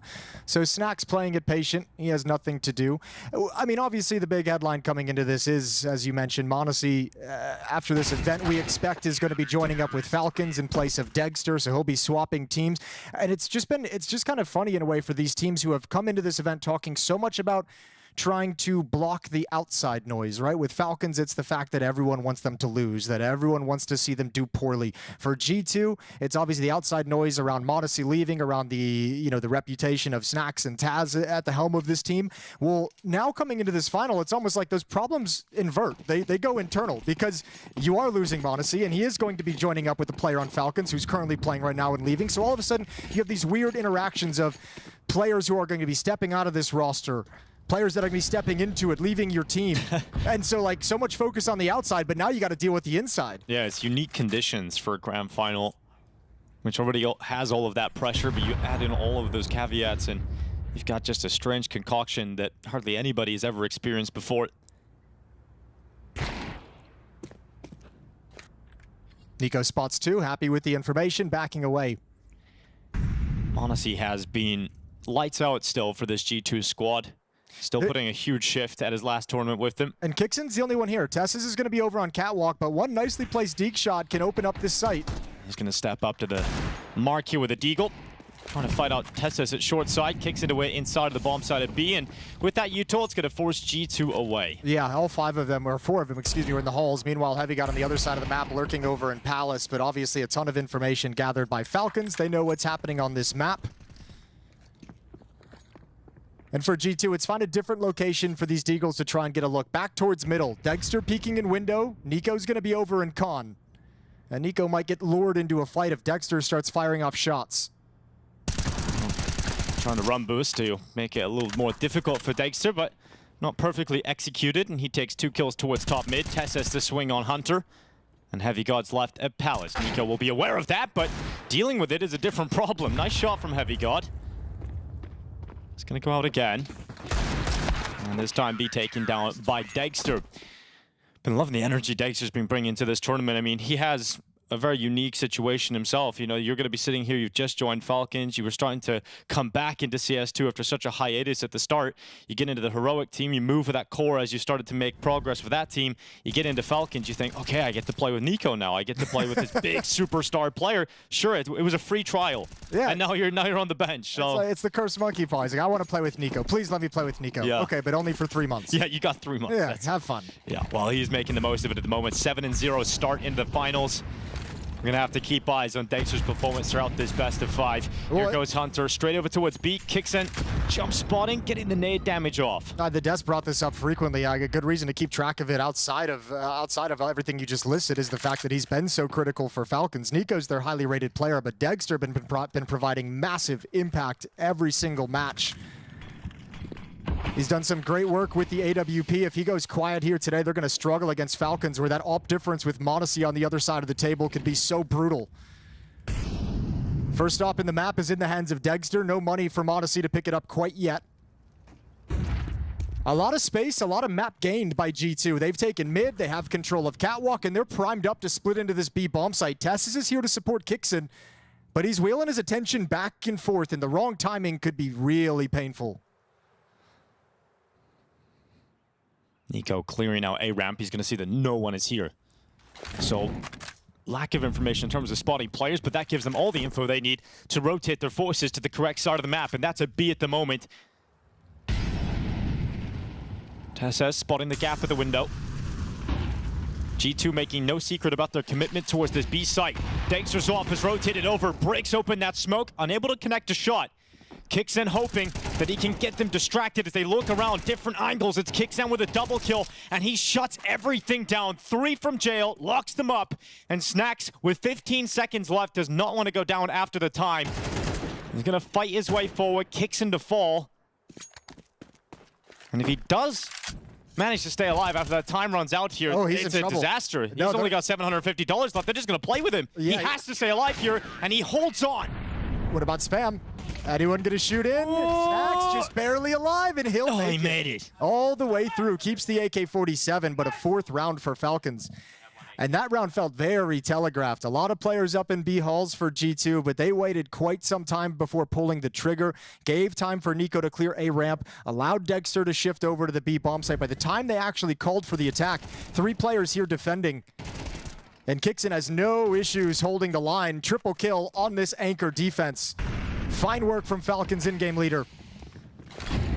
So 1 AK-47 saved by Snacks in the previous round with no bonus money coming in. And pistols. That's an interesting way to go about things for Nico. Yeah, it's not going to go about much more in this round. Opening kill for G2 picked up. I mean, if you are going to win this round, it is that AK being saved over that needs to do the heavy lifting. Snacks has done his job early. It's a real brutal time to have a mistake like that, an unforced error from Nico if you're Falcons. You know, this is a round coming into it is going to be a low buy, if anything, for G2. Mostly pistols you'll have to overcome, but now you've got to do it 4 on 5, so it gets difficult and gets stressful. Magisk is alone, and they've already pushed out behind him. He's a free kill. Oh, it should have been a free kill. Absolutely should have been a free kill, but eventually, after a little bit of hard work, they do eventually down Magisk. So a minute left on the clock. Here comes Kixon's rotate. Falcons can still bring this back, so they're going to come over and test and try, but it gives an opportunity for G2 to take more weapons away from them. Plant being secured around the back of Triple. Kixon will remove MongolZ as soon as he steps into the open. There's a smoke on Tess's as well. Kits only on Kixon. Dexter's still over at short, so they're hanging around at the moment, but it doesn't feel fully committed yet. But with that kill from Tessus, that'll throw this opportunity into the advantage here of Falcons, and 2 kills quickly coming in. But yep, this flank from Snacks looking to be the nuisance, but remember the bomb's planted. Kicks in with the man with the kit. He can just hold it. He can just stick it inside of the smoke. And so Falcons do pull it back, and they pull it out of the hands of G2. A lot of close rounds today for G2 already that Falcons just about coming out on top of. Yeah, this is another 5 versus 3. This one a little bit more understandable about how it slips away from them, considering there's a lack of armor on most players. Even when you recover the weapons, that no armor effect just so tough to get over. Another good retake for Falcons, spearheaded by Kixon, who's 8-1 in the server so far. Dexter 8-0 as well for Falcons, leading the way. All right, MongolZ's got the AWP out. Finally enough money for G2 to get it going on this T side. Falcons keeping track of the economy will know that MongolZ has the AWP on the other side of the map as well.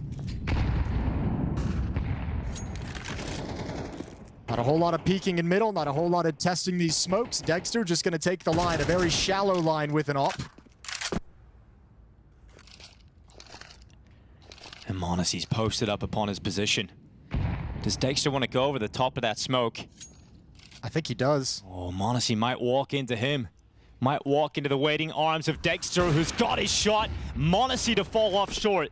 Dexter continues his flawless start to the game. 9-0, peels back, and still holds the short angle. That looked game plan. Dexter holding that angle for that long, just around the edge of the smoke as well. Good fight for Tessus. Got to drop off. All peaks from Catwalk. That's on Snacks, who's recovered it. And he's called out 1 in con as MongolZ jumps up. Yeah, just about sees him. MongolZ lucky not to go down. They're going to try and use MongolZ as the pivot point, but that's way too much time for him to be able to hang on to that part of the map. So now it's all on A. Heavy God's going to lead. Snacks and Hunter to join up with him. And look at Dexter rotating around, marching back to a CT spawn. 38 seconds left. He's posted up again to watch that sandwich drop. No smokes, but they do have mollies to force players out of position. If they want to drop one over at Ticket, Dexter might get in an awkward situation. It's in all the right places in this round. Waiting for Heavy God, but he's seen enough of him. Dexter thought he was still covered, but he wasn't, and so HeavyCaught spams him down, but a 2v4 remains as G2 try and get into the site, but they've got to deal with 3 players running up to the top of Con. 9 seconds, Snacks burned down and blasted away. A flawless start from Falcons, 6-0. Yeah, Falcons playing this really, really well also. I mean, you can see no one giving up anything in a round where they have such an advantage. Everyone playing it far back. First guy's just waiting to take attention and let others take the peaks. Others take the fights from a different spot. And no one's trying to overextend and do too much. G2 blanked in the first 6 rounds of these grand finals.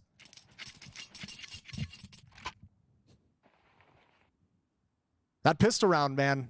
That pistol round is starting to sting right now. It really is. It's throwing what could have been a great start into disaster at the moment.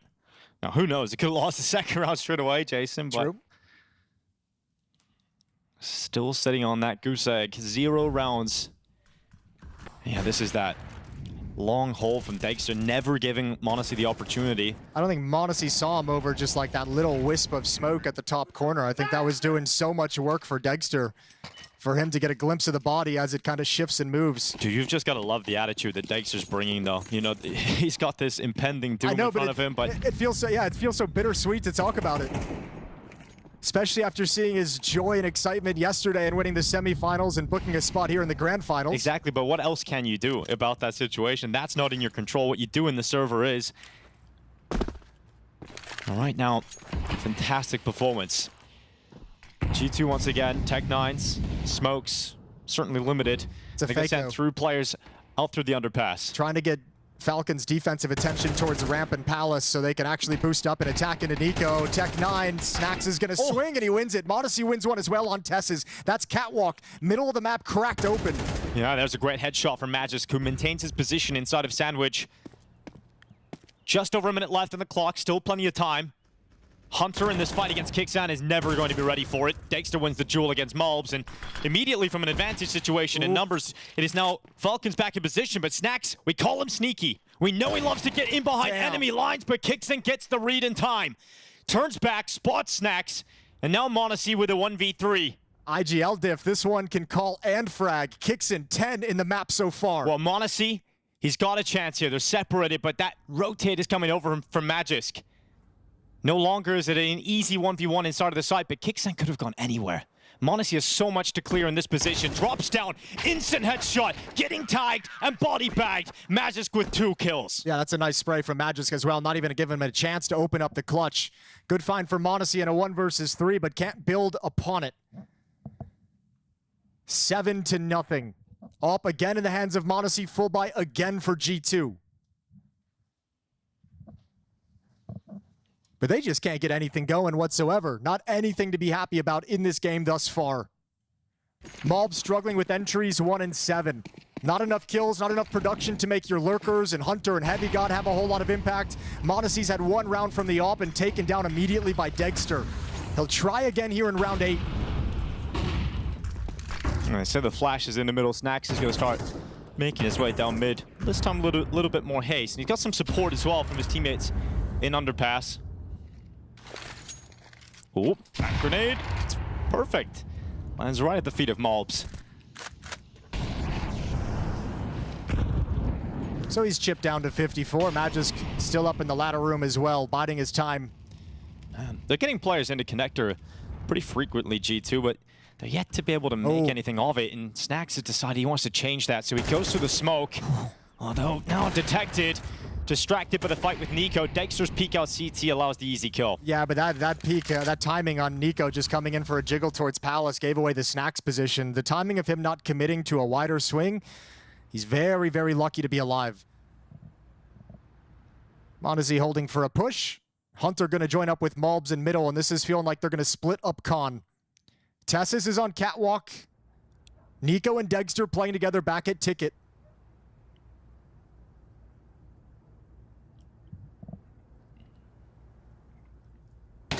Oh, get a little tap from Tesses. That's going to draw Falcons into the player advantage again. 20 seconds left, and no one to be seen. You can throw the utility into the side, but you're not going to force anybody out into the open because they're playing back towards CT. And G2 preemptively throwing the defensive Molotov. Oh, Hunter has turned back and got Tesses. 10 seconds up. Look at Nico. He could spoil the party straight away here as he gets to the side of the smoke. That plant, it will go down, and a shot from MongolZ denies any impact that Nico could have.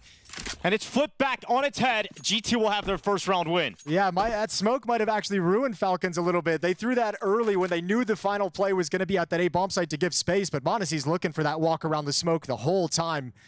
Takes Nico out just as he's starting to get creative. Opens up some safety for G2 to move into the site. Took away the angle for Dexter's op. So much money for Falcons, though.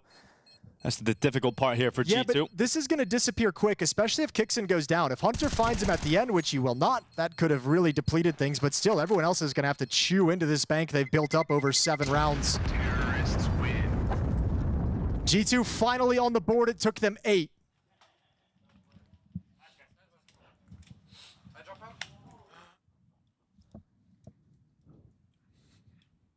Got to make sure that it's not just a flash in the pan, though.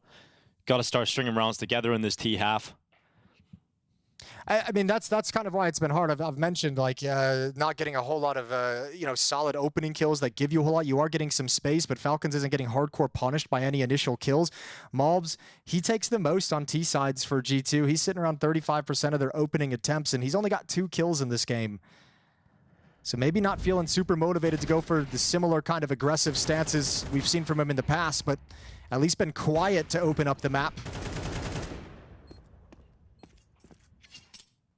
We'll see if that changes after a round victory. Yeah, I mean, we've seen Snacks seem like he's really trying to find a play, find a way to create space for G2. Yeah. 2 rounds that he gets himself into decent positions. Maybe the timing doesn't favor him, or Kixan turns back at the wrong point. But he's had many opportunities set up from his early positioning. Snacks is probably the player on G2 most willing to take some crazy risks. Yeah. He'll go deep into that kind of risk-reward argument. Utility exchange in middle. Tess's spot. Snacks come out towards the back of Catwalk, and he's now going to start pushing up. Wants a little bit of pace on this. Grabbing space quite quickly, worried about being picked off in the top of that con smoke. Combined with the utility thrown by his teammate, Snacks has got some space at short. Will Kixan protect him? On the peak from bench, he will. And so Snacks doesn't feel comfortable taking that fight, but combined with damage from Nico, Snacks is gone. He got fought on so many different fronts. Yeah, taking damage each step of the way as well. And by the time he backs off, all the smokes that gave him safety to get into that position have disappeared, so he's exposed to everything. MongolZ about to challenge Dexter into the peak, peeks into him, wins the fight. Under a minute left, and that is a huge kill to find because it creates so much space inside of this A bomb site and creates so much pressure for Magisk. He picks off one from under the wood. Nico combining, Heavy God battling his way forward, combined with the might of MongolZ. It's once again an even number situation. Responsibility to plant is tossed away, and MongolZ goes into con. Kixan creeping up below his crosshair. Will MongolZ react fast enough, or will he even be looking in the right direction? The answer to that is no. He got pulled away by that short engagement. The shots from Tess's, and he was hunting. There was my target. And Heavy God must bear down upon them. 2v1 as he's pinned in ramp. He'll creep silently into the site. They've got util for this. And this can create a really difficult situation for Heavy God. Molly in. Defuse being stuck, and Heavy God cleared out by Tess. Another round, Falcons win back. Another good retake. I mean, you have to say, G2 fought really hard to get that bomb site under their control. Had to battle every step of the way, and the rotation was far off. Falcons at one point had 3 players at the B bomb site when that A hit is underway. The fact that they get back, are able to recover, helped out a little bit by the timing of the Tess's fight over in jungle to take MongolZ's attention away from middle. But a very nice attempt from G2 gets stumped again by a retake and defuse. Setting up for a direct hit into the A bomb site. 4 players positioned outside of A with Snacks lurking in middle. When did they decide to go? They're getting into the smoke. They're going now on the flashes. Flashes are effective. G2 do not push beyond Tetris though, as Nico and Magis start to build up a beautiful round here for Falcons. MongolZ fighting his way out of it, but Nico hunts him down. 3v2, damage done. And it's hard to see a world again in which G2 can get themselves into a comfortable spot here. Yeah, but they're making the best decision possible, is back off. You know this defense is way too strong. You know there's forces rotated here. There's no way you're going to break in. So back off. You've got over a minute to play with. And if you do want to come back into this, Gonna have to find a nice timing kill. A little bit of luck is gonna have to go your way where you slip into a position that Falcons just does not expect.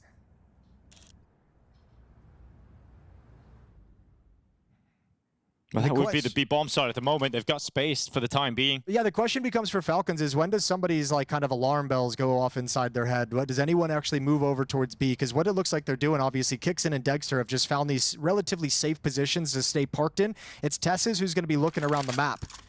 But there's nowhere close that he can really get the information. So actually, a plant at the B bomb site is there.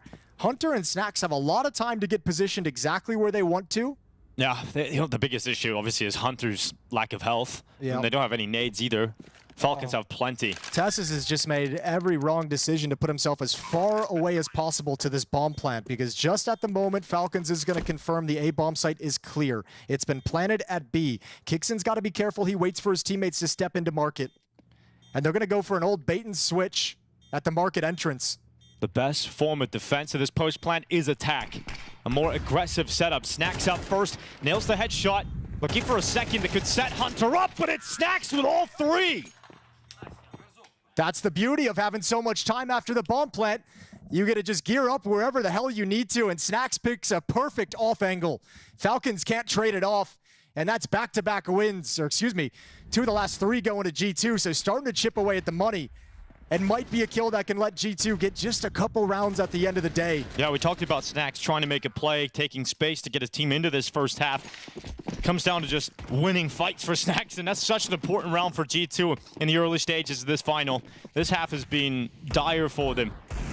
But like you said, they're on the brink of breaking the money now for Falcons. If they can get this follow-up round, they can secure 4.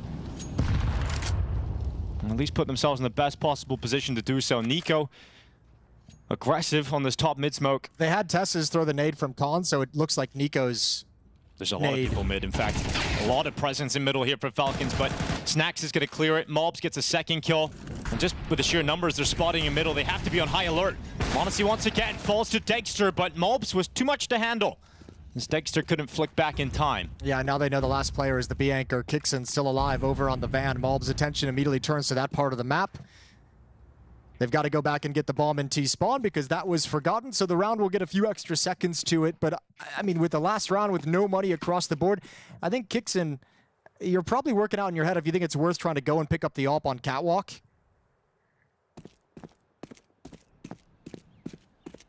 But G2 fighting back. A third round.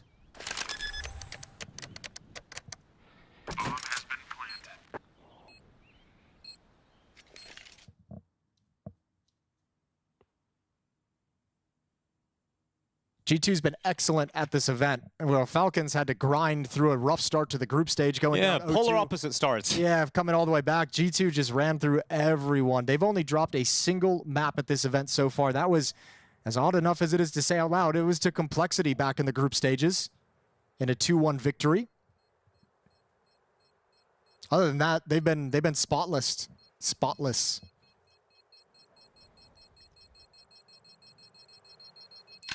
So M4 saved for Kixon. That'll be the strongest weapon they have in this round. 8-3. Yeah, and no surprises. You know, MongolZ has been the standout player for G2. He's been the standout player of the tournament. Highest rated at a 1.34. You can see the respect that Falcons are giving him too. I think part of the reason why MongolZ's been felt a little bit muted in this is, you know, if you think of the Falcons FaZe game that was on Mirage, you know, there was quite a few brawls out middle, challenging for space, fighting catwalk, fighting at the top mid boxes, pushing up. Falcons come in against MongolZ and they're like, maybe we just don't want to do that against MongolZ. Maybe we just don't want to mess with his AWP in that fashion. It would be a bad look if you didn't respect him, Jason. Well, he's gonna come take it. You aren't gonna give it to him. Oh. He's gonna come pry it out of your cold dead hands. Well, reminder onto Nico, and so MongolZ looking for a follow-up kill. Tess says pushes in towards him.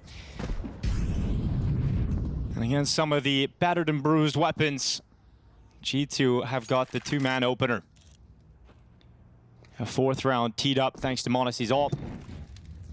Kixon actually got beyond the fire without even taking a tick of damage and giving away the sound cue. Unfortunately for Kixon, everybody else is going down, so he takes that fight against MongolZ, hops up. Yeah, but even gets a leg shot. Yeah. MongolZ has himself quite a round. 2 kills and a leg shot onto Kixon. It's a 4-on-2. And even G2 can't lose this one. We're testing. We're testing the jinx. We're seeing how far we can go with this one. All right, We're testing it early, seeing what the grand final powers are going to be like today. Dex are getting spotted here at Market. He's going to be pinned back, and with all that util coming in, I think we're going to be fine to see G2 take a 4th round victory at the end of the first half here. Dex are through the smoke. There's one. Remember Heavy God, though. Big old flank coming in. As long as his teammates delay long enough, this flank should be the insurance policy. There's no kit and there's no smoke for the defuse. So, I mean, pick Heavy God or Snacks. One of them is going to win this round no matter what happens. Oh, looks like it's going to be Heavy God. Walks right into them. Kixan gone. Dexter now dropped to Mulb. So 4 rounds secured from G2. Kicks off with a pistol round they should have won. And it was a recovery mission from that point onwards. Look, I think if you're G2, that's a really shaky start when you consider you went down like, what, 06 or 07, but you combine that with the disaster of a pistol round that you lost, a 5-on-3 and a post plant, and you don't win it out.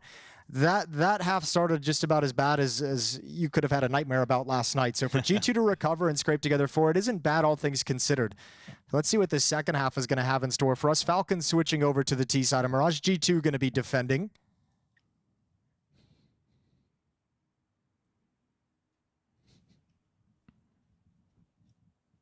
Just such a narrative-rich game, and you know, every camera shot, there's some sort of link you can find. Obviously, with Hunter and Nico, I think Hunter's such an interesting story too. We're kind of in that shift from G2 to Falcons. You look at Hunter's now career moment. There's a big change that needs to come. You know, he needs to take a next step. He's been used to playing with Nico for such a long time. Nico's gone. He was at least with MongolZ, but that's changing. So now, where does Hunter's career go? Where does he decide to take his career in an in-game leadership direction or more of a central figure of the team? It's interesting to look there. All the conversation around Hunter from Taz and from the team and the organization has been how much he's stepped up since Nico's departure in terms of calling specifically on CT sides.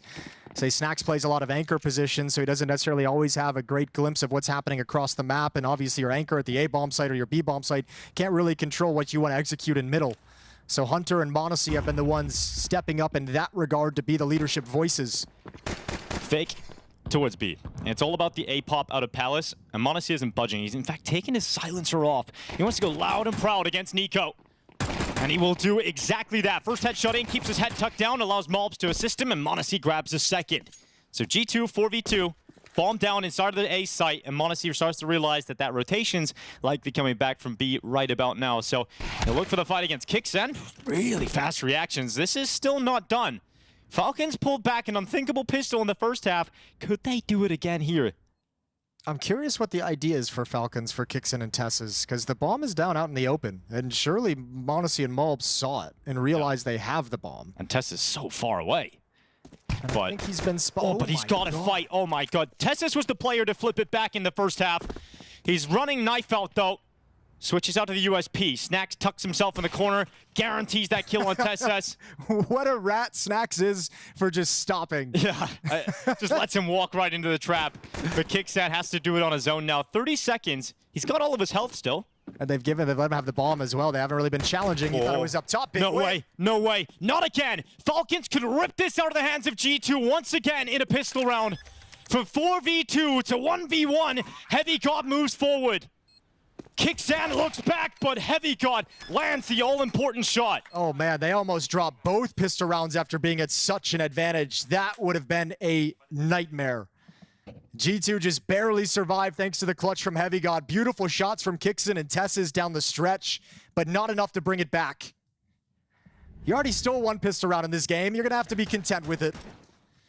This is such beautiful synergy between MongolZ and Mulb, such great trust too, where he just crouches and says, you got next shot, man. You better get that kill. And it's perfect.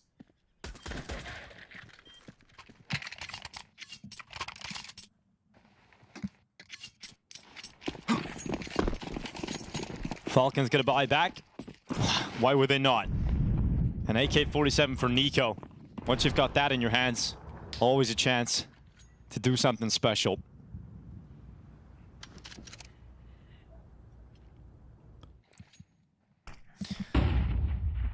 Falcons at this event have never broken an opponent after losing the pistol round on their T side. Maybe they could change that here. They do have an AK-47 on Nico. He got shut down to the pistol. Shut down in the last round of the first half by MongolZ as well, so he's been cold for a few rounds, but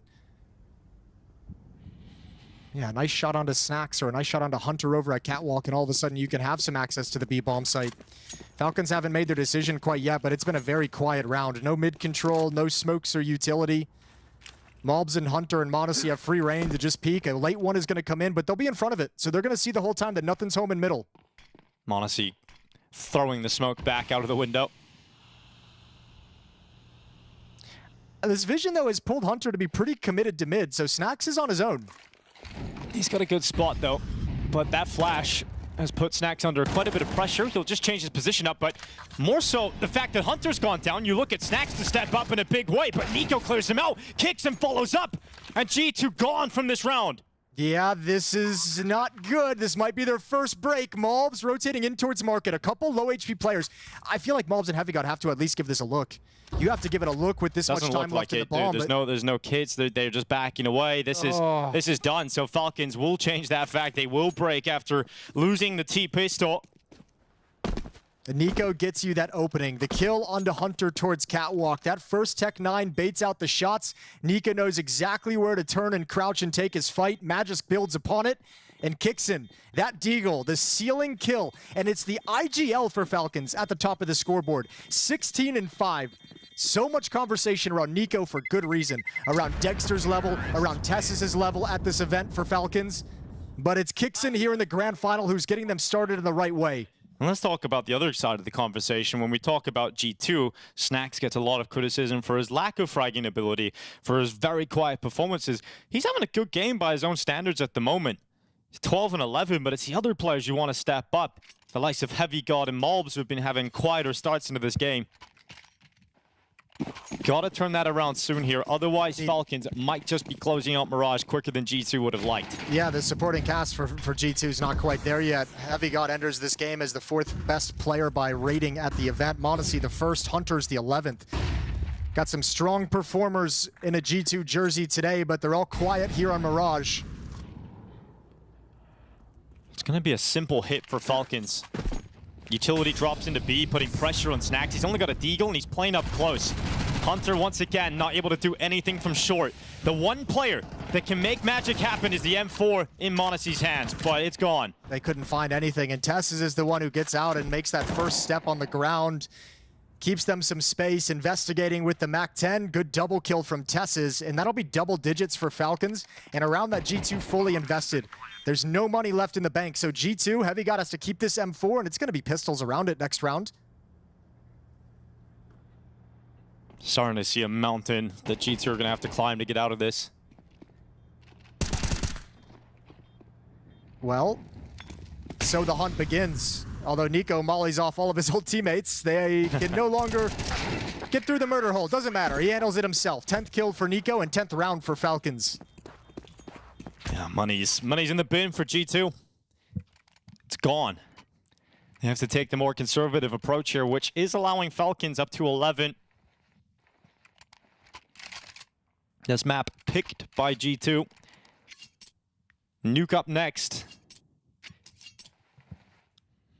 If you go down 0-2 in a best-of-5 grand final, a reverse sweep, almost impossible.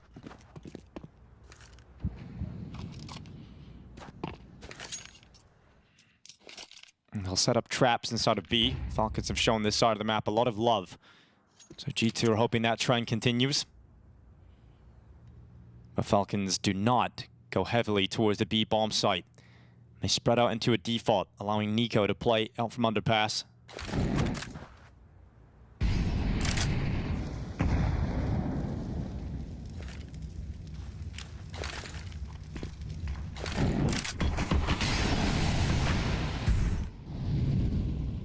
A slow, methodical creep towards short from Falcons. They are going towards the B bomb site. They are looking to finish on B, but all the pistols start to move away. They're coming towards the fight. Their setup inside of the site could have been a tantalizing trap, but as soon as they move into the open, the superior weapons will have no issue. Yeah, just a slaughter over on Catwalk with the flames down. But all 5 players are here for Falcons, or the 4 remaining. Everyone's home at Catwalk, so they start to spread out a little bit just in case they were getting pushed out. Don't want to deal with the remaining pieces of that stack. Heavy God will peek from the bomb site. Good shot on a Magisk. Oh, can he turn it? Surely not. He would need another. He doesn't get it on that peak. He'll land a body shot, but that's not enough. And MongolZ so low. Will march his way through the jungle. Hoping he can catch an aggressive Falcon in towards him, but we are looking 11-5 in the face. So it's going to have to be a comeback for G2 down the stretch. They're back by 5 rounds after all is said and done here. Yeah, one hell of a comeback as well, Jason. It's got to be a huge one. We'll see if they can get MongolZ's op out in time to get that started. That might be a tool they absolutely need. Losing bonus isn't completely built up. 4,400 for MongolZ. Nobody's got the cash to drop one over, so yeah, you'll be starting this without a big piece of your defensive puzzle. All M4s for G2.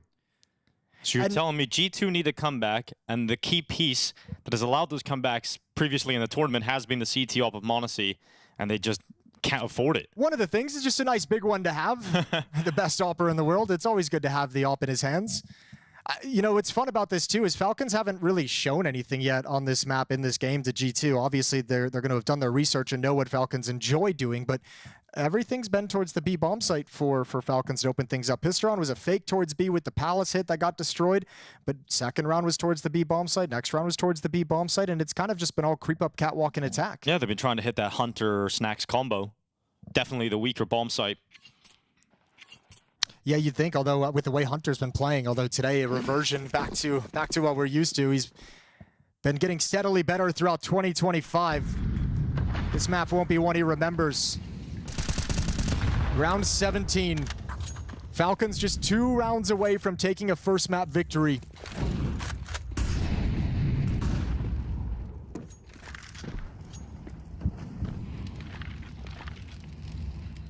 Snacks and Hunter have got MongolZ now helping them over towards B. Snacks and Hunter will go short, boosting Hunter up on top. Snacks plays below him. MongolZ's job is to spot them if they come into the site.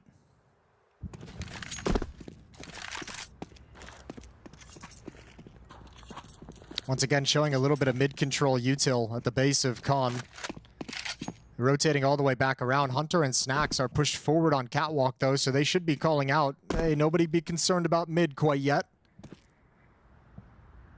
Falcons complete the readjustment. 4 players at A ramp. Magisk lurking late in A Palace.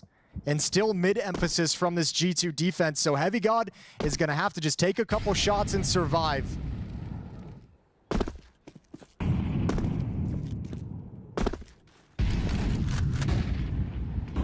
They unleash out of the ramp into the A site. Smokes her up in MongolZ's face, and he takes bullets through it.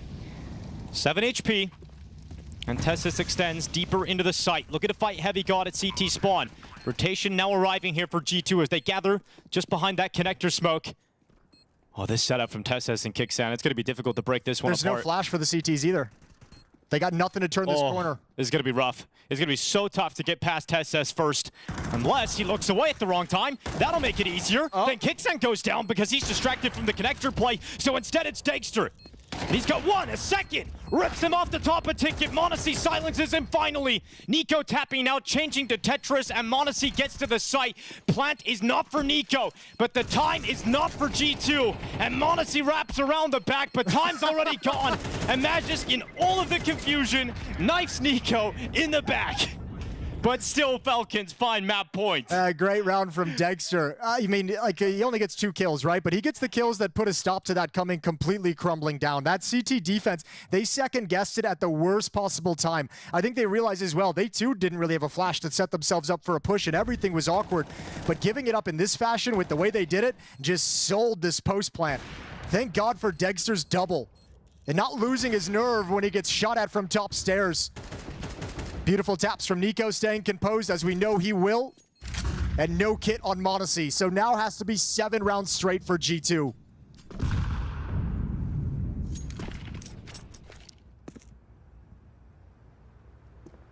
Nico gets swung on. Dexter's going to land his, though.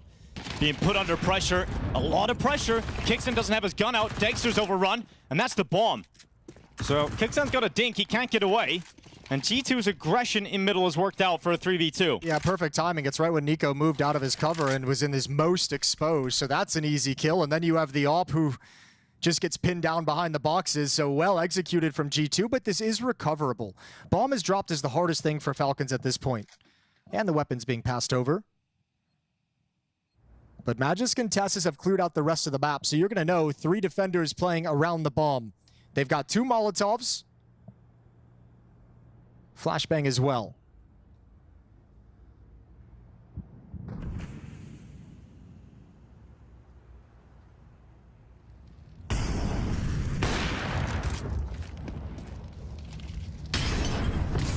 Heavy God forced out of position.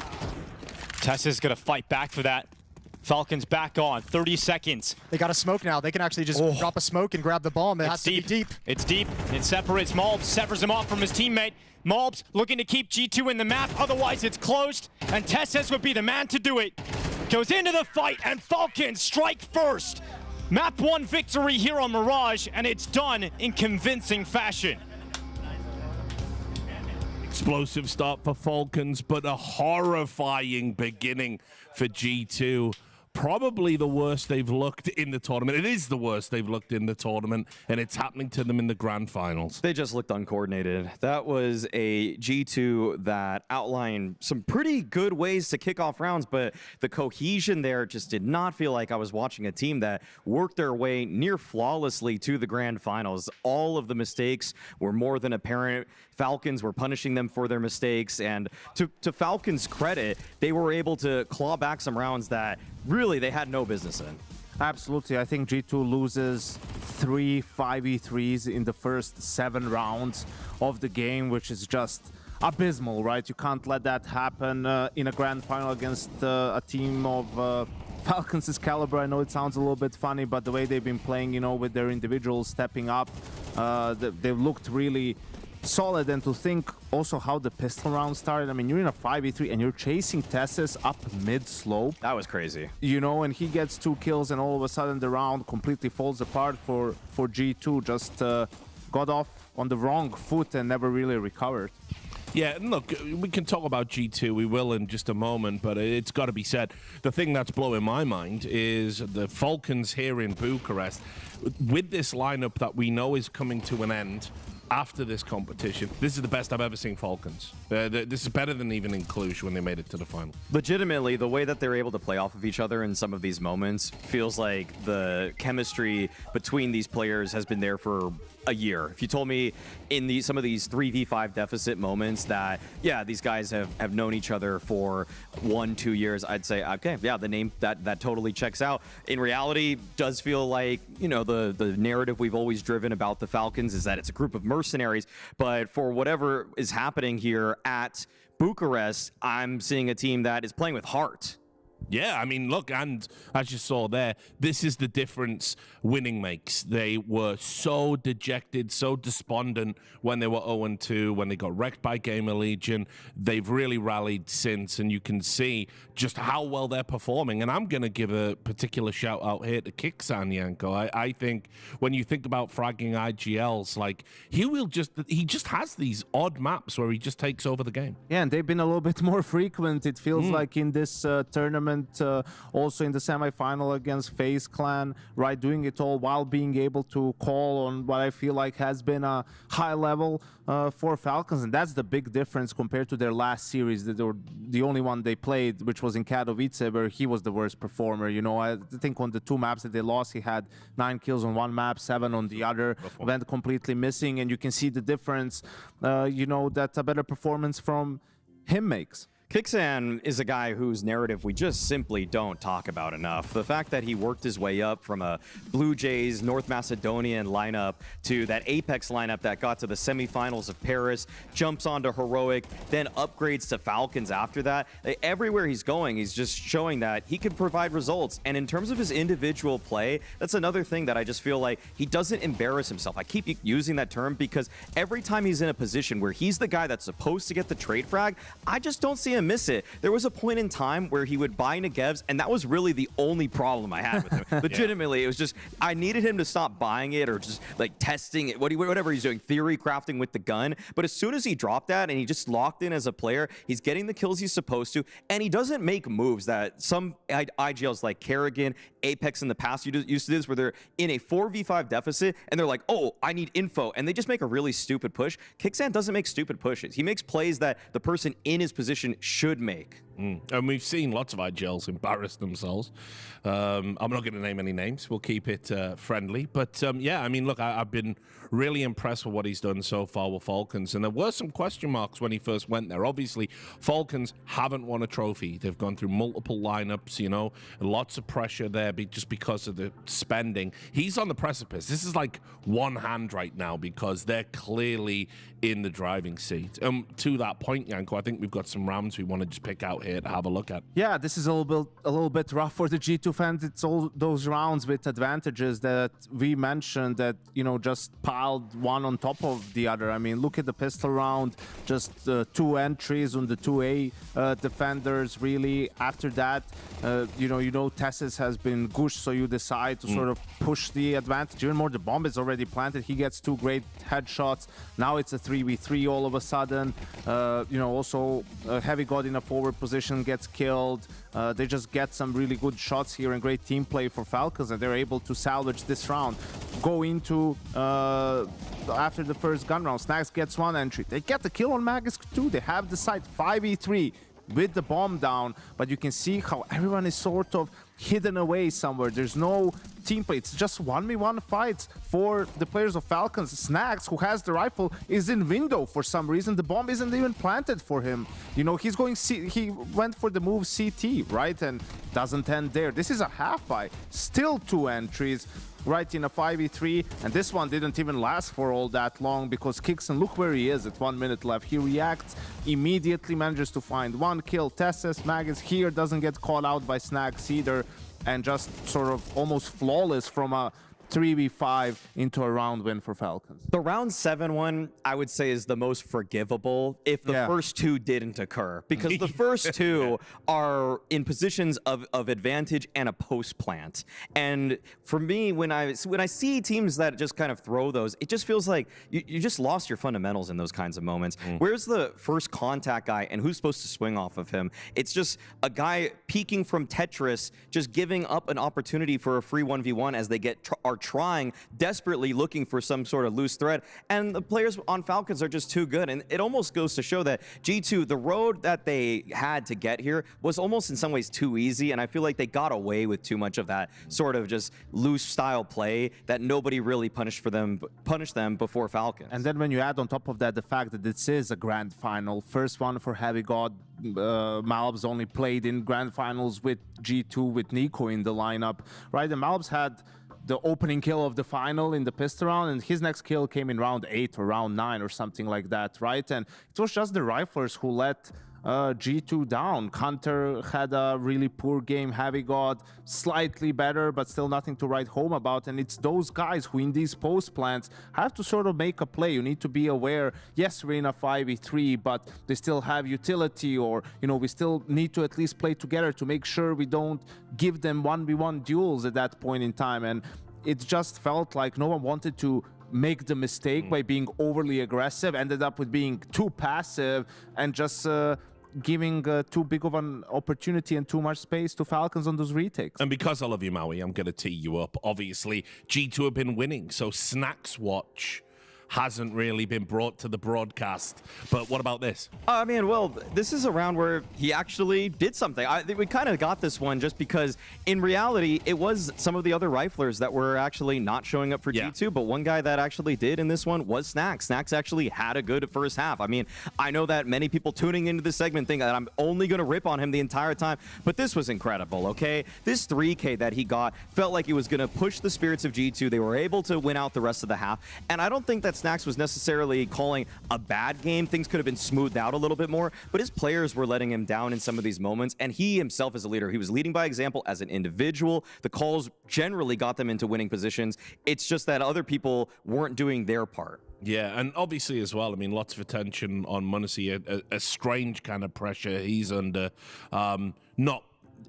That wasn't a typical performance from him in that map, you know, as he's played at this tournament. I mean, it's been a little bit tough. G2 hasn't had to play from behind all that much, right? So that helps with everything. I think he played well once he got going, once he started getting some opportunities, and G2 wasn't necessarily, you know, executing or, you know, I mean, he was being able to work the map a little bit more. I think he was playing well. I don't think he will be missing in this grand final. I think it's more of the other players, the supporting cast, that sort of has to step up. But we just wanted to put this together as well, just to show you. Remember, the player on the right is replacing the player on the left. Right? Like, I'm just to remind everyone. Every map of this series where Dexter outfrags MongolZ, it should just be, did Falcons make a mistake? Yeah, that should be the title of it. Listen, you could do that for your YouTube. Anyway, we move on to Nuke. This is a Falcons pick. Obviously, it's best of 5 if you're just joining us at home. And look, I'm a little bit afraid for G2, and I'll tell you why. Because every time I've seen Falcons play on Nuke, Nico always seems to dominate the game. Even in defeat, he seems to just do what he wants. Like, he's so hard to play against. I'll tell you something though, Richard. You know, he was the worst performer on Falcons on that first map. Not that he didn't have impact, but this is where, you know how these mind games work? Yes, he's very familiar with G2, but also is G2 with him. When we were on FaZe and we played against G2, you know, he would struggle to play his own game because he knows Hunter knows everything he does. Like, he watches he used to watch every single FaZe game at the time to see how, you know, Nico will do and whatnot and pick up things from him. So then, you know, you come into this game, and if you're Nico, they'll know that I like to do this. They'll try to counter me here, try to counter me there, and then maybe you try to change things up a little bit too much and get into your own head.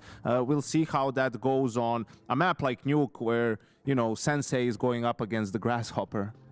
Yeah, that's exactly. I was gonna say something almost identical to that, just the Nico versus Mobs factor. But also, when switching to the CT side here for Falcons, watching them yesterday versus FaZe, it wasn't just the Nico show. That's what I was so surprised about. The fact that Kixan and Tessus, when Nico or Dexter would die in the openings, they were so good at clawing back those rounds. They were so good at finding cheeky ways to bring something back, whether it was Tessus pushing all the way down to Secret and just pushing up there to flank outside, whether it was Kixan who actually pushed the door at times to try to flank Kerrigan or Frozen in lobby. There were so many opportunities that they just created for themselves. It wasn't handed to them. FaZe weren't really making mistakes. It was Kixan sitting in a smoke, hoping on the fate of it that he's going to catch somebody off guard, and he did. So even if Nico doesn't have his best game, there is a plan B, and everybody on Falcons is aware of how to enact it. Hopefully for G2, you know, first map of the grand final, and the nerves will be gone now for some of the guys like maybe Malbs or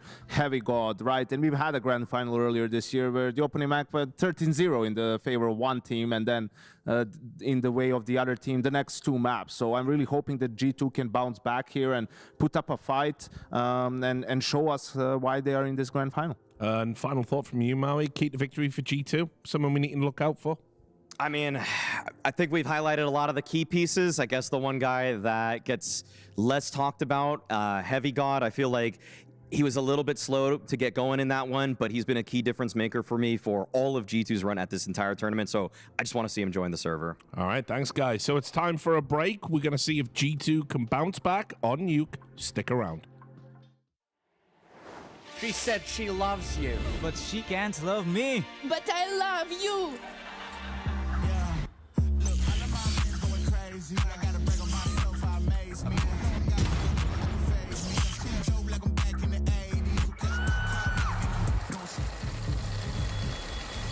I won't play window anymore.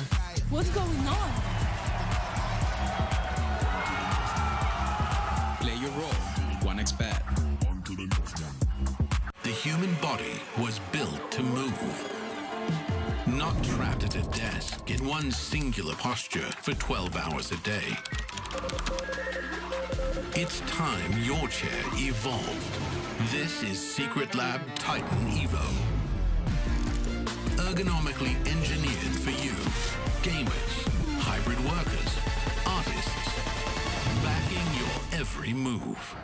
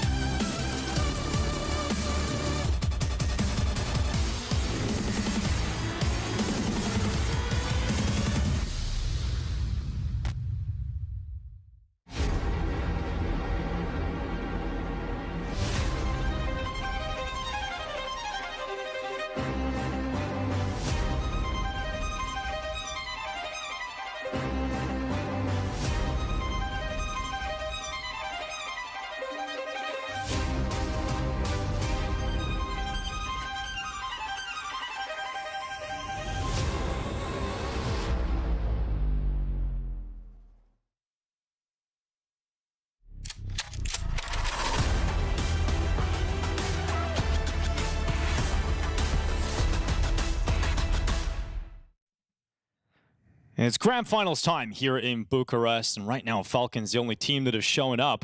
A big talking point out of the desk was Yanko saying that, there was the riflers that let G2 down a lot of moments, in particular in some of those post plans. We're looking at Heavy God trying to get back into the form that he's had throughout the rest of the tournament, and MongolZ to be there to support him. Yeah, I mean, you had Hunter into that. All three of those guys missed some opportunities and had some misplays in different situations, but I think really it's getting started on the wrong foot. That pistol round, I think, just starts you out on that map in the wrong headspace for what you want to be going into a grand final. So hopefully they can reset it between this, but I'll tell you, this map feels like there's a little bit of almost a trap laid out for G2. This is Falcons' pick. They stole G2's opening of Mirage, but Nuke is a map that G2's only played once in the past month. They don't have a whole lot of officials on it. They haven't played it at this event. So, I mean, you come into this second map, and it's not one you have a whole lot of recent reps on. And Falcons just played immeasurably better than you on the first map. So a little bit dicey, and we're going to have to see all those guys bounce back, especially, by the way, MongolZ, who's going to be defending outside, where Nico is the primary attacker on the T side into him. And that relationship between those two, it's obviously been clear with the interviews MongolZ have been given. He looked up to Nico since the day he stepped foot in that team, was excited to be there to learn from him and play next to him and absorb everything he could. And now he's got to go up against him head-to-head in a grand final. First time in a grand final without him on his team. He'll look up towards the top of Silo. It's Heavy God off to the races. The two players we asked impact from, and they immediately kick off the pistol with 3 kills. Absolutely lovely from Heavy God. Taking out the players up on Silo. Nobody can wrap around. Nobody can harass MongolZ. And if you can't win a 5-on-3 in a pistol, you can for sure win a 5-on-2 in a pistol, Dinko. Yep, that's definitely how it works. G2 are now committed outside. You've got Hunter pinned in the corner. There's no way they let this go, Jason. Yeah, just imagine the calms, though, when everything settles and they're in a 5-on-2, and it's like, all right, nobody do anything stupid. Nobody do anything crazy. Yeah, Snacks has got another headshot. Tesses prevents the clean sheet. Sees that of Hunter close towards him. MongolZ up next, but they will secure a pistol round for the first time in this grand final. All right, they get to start this map off on the right foot at the very least, as long as they can get through the second round. Although with Falcons didn't let the bomb plant. Yeah, I don't know if they'll be going for any kind of full investment. Maybe a couple deagles are brought out there, but beautiful shooting. It's not at Silo. It's actually just right at the box. Nobody can combine to cross over towards red box. MongolZ and Heavy God shut this pistol round down with a double kill apiece.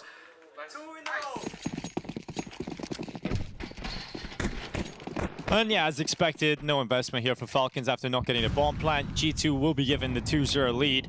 And look, part of the reason why we talk about coming into this map wanting to see, especially on the G2 side, that's kind of, I guess, supporting cast isn't the best way to put it, but guys like MongolZ, Heavy God, and Hunter have big games, is because while we're watching the unfortunate events unfold of G2 losing Nico at the end of last year after the Shanghai Major, now obviously coming into a world where they're going to lose m0NESY, you can criticize them for letting those superstars go, but one of the positives that G2's had over this time is the talent they've brought in terms of MongolZ, in terms of Heavy God. A lot of positivity about what those guys are capable of and how important they're going to be to overcome the loss of your 2 superstar players. So having them perform well in a grand final is would obviously be a great sign. We didn't get it on map 1, but we've got them with a good start on map 2, and they can build into something. Heavy God's 5-0, MongolZ at 2-1 after these initial opening rounds. Yeah, just getting to warm up against those ecos, get the stats boosted. But now we get into the first buy round. Falcons gonna have AK-47s on everybody bar Kixan, and what a game Kixan just had over on Mirage. Right, I don't know if you can ask him to do it twice, and especially twice in a row, but I don't even know what he ended on. At one point, I remember calling out a score at 16-5 for Kixan, so he was just an absolute beast. Doors blown open, lurk smoke thrown out in front of the vents. Chaos inside as nades rain in from both teams. But no aggression behind it. Smoke wall outside all at the same time. Nico and Kixan gonna start working as Heavy God pushes ramp. Dexter to challenge him. This time we'll lose the fight. MP9 bests the Galil. He did that on his lonesome as well. He's got Magic's contestants in lobby with him, and either he didn't ask either of them to gather up and come with him, or both of them just ignored that call and just let him go on his own. So no chance to trade, no chance to re-secure that part of the map, but this mini lurk, oh, Nico, Hunter's just dead.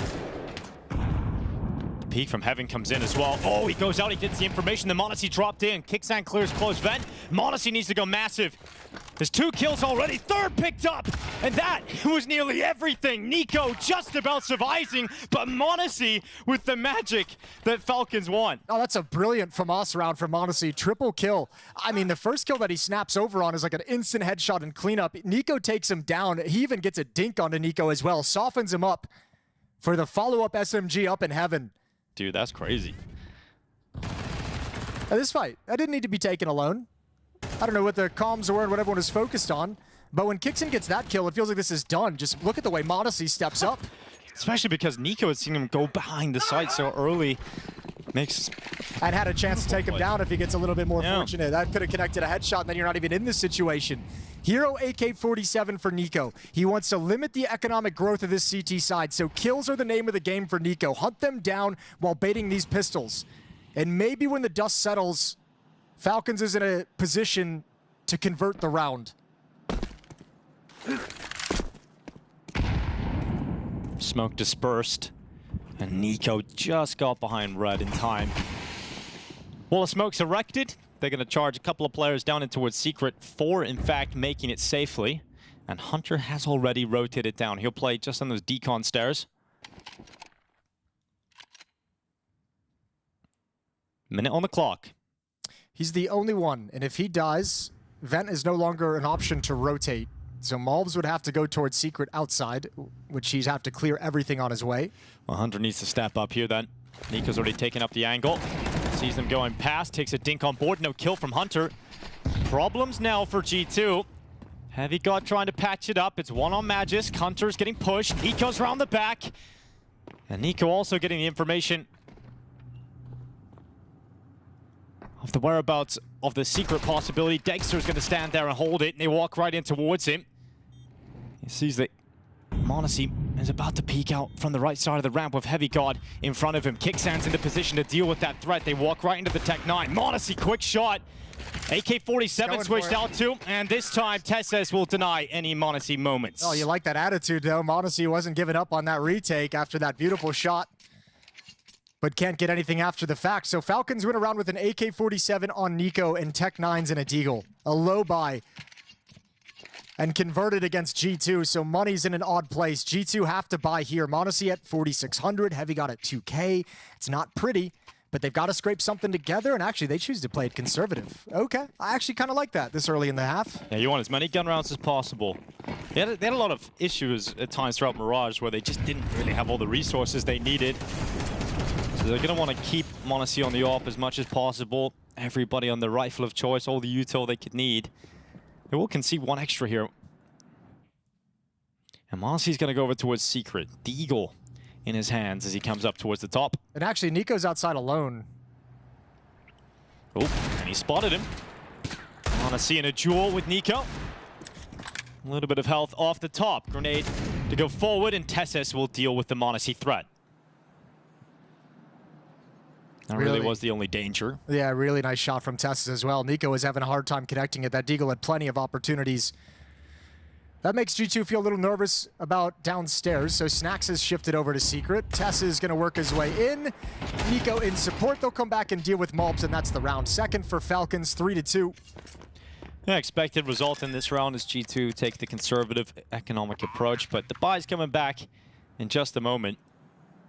Hunter mentioned in an interview coming into this match how him and Nico just hate playing against each other. They don't like preparing for each other, don't really like competing against each other. And probably most importantly, the families don't like it. Obviously, the families of Hunter and Nico spending a lot of time watching Counter-Strike when the boys are playing. But in this game, it might not be the same kind of family gathering going on. Yeah. Maybe a little bit more Rakia being passed around. Tough to know who to root for. Snacks toppled. So Tessis looks down the line, realizes... It's like, sorry, Nico, I had to kill your boy. That had to get the job done. It's going to be their teammate in a very short amount of time. For Tessis, maybe even a short amount of time. Yeah, who knows? I mean, that's the whole thing with the whole rumor situation going on. Obviously, one came out just before the event began, or just as the event began. Kiyosuke targeted by Falcons as well. We assume that's for the Tess's position, but there's no information on timetable. That could be 6 months down the road. It could be never. Dexter. The way he's playing, it might be never. Oh, challenges m0NESY. In fact, m0NESY was the one to step into him, and Dexter was just quicker to react. Magisk also following up here for Falcons. So round 6 kicks off with Falcons on a double opener. And with those 2 kills, you can take a lot more space really early on. Dexter's going to be calling out. There's an all picked up and recovered over in ramp room. That's Heavy God. He's spotted 2. So outside, the Falcons players feel like they've got a lot of freedom to push forward. Nico. He's going to investigate secret. And you could see G2, the read. They believe that Falcons is going to end at this lower bomb site. All 3 players descending. Snacks and Vents, Heavy God, control side, and Hunter over towards Decon. And we just had the desk. We just had Yanko take a look at a very similar round and situation that G2 had played on Inferno, where an extended mid-round, they failed to kind of send a Hunter out to a bomb site to figure out like a player who could just go clear the bomb site on his own and get information. That's what Falcons is doing here with Nico. Everyone grouped up looking for pushes because of so much time. Nico's going to be the one to challenge this. 1 kill, spots another. All right, boys, go Signal. And that's exactly what they'll do. Kicksand goes out of the door. Make sure no one's inside of the site. No one can unravel this round. And the objective is to now save the AWP in the hands of Heavy God and the AK with Snacks. So tied scoreline. Not a bad start for Falcons' this T side here. It's certainly starting to feel like it's warmed up, hasn't it? Last 3 rounds from Falcons in a row. One of them a save round. But 2 gun rounds in their pocket. At least for G2, Heavy God has got this AWP. So can pass that off to m0NESY.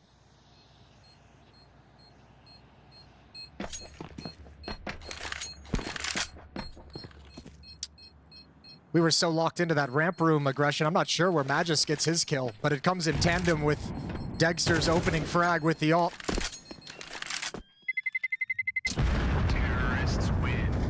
If you're Falcons, you got to realize G2's money cannot be very good right now.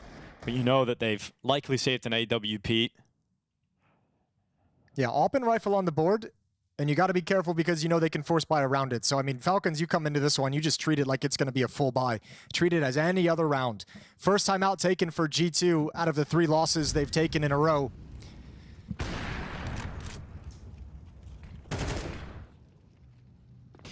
Dexter had an excellent map 1 amidst all the drama of the m0NESY signing coming into Falcons for his position during an event where he's played spectacularly.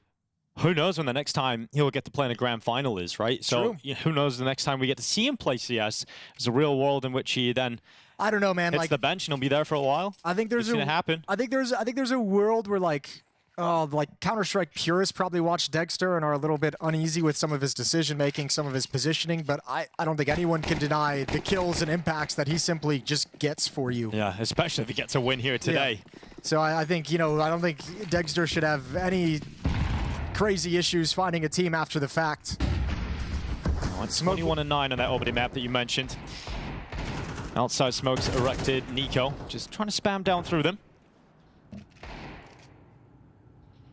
The force around the 2 safe weapons is limited. They leave $2,000 average. So it's Deagles and a 5-7. Looks like G2 just going to hit an upper bust here. Just say, you know what? We have way more utility than you. We have way better weapons than you. We have more flashbangs and Molotovs. Let's just hit it. And if you got all 5 players here, fair play. But they know an AWP was saved. They know it's unlikely for the AWP to be in the upper bomb site. So instead of spreading around the map and trying to work it and getting picked off by Deagles, by AWPs, just an execute. And here it comes. Snacks with that AK. He's standing around here. Although flashed in the open. Distraction set up. Snacks nearly mows down 3, but single digits on the kills for the time being here. Fast flank. Heavy God's already in hut. Well, it's got to be the moment that opens up the round again. No one's watching for it, but he's not in a position to deny the plant. But MongolZ's op has now chimed in on the server, and he gets out. He gets the pick. NiKo gets the kill back, but MongolZ gives him a taste of the deagle. And look who it is. It's Dexter, so quietly coming back down the T roof. And MongolZ's waiting for him to walk back into lobby. He's waiting for this exact move, but MongolZ goes into the open. And a quick taste of the sniper to put G2 up to 4. Some fine deagle work around that op. Man, Falcons break in, but it doesn't matter. The position over towards ramp room, the extra step taken by Heavy God and MongolZ. Just find them the perfect flank, the perfect kills. MongolZ grabs one, falling back to Squeak Door to be able to protect the flank, and then the deagle unleashes inside the bomb site. A stunning round that leaves Falcons a little bit sad. 4-3 in the favor of G2. Money back in their favor as they pick up some recovered weapons. Kixan is always willing to go to a MAC-10. So where does he decide to go with this one? All 5 players inside. No smoke wall. NiKo's not coming outside. We're going right back into upper. MAC-10 to clear signal. It's a fast play into A. Kixan leading the charge out. He's first to go down. Smoke blows open slightly. Hunter getting spotted. Goes against him. It's NiKo to win that fight again. And for G2, it's frustrating to be locked out of the site for the time being. They've got to go retake 4v4. Oh, you got to boost up? How do you want to do this? NiKo goes up in towards rafters. Smoke is still there. MongolZ with a big flank, but Dexter and Squeak Door is watching it. MongolZ shouldn't be able to have an impact in this round. Dexter should be able to handle it. Dude, when is this smoke at Heaven Fade? But this is the fight down at door. MongolZ comes out on top. Tessus to trade it. But remember where NiKo is. There's no way they're ready for this. Snacks runs right by him. MongolZ's stuck on the ladder. He's frozen out. He can't get back into this position thanks to NiKo. Time's gone. Heavy God still fighting forward. But with NiKo's smart reposition from the rafters to Heaven, he cuts out any chance that G2 have of getting back in on that retake. Yeah, there's not enough positions in the upper bomb site for all 5 players, so the fact that boost him up gives him way more options of where to position after the fact, and he just does it perfectly. But that's a good round to talk about Dexter a little bit. How I mentioned, I think the Counter-Strike, like purists and like textbook kind of players are looking at it. And so, like, his job is to watch the flank. So why is his aim moving everywhere? Why is he looking everywhere? Why is he like questioning what his teammates are doing? His only responsibility is to watch for MongolZ. Takes his crosshair away for a couple of seconds, and MongolZ gets the jump on him. We're all tied up at 4. Well, Dexter loves being in more responsible roles. He loves getting more aggressive, taking fights. You don't put him in a position where he just has to sit and wait. He wants to take the fight to them. There's some aggression here outside. It was detected early on, and so Tess says over the top of Silo has removed MongolZ from the early proceedings of round 9. NiKo will clear MongolZ, and the aggressive stance from G2's defense is cut open by Falcons. MongolZ goes very deep for an angle, overexposed up to Tess's, and now you get to play a minute and a half in a 3 versus 5. Well, you are going to have to ask more of Hunter here in this situation. You're going to have to get that impact out of Heavy God if they're going to flip this 3v5 back. Falcons realize they have so much time.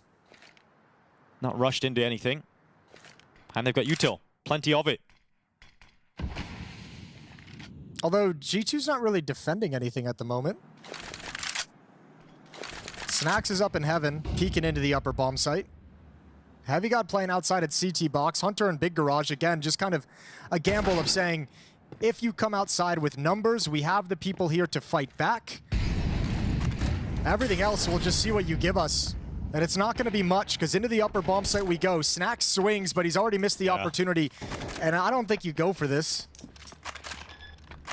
Got one flash for Hunter, and that would be it. So they're gonna back away, they'll save, and yeah, when that window of opportunity shuts in Snacks' face as Tessus moves into the site, it's job done. We're looking at 5 here for Falcons, and just too strong of a start into the round. Yeah, G2's got, I mean, G2 can drop a weapon over. They've got 3 rounds of a losing bonus built up, so Heavy God will be able to drop an M4, so they absolutely had to have this save. MongolZ can by himself, MongolZ will need the weapon.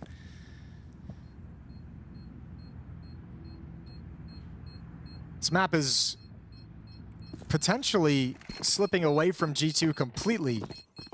5 of the last 6 rounds in the favor of Falcons. Once the guns have come out in round 4, well, I should say round 4 was an AK on NiKo and Tech 9s on everyone else. Falcons was able to convert it, but since then the gun rounds have all been in the favor of Falcons. G2 haven't been able to stop it. Talk about that supporting cast of Heavy God and Hunter. Well, MongolZ, I think, is the one who, for the rest of this map, is going to have the job of changing how things are going outside. Slow down NiKo. Slow down Falcons' ability to get over towards Secret, to get kills outside, to harass you, to pick you off, to make your defense weakened. He's going to have to be the guy that puts a stop to NiKo. And remember, it's that tough prospect of this is the guy stepping into NiKo's shoes within G2. He's the guy who's taken over all the roles NiKo used to have. While NiKo was in the team, he had to change his roles. And he's given plenty of interviews talking about how all he's trying to do at the moment is absorb everything that NiKo had taught him during his time together and find ways to implement it within the game, to have the same perspective, to understand the NiKo perspective. He's getting a real close lesson today. 10-7 for NiKo, 4-6 for MongolZ throughout the 9 rounds of play so far.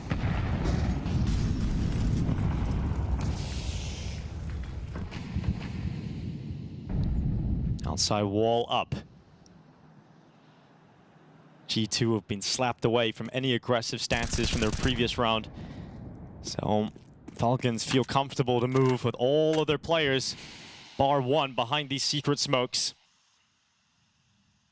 NiKo leading that charge. It's an early smoke from MongolZ. It's going to disappear quite early. And look at the look he's going to be given. Oh yeah, this is going to be tough for MongolZ to get away. NiKo elevated on the boost, just out to the left side. Does MongolZ overextend? No, he does not. He maintains his position just outside of the double door. Spots out NiKo, but you can't stop that. Oh my God, that's so fast from NiKo. Heavy God doing what he can, but he's locked him out. Yeah, the Molotovs and the smokes right in. G2's former star is quickly becoming their #1 nightmare here on Nuke. Forced into the save call. Locked from outside in the previous round. They had to know it was going to be difficult to keep track of NiKo on the yard. They had the luxury of him being in their squad for so long, and he was able to rule the outside for them. The G2 have a problem to try and fix. And they've thrown a couple of different looks at it already. They had the aggressive stance in the previous round. They're a little more passive this time. Neither have worked.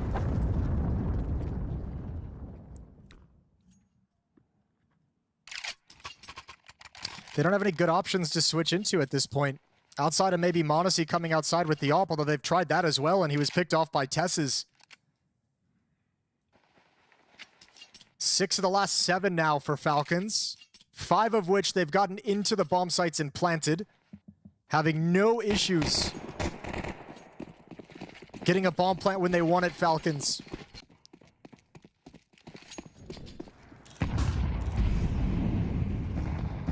And here is MongolZ outside with the AWP. Although this time not aggressive, playing back in garage.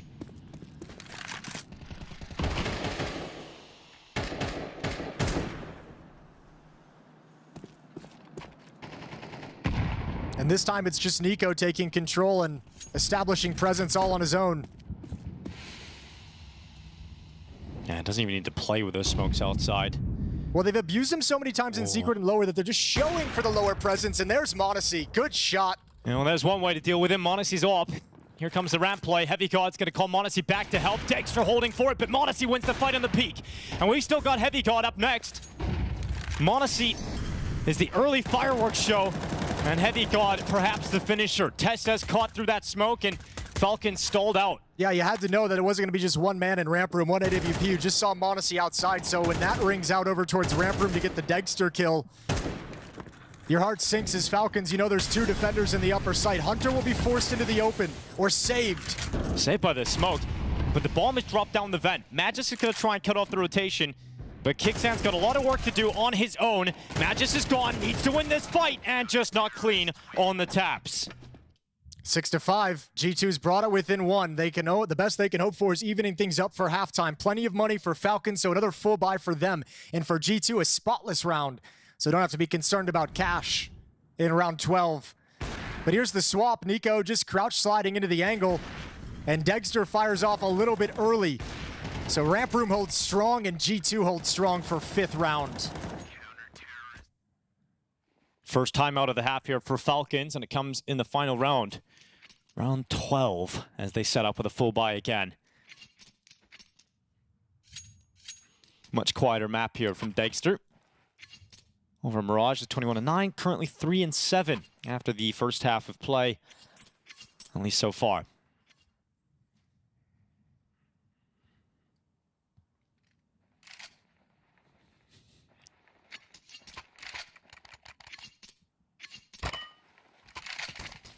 Final round of the first half. Second map of the grand finals. First map, a 13-5 win for Falcons back on Mirage. Switching into their map pick of Nuke, nursing a 1-round lead. MongolZ outside alone, but he does have support of MongolZ from afar, is going to be playing up at Heaven.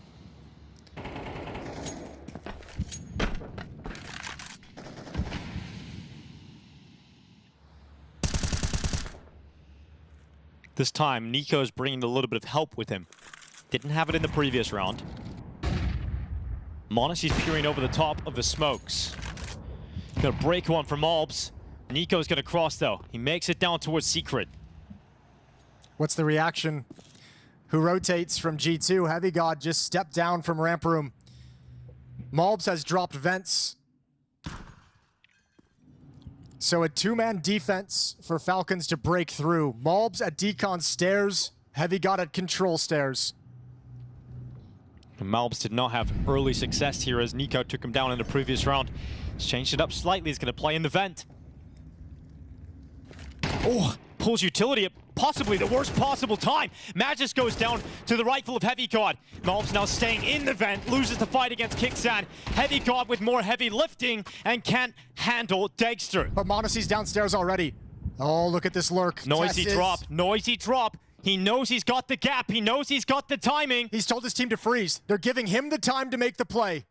Tessus has got this one on lock. He has got MongolZ first. And he's just gonna take that shot, go into the sight, and the second shot is brutal. It'll be a 7-5 lead for Falcons. I'll tell you what, Tessus isn't sad about any of the rumors because he's playing for a contract. This is unreal. That's such a sick performance and such great trust shown in the rest of Falcons for him to control the situation on the flank and say, pause, stay alive, I'll win this round for you. There will be no danger from Ramp Room. And then he delivers on top of it. Falcons gonna take a 7-5 lead into the second half. Closed out by a double from Dexter. But it's Tessus that topples any retake attempt. If G2 go down 0-2 at the start of this best of 5. Yeah, I mean, we all know how difficult and how few times we've seen a reverse sweep in a best and you of add 5. that into a team that can't possibly feel together right now, Jason. You know, they've been having a great run here, but everything's going their way, right? They only dropped one map on the way to the grand finals. We haven't seen them be tested, lose a series, have to come back into the tournament. So how strong is their mental? It's true. They haven't been challenged yet at this event, so we're about to find out right now. They don't get a whole lot of time to prove it. They don't get any practice runs at it either. So G2 gonna have to wake up. Tough task against them, especially with the Falcons playing so strong. You see them just playing really, really well together. Communication is obviously flowing. The fundamentals are there. Intelligent peaks and discipline and not trying to do too much. Falcons is a tough opponent to get over at the moment. I mean, you're seeing smiles on Zonic's face, and I think over the last For the first time in 2 years. Yeah, over the last 2 years, we have just seen misery on his face. Disappointment after disappointment. He's built numerous squads. Finally got the piece that he desired most in Nico. And 2 grand finals this year looking for their first title. Quick play into the ramp room. Kicksan to peek out first. MongolZ and Hunter trading back in Snacks, keeping G2 ahead. Okay, Nico's dropping down right now. They're going to beat him over to the bomb site, but he can get a good standing over towards control side. Snacks gonna creep over towards Dark. Wants to flash in towards Decon so they can clear things out. That gives Nico more time and more space. Creeping into the control room. Spotting one and immediately taking the headshot. And now they're stuck. Oh, Dexter, he's coming back. I thought he was going to be watching for he this. gives him the gap. He gives him the way out, but he's coming back now to watch the vent. Dexter still could shut this on them, but they move into it. It's Nico to fall, and now they have access to the vent to climb back up into the A site. Oh, I cannot believe that timing was missed. I cannot believe they were given the escape route. Dexter going to come right back up. They never saw him, so at least he's got the element of surprise. But such tough positions to clear them out of. MongolZ tucks into the corner behind the vent. Heavy God playing over towards T-Lobby. It's got to be silent getting back into the site, but lack of kit is going to force him to move forward quickly. Eventually, he's got to go loud here, and he realizes it's right now. So he goes and clears that vent, but the MongolZ peek gives him a shot at this. Dexter taps the defuse. No full commitment yet. Heavy God's not going to show him anything. And here's those steps to confirm that it is not the stick from Dexter. Heavy God, by just playing the time and securing the headshot, has collected the pistol here for G2. Perfect work from Heavy God. Really well done. Understanding that bomb is a teammate, and you know he's got to fiddle with it. So, look, 7-5, now 7-6. Both pistols won by G2 in this second map. You can't ask for much more in terms of starting each of these halves in a very critical map in this series. 3-man stack over in Ramp Room doesn't get nearly enough done, but really, the cardinal sin is letting them out of decon for free and giving them access to vents when you had them trapped.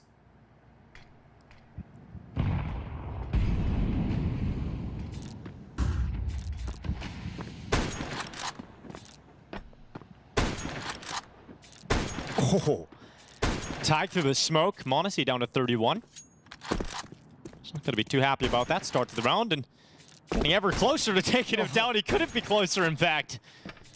MongolZ gets away by the skin of his teeth. And many more players have gotten down secret. Yeah, I think Dexter for sure confirmed that they're going downstairs. Does Falcons want to fight for it?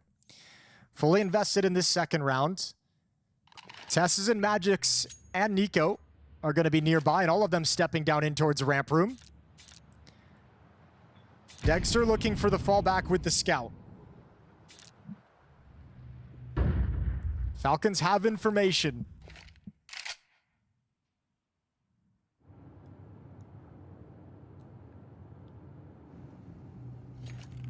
.42 seconds left. I'm a little bit scared for G2. All 4 players are going to be coming out of decon. 1 door, 1 choke point. P9, not good enough. Not good enough, but Nico's deagle unrevealed until this point. Damage done onto a second player. Tessa's moving in now. Nico's got another kill. Disaster could strike here on the lower bomb site for G2 as they try and get away. They try and run away again. They have time. They have time. They've got 10 seconds to make it up, and that bomb is on their backs. Oh my lord, what an escape route. I cannot believe they just slipped the net. They found it again, much like the pistol round just the previous round. Kixon and Dexter. Falcons felt like they had a chance to steal that round away, but it's all been taken out of their hands. And you cannot go for this.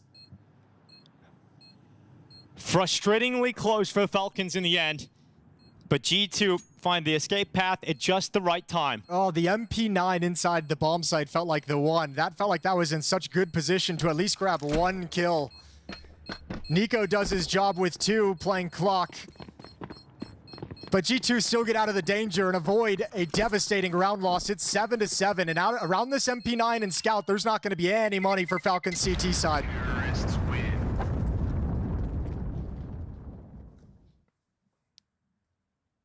Back-to-back rounds, the vents have been the saving grace for G2 as they bail out of the lower bomb site.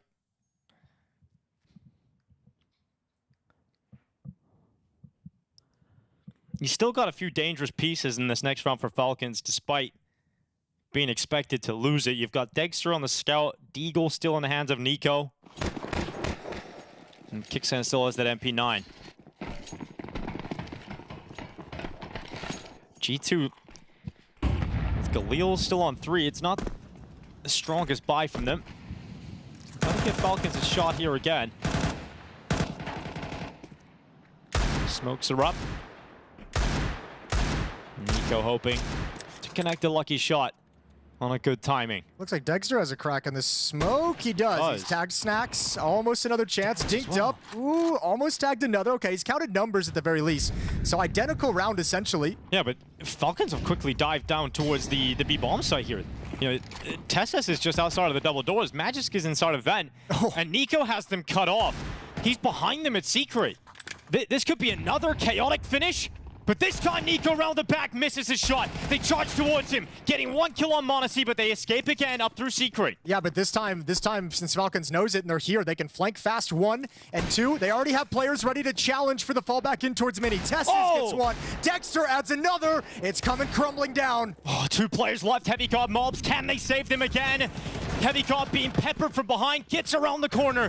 Plant is in, so it's down to the retake. This time, Falcons have significant numbers advantages. They're gonna wait on the outside. A single flash. Falcons organizing this. 3 from Heaven, 1 from Mini. There goes the flash. And here come Falcons, swooping down into the site. 2 headshots back to back. That's Falcons with weaker guns coming out on top of G2. And you could feel that coming. You could feel that building because G2 had their number in the previous round, now again. But the courage from Nico, but also it's also the miss smoke. Like the courage from Nico, the read of Nico is fantastic. But he never gets that read if that smoke is lined up to a point where Dexter cannot see every single number. He tags 1, MP9 peppers another one. Dexter sees 2 more crossing, takes a shot at 1. So he's able to call out. 4 players have gone down secret, which gives Nico all the information he needs to understand. He's got safety if he wants to make that play. And Tessus is just so reliable, right? He gets that 1 kill from Heaven, but you just felt like he was going to get it. And then he's the sacrificial lamb jumping out so he can take all the aim away on the Heaven retake. Really solid play from Tessus. 13 kills, 15 for Nico. And money's on the ropes for G2. Like they buy back again here, but it's in a pretty weak spot. 3 rifles, Deagle, Mac-10. A real shot now for Falcons to snatch all the momentum towards the end of Nuke. Yeah, and Falcons is playing with this lead in a map where Magisk is sitting at 2 kills. And they've lost both pistols. Not a pretty sign for G2 at the moment. No, Falcons have been able to absorb every punch they've thrown in this grand final. And now nothing outside, no smoke walls. Nico's like, here's my utility, because they're not doing anything outside. Snacks are going to come in late to set it up, so Nico plays single box. Dexter getting to ramp in time. Here they come. Missed shot. Tessa's descending. Dexter now committed behind the box, and a lot of utility landing on towards him as well. So Dexter unable to handle the pressure. Yeah, Tessa is probably saying, my bad. He missed that first kill. He wasn't able to keep the space for his AWPer. So Dexter goes down, pinned behind the single box, and now they've forced this Falcons defense into a weak position. Magisk and Tessus have both rotated downstairs, but the hit is coming upper. And Nico is still outside, so it's only Kixon. He needs to get a good timing to look towards Hut, and yes, he will, but it's only a single kill. Effective trading from Mobs and G2 into the A site. Retake again needed from Falcons. And Magisk has chosen to go into vents, so he's going to have to be the 3rd one playing. He's going to have to see what Nico and Tessus can create to get him involved in the fight. Flashbang is there, so Magisk comes up. Snacks takes one down over towards Mini, traded off. We need Magisk now to have the impact. Nico moves in with him, so Heavy God. A lot of work needed inside of Hut. It all falls on his shoulders to close this round out. They know where he is. No one's on that defuse, and then Magisk hits the headshot. Finally, a little bit more impact from the Dane. Yeah, 2 kills. Really well done for Magisk in this round. In the retake, Nico's able to get a frag to open things up. Snacks traded off by Magisk. That's the big-time kill that allows him to swing into the bomb site. But a little bit of a sketchy round as Falcons' ramp defense doesn't give them quite the results they would have liked. But able to recover once again in the post plant, which is an area of the game they have decimated G2 in across these opening 2 maps. Post plant's firmly in control of Falcons. And here's that painful inevitability for G2 in that round losses. Even with the bomb plant, you're just out of resources to fight with. Fake upper rush to ramp room. Tessa's waiting. This time it's 1 and a drop down. He's running out of ammo. Still makes the most of it. Gets a headshot. Sees they're continuing to push. And he's under so much, but he's got Magisk with him. And the Danish combo stops the attack from G2. Yeah, the Danish connection. Really good job from Magisk. Another double for him. He's now up to 6 frags on the map. Kixon might get caught. Definitely will. There's the bomb plant as well. Yeah, but they're going to buy in the next round regardless, so Falcons ain't too worried about this. Oh, and M4 picked up. Oh, that hit a bump that made it bounce very long. And the grenade will grab Hunter. The nades just chose not to be kind to Hunter in that situation. Yes, he definitely had a rough time.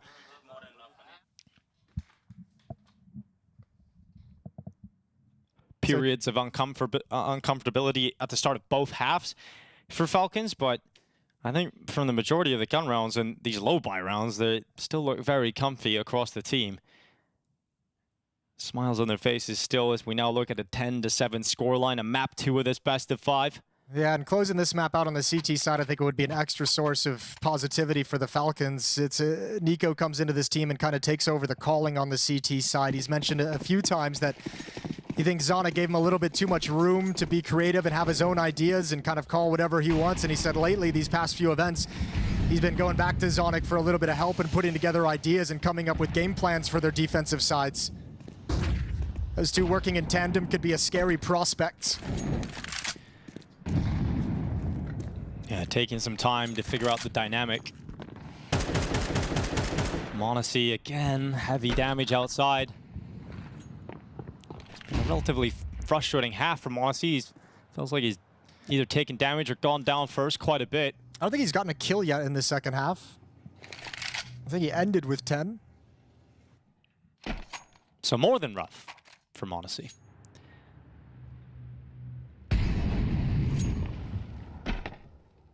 G2 occupying the steps outside the lower bomb site, but Tessus now stepping a little closer to the double doors. Nico's here with him as well. MongolZ's low in HP, so even if he gets one, should get traded very quickly. Need to be rapid to both headshots. And we've managed to separate them into 1v1s, but Nico lets him take the fight. Hunter trades out. And now with 40 seconds left, Malbs tries to make a play through a main, getting caught by Magisk, and a 3v3 established off the back of these skirmishes. Great move from Dexter to look out to the left side. Hunter's gone. Plant stopped. And Heavy God's a lurk, so he's not even close. He's got to make his move right now. There's one player in the upper bomb site, but his teammate's gone down below, and in fact, he couldn't even beat out Magisk. It just didn't feel like G2 were in that round at a certain point. Like, we're getting to the end of the road for Nuke. Well, Snax is pushed up on that ramp in the lower bomb site, and he's trying to hold back with the molly on the left side. He's trying to hold back the Dexter peak on the right side so his teammate can cross into the site, but his angle is so shallow that Dexter just gets a free shot and sends it home, ruining the plant and taking away the pressure that would have allowed Heavy God more room to make his lurk play. It would have forced Magisk to start thinking about a rotation, but it just never came in. So pistols again for G2, looking for a miracle towards the end of the half.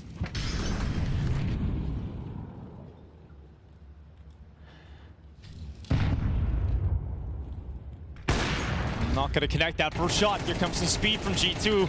But when the AWP misses, the rifles connect, and Dexter can relocate back for another kill. It is 12-7. Map point again from Falcons. And we're talking 13-5 on Mirage into a 13-7 possibility here on Nuke. Yeah, this has been a very dominant grand final. The G2 just have not really showed up to the perfect, to the level we know they can play at, that we've seen them play at this event.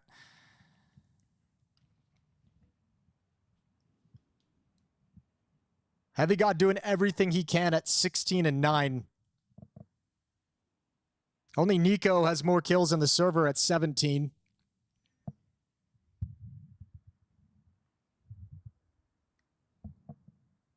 But no production from G2 in the second half, really.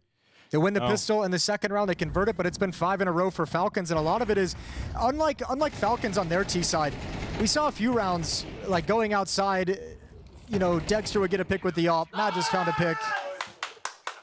They'd be able to play some 5-on-4s and 5-on-3s and work the map with a man advantage, 2-man advantage. G2's not finding those same picks, and they're kind of working these maps in 5-on-5s where Falcon's able to move around and have their defense set.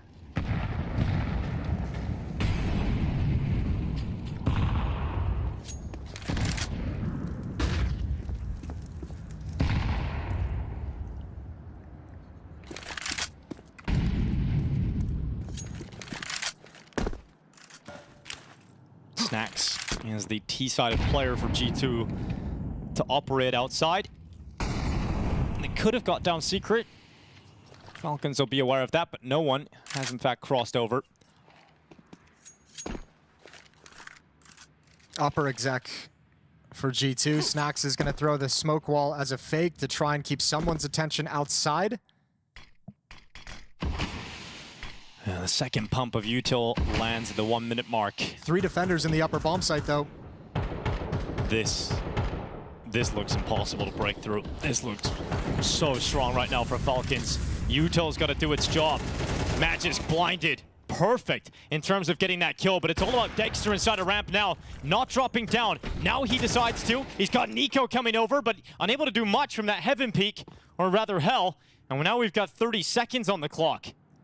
Snacks on the wrap outside. Tess says plays at Heaven. If Snacks calls them back to the upper bomb site, they're in trouble because Kixon's moved into this position. Yeah. A really good piece of mid-round aggression, and he could cut them all off. 20 seconds. And Heavy got so low, he would die instantly. And that's the peak that's coming first. It's a headshot. It's information. More importantly, 14 seconds left. Tessis trying to deny any access into the site in the dying embers of the round. Hunter's in the clutch. The 1v2 as he puts the bomb down. Tessis is already on him, suffocating them and closing out Nuke. They are 2-0 up in the best of 5 final, and this looks destined to go Falcons' way.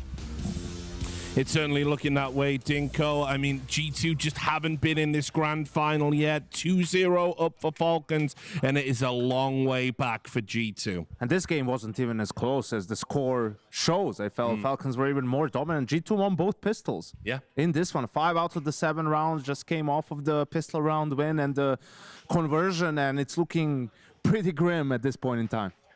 Just stylistically, Falcons had G2.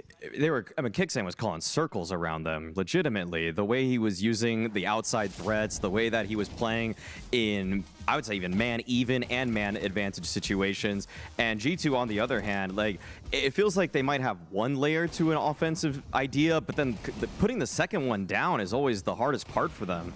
What is actually going on in G2 with terms of the mid-rounding? I'm going to ask you guys flat out because it looks like they go to execute a strat, and then if it doesn't go the way it's meant to go immediately, there really isn't a plan B in the middle of the round. I think they call themselves in a bad spot, first of all, and then they just can't really, they struggle to adjust once that first plan, the first timing doesn't go their way, right? We talked about it before the final started. You know, they have most success when those first timing plays go well, but if that gets stopped, you know, having to adjust and do things on the fly is where they start struggling. When it comes to just, I'd say, Kixan versus Snacks, I mean, sure, Kixan, for example, hasn't won as many big trophies as Snacks, but the style of calling that he's always used on Apex, on Heroic, was one where it could be long, it could be drawn out, you would have to watch moving pieces across the map work together in synergy to execute a plan that may not be firstly evident, but Snacks' is just a lot more abridged, it's a lot more shortened. If the initial poppy play doesn't work, then it just kind of falls flat. Let's just not stop there. It's Kixan and Zonic versus Snacks and Taz, right? Like, sure. It's not all on the IGLs, right? Especially, I think, also in the case of Falcons, we know how much power sort of Zonic has, right? So I'm not trying to take away credit from Kixan. I'm just saying in the case where it's not going so well, right? And when there are struggles, right? For me, I always look at that duo of the coach and in-game leader, and the dynamics are different in different duos,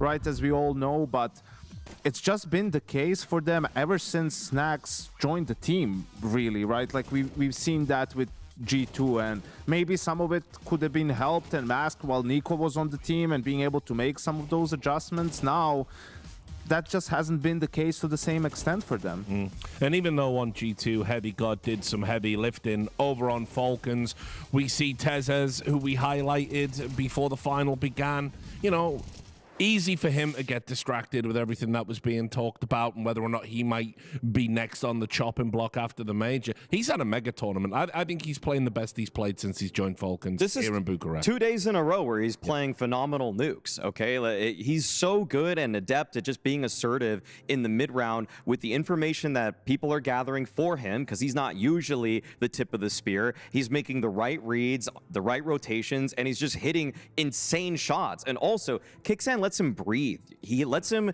if the round settles down, Tessus can slink into a position as he does to close out the half in order to just pull off some devastating flanks. So this is great to see him. And in some ways, I really hope he's pulled this one off because, yeah, the news is looming about him as well and his potential future off of this roster. I think also Tessus, most of his issues, even in Heroic, were mental more than sort of. I think he has the skill. I think he has the mechanics. It's just been a bit of a choke issue, right? And it's also funny how he goes from one team that was hate-watched a lot to another, right? But I think just happens like that sometimes. I think if he's able to deal with all that, you know, we can see a higher level from him without a doubt.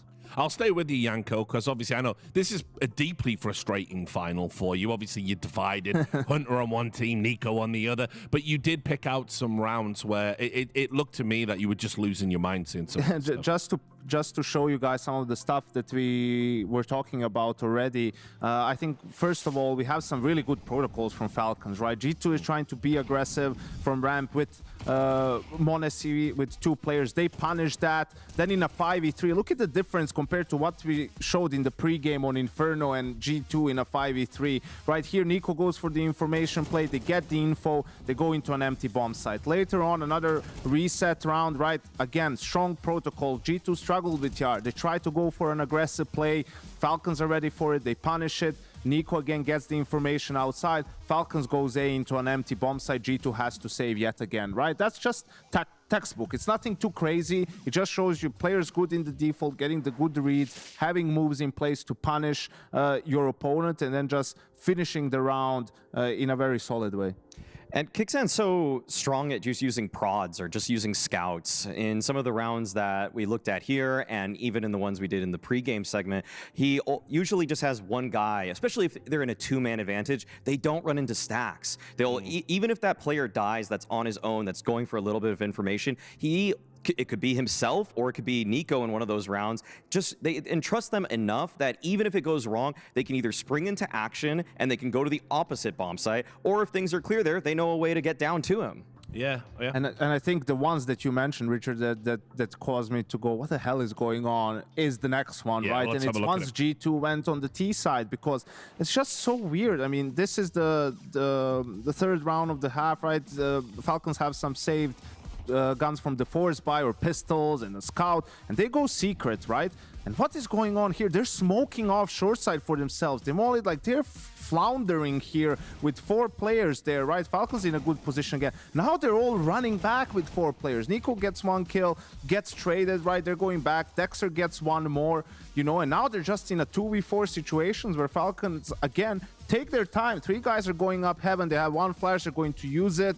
You know, they're going to hit some good shots and retake this round. It's just a little bit strange seeing how G2 has moved on their T side. It's headless chickens. In reality, Snacks is flying by the seat of his pants in those kinds of rounds. Like, he is just calling spontaneously, and he doesn't have well ironed out flowcharts for how to deal with adversity in those rounds. If you're going down secret, you have 4 guys there, but there's pressure from one side. You don't need to smoke that. Usually you have your lurker in the back that you can reroute with, then you fan out towards the outside. Like, there's just protocols that other teams go through, which G2 just hasn't even ran through. And even the 2 rounds prior, so the round prior they go B, Falcons have a stack, some crazy hell happens, and they manage to go back up, you know, last second and plant the bomb. In the pistol round, they're 3v2 or 3v3, they're in B, and for some reason they're opening they're not planting the bomb for Decon, they're opening Decon, looking for more fights, right? In the end, they managed to get the 2 kills. It's just the movements are, what's the communication like? You know, whose ideas are this? Why are we overthinking this instead of just playing it, keeping it simple? Well, I'll bring this up. One of the things I've noticed, because, you know, again, the thing I pay attention to as a host is all the media stuff and what are people saying in interviews and what are the stories that are coming out, because that is usually very illustrative. I got you guys to talk about the game, but it seems every time there's an interview with a G2 player, they're going, oh, I'm doing more when it comes to the calling. I've got a bigger voice on T side. Hunter's doing the CT side, pistol rounds. It's like, at what point? Like, you can't do it by committee. It doesn't work. So if you're having to find more and more people to have all these voices to make up for the IGL, well, we know what the issue is. In the final timeout of the game we just watched, MongolZ looks right at Snacks, and I don't know what he said, but he was clearly mad at what was being called, what was being said. I mean, you can only speculate. Won't have to worry at about point, that for too long. But I mean, getting on the one case, more map, maybe. Yeah, one more map, maybe. The body language is not strong right now for G2 and how they're even just working with each other. I don't know.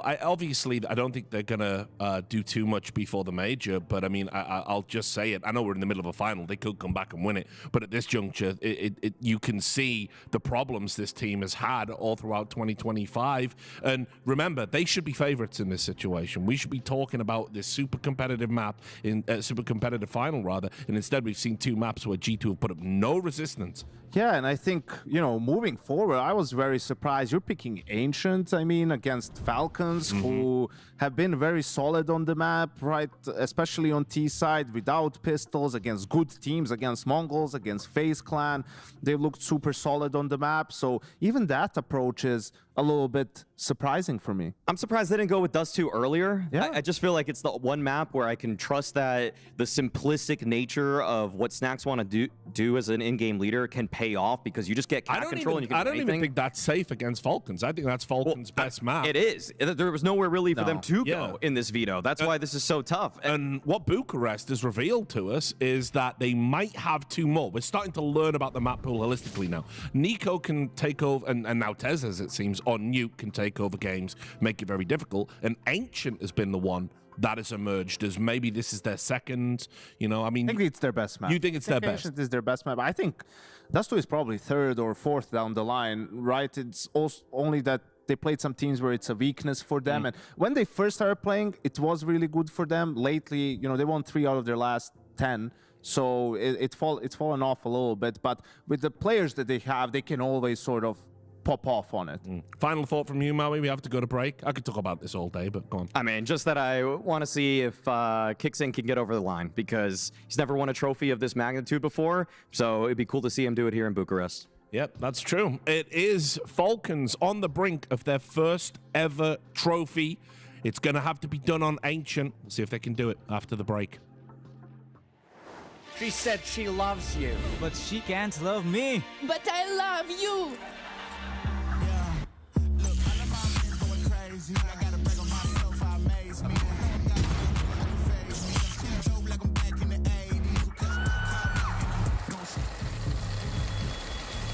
I won't play window anymore.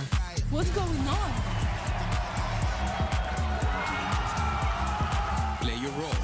1xBet. On to the next one. The human body was built to move.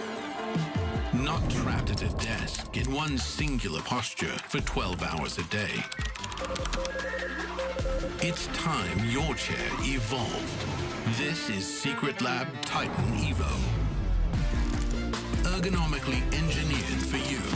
Gamers, hybrid workers, artists. Backing your every move. Here at PGL Bucharest, I've been going around and asking the players about what resolution they're currently using. Now, 4x3 stretch, 1280 by 960, that was known as the God Res. But CS2 has changed some things. People don't like getting 4x3'd as much. The game's different, it looks different as well. So maybe we're seeing some more players move to 16 by 9 or even 16 by 10. Now, some players, I feel, are stuck in their ways. It's what they're comfortable with, it's what they know. But others are making changes. So take a look at the results I found. We're checking out the players' resolutions here. I've got Elise with me from FaZe Clan. I know he's known for having nice setups, everything all put in the right way, but we're going to look at the in-game resolution. How are you doing, man? Doing good. He's doing good, but show me this, because you're not playing 4x3. I thought it was 16 by 9. What are you rocking with? Why did you decide on this? It's a 1680 by 1050, so it's a 16 by 10 stretched. Okay. And I pretty much went with this because it's like in between 16 by 9 and 4 by 3. Yeah. And 16 by 9 is just a little bit too thin. I felt like everything was really slow.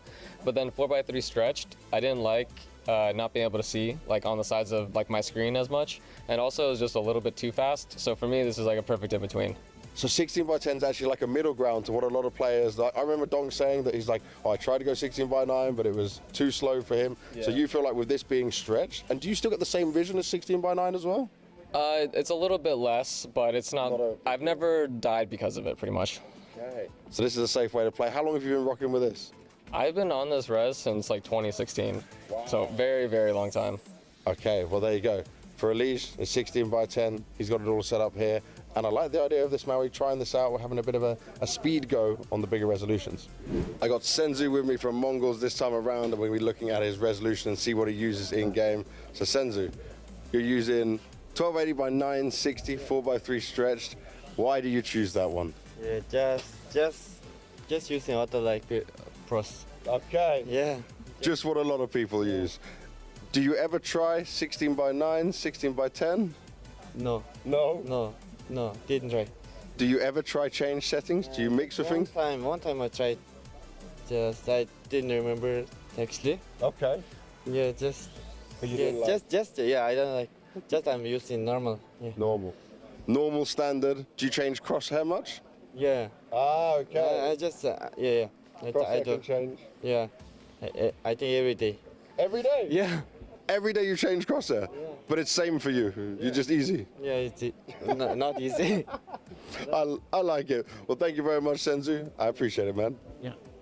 I got Gravity with me from 3D Max. What are you rocking with? Did you change anything from CSGO into CS2? Talk to me through it. Actually, I never changed it. Okay. I'm playing since the beginning, I think, with this one. On CS2, I mean. Yep. And yeah, I just feel smooth with this one. Feel smooth, feel comfortable. Did you ever try 16 by 9, 16 by 10? I tried 16 by 10 on CSGO. Oh, okay. But on CS2, not really. I think it's not how you can play the game. This is a fast game, you know. Yeah. You need to move everywhere. You need to swing when you are picking. So you need to like have a fast screen also. Yeah. You don't want it to be slow at all. Now, do you change any other settings sometimes? Like, is it something you're always mixing, or are you one of these players who just keep what you've got and you're consistent with it? Maybe the crosshair. Sometimes I'm changing, like maybe every month or every 2 months. Yeah, that's it. That's it. Why the crosshair change every month? Just you want to see something different? Yeah, sometimes I don't know. I'm bored of the crosshair, so I just need some changement. But it's like I have only 3 crosshair maybe. Okay, so you just cycle through them. Yeah. That's all right. Well, there we go. We got his settings. Thank you very much.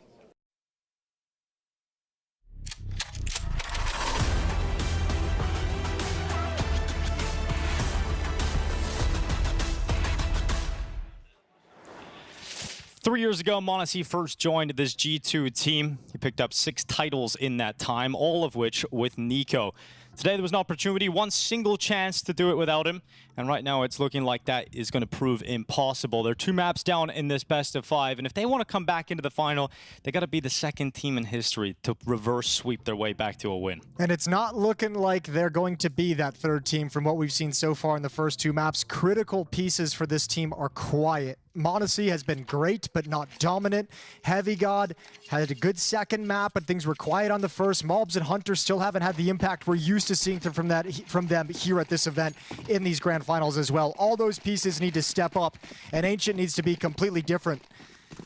Very fast round, rushed pistol towards Red Room, and Falcons still have no idea. Now it seems they're tracking the footsteps. Yeah, 4 players starting on B. They're coming back to spot out that play, but it leaves Magisk in a position where he has no help.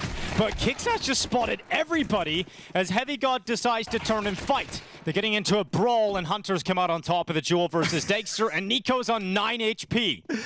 All right, let's see what you got. Nothing. Ironically, the smoke Magisk throws actually ruins G2, which ruins Falcons. They're all coming in full speed, no breaks, ready to get into the retake, ready to get into a battle. And when they turn the corner, they realize that G2 has just stopped cold and all 5 players are watching them because the smoke is in place and they don't know where to go. And so, very strange pistol round to watch play out, but I think G2 are going to be very happy about the result. They won both pistols on Nuke, though, Jason. It didn't really turn out to mean a whole lot.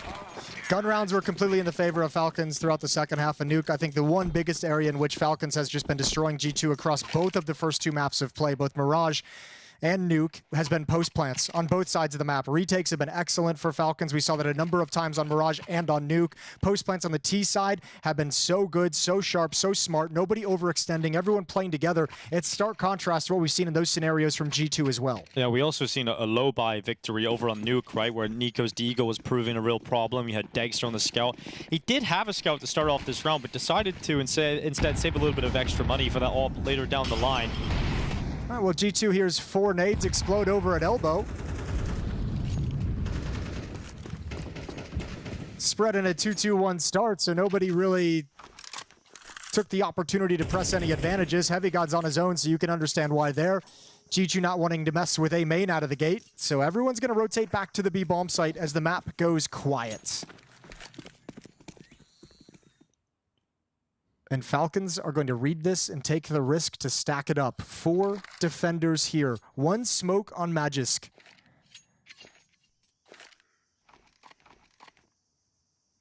Kixon has one as well, so as soon as he spots, he'll drop.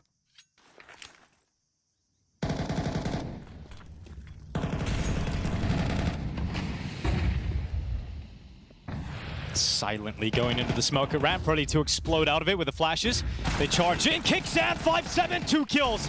Actually, just the one. Magisk got it back in with a Deagle, but he gets 2, certainly will. And here's Dexter back. Another round with Falcons with weaker weapons, yet a stronger hold. MongolZ rattles back 1 through the wallbang. But with 30 seconds left, the bomb safely in the possession of Falcons. This is disastrous. I'm not sure why G2 felt like they needed to really press the issue through that smoke. It felt really unnecessary with that much time still on the clock. MongolZ, another kill. He's got his first. No way he can get this early. No way, and Tessa's Deagle ensures it, so he'll grab the AK-47. And that's the first time at this event that G2 have failed to convert after winning the T-side pistol. 100% win rate heading into this situation, and Falcons just deal him a really painful loss. So yet again, much like the opening map of the series, when it's all looking good that G2 can get the map started, Falcons shut him down emphatically. Yeah, shut him down over in the second half of Nuke as well. It wasn't the first attempt in the low buy, it was the second low buy that they saved a few extra weapons in that proved pivotal, but this time they get it done early. Falcons tie up the scoreline. G2 continue to buy though. And they're going to commit towards A main. Dexter's here with the Galil, but he's the only one, and there's no one even close by. And if they disrespect this smoke in just the same way, Dexter could be in trouble. A little bit of chip damage done. Nico rotating back just before that smoke fades, and he's going to be needed. Yeah, and gets into a really strong position before G2 arrive. The boost spotted. Oh, but the headshot from Hunter, perfect. Nico turns away. And so they overwhelm the defense, and right back into it are G2. The response is swift, and the A take is simple. Well, there you give some credit over to Hunter, who had he's had a couple quiet maps, tough maps to start this grand final, but he provides the opening kill. Beautiful shot from Heavy God out of the stylish Deagle spin. But yeah, without him cracking things open on Dexter that easily, they might not have the great chance of swinging in wide, deploying all the utility, and making Nico uncomfortable. 2-1 with this rebuttal. G2's back in the lead.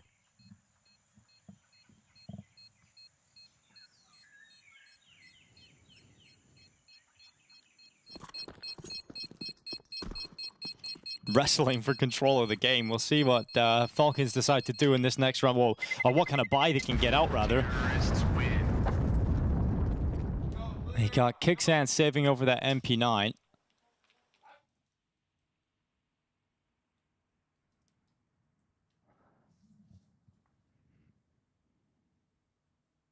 And they are going to start investing around it. So we're seeing Magisk getting a Deagle out. That's the Hunter pick over the top of the boost. Dexter's not going to be too happy about that. And I think Nico is going to be even more frustrated. Yeah, he just turns from a flashbang as well. He sees him streaming in off the wall behind Big Box. And just as he turns, he's got a P250 swinging into his face. So nice details for G2. Nice execution on the idea. And they're not out of the woods just yet. They've still got to go up against this force from Falcons. MongolZ spots the elbow, rips apart Tesses, and the B bomb site's under wraps. Yeah, I think Tesses is confused. He's like, there were 2 Molotovs on that ramp. How the hell did you find any space with which to stand? But MongolZ did, in fact, do it. And yeah, save. Not saving anything special, but the upgraded pistols and the MP9 can be used in the next round, which is going to be a save. So quickly, we're up to 3. Scrappy start to Ancient. But G2 keep this one clean.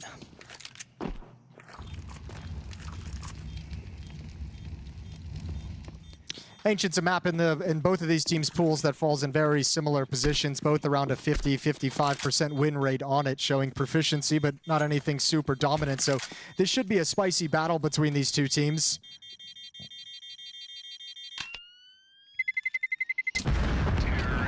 But if you're Falcons, you want to end it here, because once you move on to the last 2 maps in the series, Dust and Inferno, the win rate for G2 is a shoulder above Falcons. So perhaps their best chance to close out and lift this trophy in Bucharest.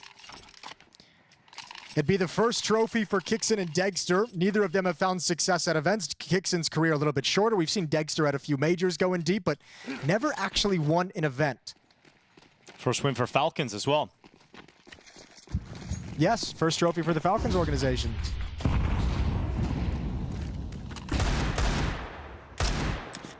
Well, Snack's not going to be too happy about the damage he sustained early on.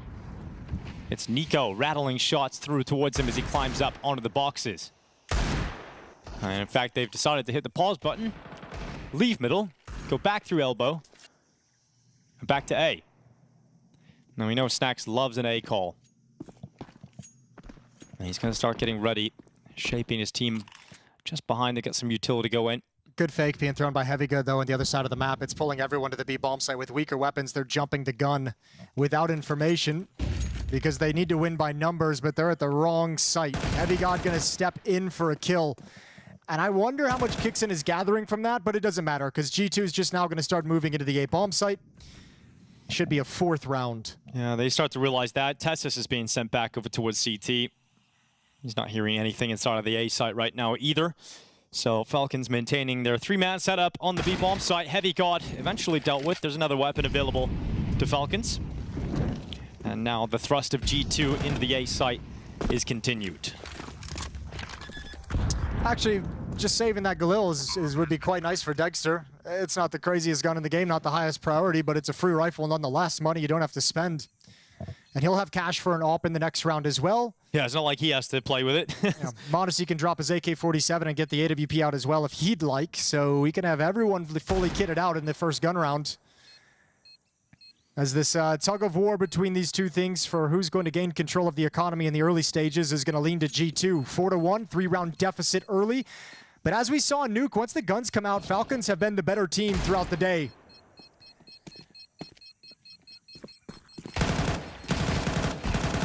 And they retreat into the exit players. Tessus gets 1, and the bomb will take 2. Quite costly for G2. They got money to recover it, so not the biggest deal in the world, but that could have some implications down the road, losing some extra players to the bomb blast. Round 6. AWP indeed comes out for Degster. And straight away to that. Best start we've seen so far from G2. In terms of feeling pretty comfortable from this point onwards. If they win this gun round, you know, it's probably the best they've felt in the final so far. Going to be running out of elbow. Straight through the fire, straight through the flames, right into Magisk. Hunter gone, erased. MongolZ to move forward and take some space. They spotted him, but they didn't want to push forward to commit to that fight. Molotov is going to take him out of Red Room, but a smoke up will delay MongolZ, Monacy, and Snacks, whatever they want to do in here as they all join up together. Magisk rotates back around. He's leaning to support the A bomb site. Nico's going to start shifting to support the B bomb site. Keep an eye over on Red Room. But this will largely be left to Magisk and how he wants to play it.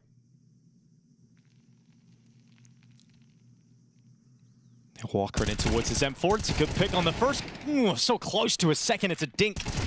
A dink onto Snacks, who's incredibly low, and now with the push on a Heavy God finished off. The reaction from Falcons has put them up at a 4v2 with under a minute left. Yeah, but I think Snacks is calling something crazy right now. He's actually saying, let's go through this smoke and turn towards the B-bomb site. m0NESY's throwing a fake, and look at what it's doing on the minimap. Look at the way it's pulling Falcons into middle to shift over to the A-bomb site. m0NESY and Snacks have just created the perfect avenue to get in towards B. Now look, even when this is found out, it is going to be tough to win this round, but they've given themselves every chance to do it. m0NESY missed the gap on Nico getting towards Cave, and that's a big problem now. He has got here before the plant has even started, and he has got here before Snacks has crossed into the site, and they've waited too long. So Tessus has now arrived, and the rotation's coming back. Falcons realize what's happening at the last second. Bomb goes down, and they open up the opportunity. They just can't take it. I mean, look, they did so what they never expected, and how necessarily could you? It's how effective that fake was towards the A-bomb site, how effective that call was. Like, there's no way you think that it's going to fool literally everyone on Falcons to shift over. So sure, there's plenty of time for them to get in and get to plant at a free bomb site, but they have no idea that that's the case. Especially with, you know, m0NESY just about missing the vision of Nico climbing over heaven. 4-2. Deep utility at elbow, a barrage of nades and Molotov. Same with Heavy God, as he wants to get aggressive for the first time around the smoke over in Cave. m0NESY and Snacks going to come back to join up with him at B lane, while MongolZ and Hunter work middle. Magis smoked out. Climb towards heaven from G2's remaining forces. Sets up 5 players outside of B. Flash peek to spot Snacks. I don't know if Kixon spotted anything. It would be nice if he did, if he had an idea that was coming, because he can't really peek again. m0NESY's now perched up with the AWP. Oh, there's the flash. So he does peek again, and he catches Snacks on the second time of asking. Oh, whiff smoke, though. That smoke is actually terrifying. That's just helped out G2 big time. Tessus dropping back. Here's the utility. G2 flood in, assisted by the utility of Falcons. They're going to get the bomb down. Yeah, look, it's not the end of the world. You feel like crap right now, but still very retakeable. 5-on-4. You've got 2 kits. Big flank as well. 3 kits, excuse me. And yeah, but this flank's going to take some time to come to fruition. And at some point, someone from G2 looks like m0NESY is going to be aware of the potential. Well, he might be focused on something else, because Kixan's just cut through Heavy God, so his attention's drawn towards the site itself. Flashed into the corner. The flank is now potent. Magis comes around the back. m0NESY's gone. Hunter's stuck in Cave. 1v5. And the only way he gets away with this is some ridiculous spams to deny the defuse, and all the pressure in the world drops on his shoulders. So Falcons secured in the retake despite the fumbled smoke, and that's 5 players staying up. Yeah, but you see no panic when that happens, though. Tessus just recognizes his mistake and just has everyone fall back. Like, hey, I screwed up the smoke. We can no longer play aggressive. I can no longer be in the site. We have to play retake. Pulls everyone back. Nobody falls prey to it. Nobody gets punished because of it. And you get on with the round.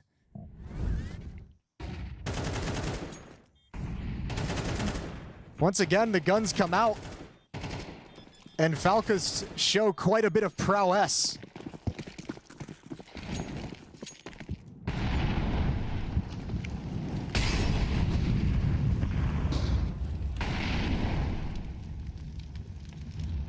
Kicks in. Couple of steps towards the bottom of the ramp. It's gonna spot out his victim. So much conversation around the players on G2 like MongolZ and Heavy God who've been brought into this team. The quiet performances in map 1 and 2, well, for MongolZ, he's always been great on Ancient. So if there's going to be a map that's a resurgence performance that gets him back into the series and locked in, it would be this. Nico through the smoke. Magisk, ooh, timing to look away. Might just allow a little bit of space now for G2. MongolZ down to 1 HP. Dexter out of the temple. Snacks to fall. Swing into the op. Dexter handles m0NESY. And we've got Heavy God alone on the other side of the map. So defuse comes in. We're going to see Falcons tie up 4-4. That's a hard lurk.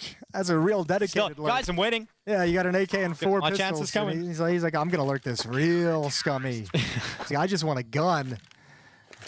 He's going to have enough money to get his AK out here. Utility had the Kevlar saved over.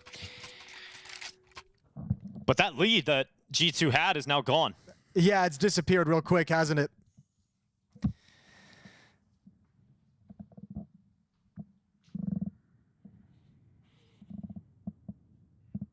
Timeout taken from G2 to talk things over. They're first of this third map in the grand finals. They're down 0-2. As you mentioned at the start of this series, obviously you want to win and lift that trophy, but you definitely want to beat the team who's going to snatch away your star player when the event's over with. MongolZ heading to Falcons any day now. Especially because just a few months ago, they took Nico.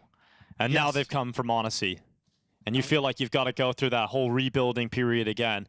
But it might actually end up being one of the best things for G2 rather than being stuck in the limbo right now of realizing that MongolZ is probably going to be taken away. All right, Dinko, I normally don't do this, but I'm going to let you cook and talk yourself into a bad situation. No. Explain how it's going to be better for G2. It's better than having the limbo of MongolZ possibly going all the time, right? Okay. They have that in the back of their heads that Falcons are always coming for them. It's better to take your medicine now and start taking steps in the right direction. I see where you're going with that one. Yeah. Obviously, it would be better to have Nico and MongolZ stay in the team. I see what you're attempting. But in the reality we're living in, Jason. Attempting to pull something off here. Attempting to swindle me a little bit. Yeah, I'll sell you that snake oil. Oh, Shadow. Spotted. Magisk to react, but MongolZ to rip his head off. It's thirsty. Nico's up next. And this time, against Snacks, no problem. Blinded, committed to the open. Follow-up flash. Nico spends the entire round with a white screen. But MongolZ cast aside for the Dexter AWP as that smoke disperses. So do G2's chances of getting into the A site. Heavy God has to 1v3 this. Bomb is loose in the middle of the site itself. And Heavy God walks into the donut. Tess has gone first, but they now know where Heavy God is. They're doubled up, and they'll just peek out of the temple. Dexter will take his couple. This defense is looking rock solid for Falcons so far. Nico maybe a little bit frustrated that swing didn't come as quick as he'd like. Good spacing, good trading for G2 on the initial contact, but they definitely weren't prepared for all the follow-up fights that were available for Falcons considering the rotation. There's the opening. But due to that extended Nico fight at the choke point, Kixon's able to come over in time. Dexter's able to be in a good position, and Falcons just keep on rolling. 3 in a row.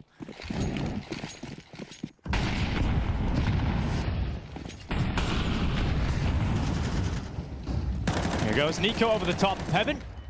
Not a damage, and finishes off. What? He got away with a quad kill. Go for 5. And you know, that makes up for all the rounds where he's just blinded on the A-bomb site when he gets into that, but manages to deny the ace. It's 4 for Nico. Yeah, you got to give credit over to his teammates, though. Great utility over the wall. Molotovs, nades falling into those players, trying to scale quickly over towards Cave, soften up a couple players for Nico to mow him down. 4 kills. And 8-4 on the board for Nico. 8-3 for Dexter. 6 kills leads the way for G2. Heavy God in a lurk position with 6 frags. Double op setup.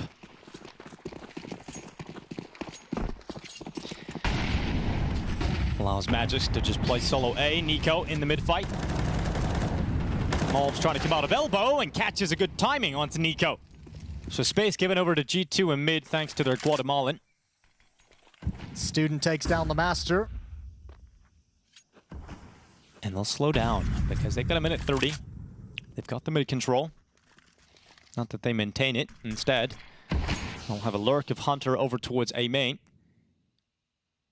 2 positioned at the bottom of B ramp and 2 towards Cave. But a third player now drifting over for the Falcons defense. Kixon can watch red while also helping out this B bomb site.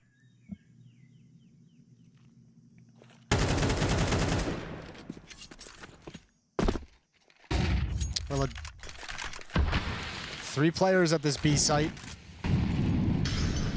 Short smoke thrown in. Utility coming through. Snacks carving out a hole in Cave. Kixon's actually pushed into that smoke at short, waiting on the timing. Snacks has gone around the back. Kixon not responding to it.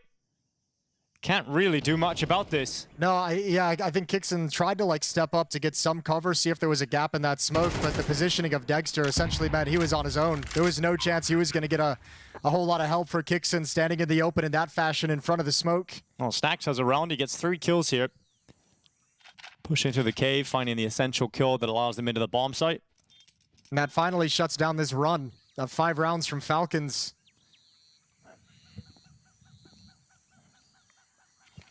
Hold on to the weapon for Magisk doesn't really matter. He's just got no chance of winning this. Plenty of money built up for Falcons. He will go down at the end of the day. Final round of the first half. And G2's one round back in a map they have to win if they want to continue this contest for the trophy at PGL Bucharest. One map away from crowning Falcons the champion. It could just be 7 rounds from now.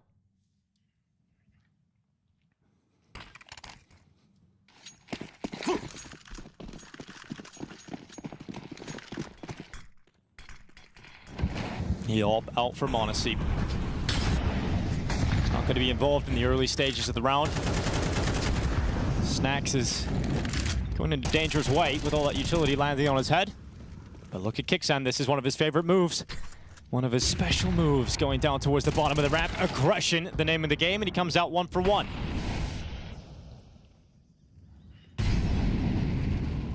Tessa's was trying to get a little bit frisky too, but there's activity over towards elbows, so I'm not sure he's too motivated to swing out. Magis just calls that he was smoked off. Dexter at the big box at A with an AWP, gonna slide back into Temple for a little bit more safety. And Nico is trying to fake out that he's the player watching Red Room while Magis lies in quiet.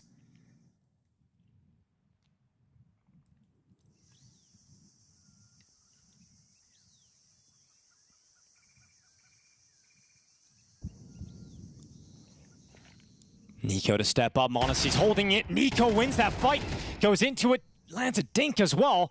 And now it's Dexter trying to shut it down, but MongolZ has had enough. Nico and Dexter both gone.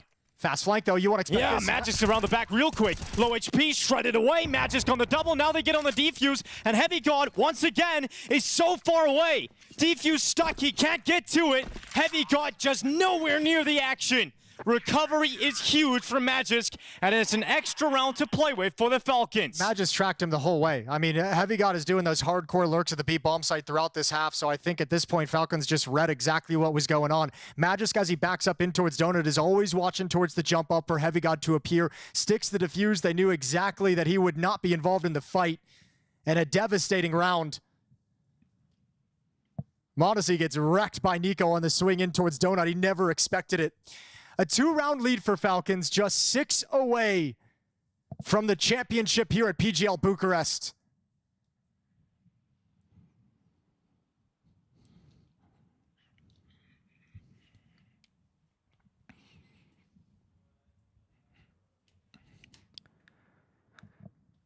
A unique situation where we sit here in the final game of the tournament, knowing that this is the last game of these two squads. Very rarely happens. But that is what makes the storyline so unique.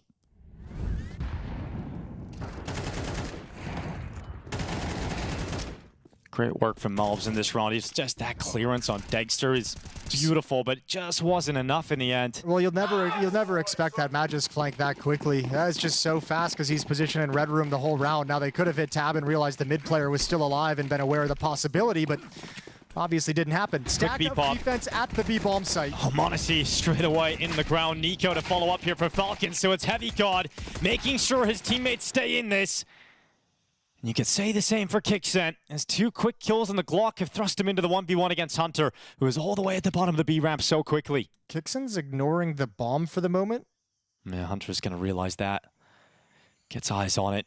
Realizes that Kixan has to come back to him. Okay, so his whole thing is, I'll give up. I'm not going to pick up the bomb right now. I'll have to come back for it. But if I clear this deep on the flank, I'll know there's only 2 places Hunter can be. He's either going to be B ramp, or he's going to be coming from cave. So Kixan's at least now kind of cut down on the number of ideas he's got to be concerned about and can address the flank fully. Yeah, only has 5 bullets. Yeah, that's all he's got. Let's see if he needs more, and he won't. Kixan sees the fight and sees off Hunter. Huge recovery again from Kixan in this pistol round. He's had moments of brilliance in the individual department. You got to be so bummed if you're Heavy God as well. You deliver 2 fantastic shots during all that chaos during the execute. This is a hard rush to stop against these Glocks, especially when MongolZ goes down first. But Heavy God just does everything he possibly can. Kixan's just a little bit better. I think one of Kixan's teammates. Look at that celebration, baby. They can because they realize how important of a step that is towards lifting the trophy. That trophy getting a little bit closer. 9 rounds should be won off the back of that pistol victory. And this is Kixan fighting for his first title, his first big trophy. he is going to be given the reins to a super team. And that is a huge responsibility to be on Kixan's shoulders. So if he can build confidence before MongolZ comes, then this Falcons team start to cook, because that's an underrated aspect. The fact that Kixan hasn't necessarily always had big superstar pieces, right? He's not had them ever, ever, because he's brought into this heroic team. That's his best team he's ever had. And he was able to get some decent results with him. He had a surprise run at the Paris Major, but Kixan's resume is incredibly short. I mean, look, he's in a situation where 2 years ago he was having the miracle run within Apex at the Paris Major, and now he's finding himself with someone who considered the greatest coach of all time, the greatest rifler of all time. They're bringing in the #1 AWPer at the moment. So yeah, if you're an IGL and you find yourself in that situation, you're like, oh baby, I'm cooking now, we're ready to go. Well, Tat says low in HP, 3 health as he goes out towards heaven, but he still stands.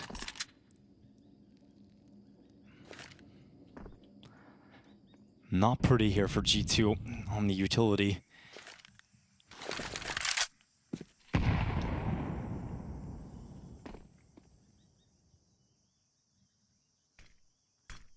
So Tessus in this round is basically just for show. He's just that 10th dot on the minimap. 3 HP. Re-aggression in middle, but oh, Falcons is lined up for this. Oh, they're waiting for it. It's going to be a disaster of epic proportions. 5 on 3 in a minute on the clock. MongolZ is going to nip in, steal away another kill. Snax has let Kixan walk right by him. That's a free kill. And you go from a 5v3 to 3v3 in the blink of an eye. As long as you keep pace and you keep moving forward and you don't stop and wait, you have access to this A bomb site. Yeah, Magis is actually holding for that tempo peak. Gets in the duel with MongolZ. Isn't going to win it. Molotov goes in. MongolZ moves out with the fire and drops back to safety in tempo.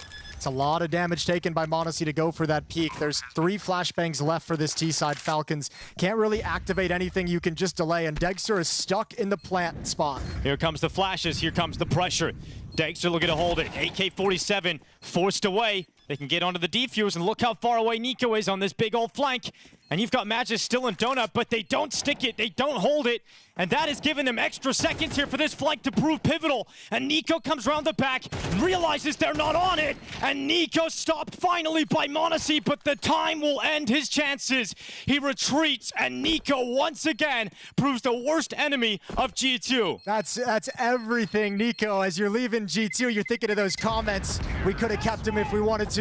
They showed they didn't want him on the team. They didn't need him on the team, and he's come back right now and just delivered a dagger in the back of this round. Again, the post plant's in control of Falcons. And the way he's been getting this Falcons team on the right page has been so impressive.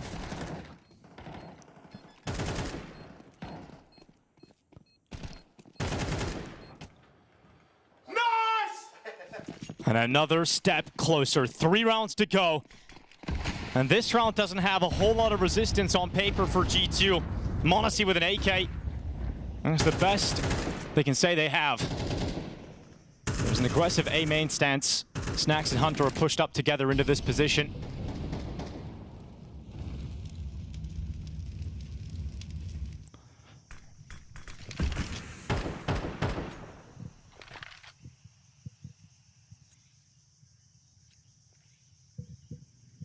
Well, they can at least play the trade game on their way in. Hunter's backed off. The worst possible timing.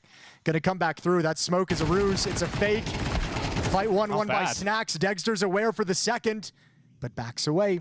Hunter looking to close the gap. Oh, Kixan back turn. Dexter never got the angle to protect him.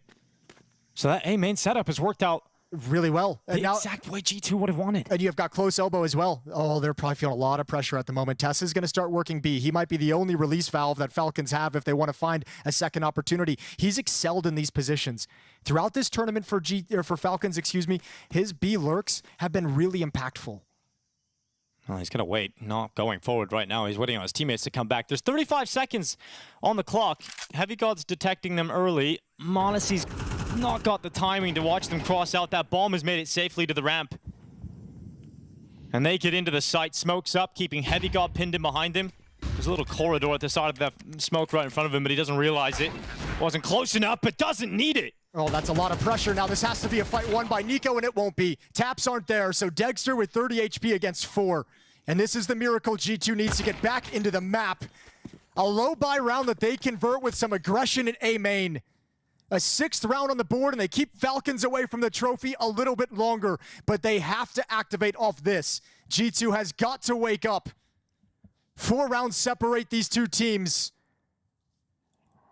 4 rounds and 2 maps in the favor of Falcons. Problem is for G2 and the CT half, they've never had really solid buys. There's always been some kind of weakness, a mixture of SMGs, and then not being able to get the AWP out from Honesty. There's been a whole lot of problems for G2 in that department. They've also got to go up against the buy from Falcons again. Well, look, they just recovered 3 AK-47s in that round, so now they're flush with cash on, on the G2 side of things. They've given themselves another buy after this one, potentially even 2 buys. That round is huge. Heavy God's D killed through the smoke is the little bit of luck that they need, and they've got to run with it. Timeout taking the first here of Ancient for Falcons. Heavy God just continues to be so impressive in what he's provided for G2 at this event. I think he's shifting up everyone's radar with the way that he's been playing. Obviously had a weird start to the career, joining OG, then brought into Cloud9 later on that year, which imploded with the chaos of that Cloud9 roster, and just 2 months after that, stepped into G2. He's played tons of different roles throughout his career, so he's got a lot of perspectives. And he's got the aim to back it all up. MongolZ is on the climb, Snacks on the push down ramp. Spotted by Dexter and Heavy God, the player that was just on your lips. He's got himself that trade kill back. Look how much damage is done. Dexter at 33, kicks in at 1 HP. So put the pressure on Nico and Magis to make the play. Can Nico make use of this gap? Getting in towards Donut. And a map that could mean the trophy for Falcons, Nico is 16-9. He has ascended. Hunter's waiting for him. But Nico has bested him in every single challenge, it feels like. Another one added to Nico's collection, and he'll call the rest of his forces over towards A. Nico, once again, the nightmare of G2. He's not afraid of anything. I love the way he's unafraid to take risks. And this is exactly what he's doing into the temple. m0NESY's up. He will clear Nico out.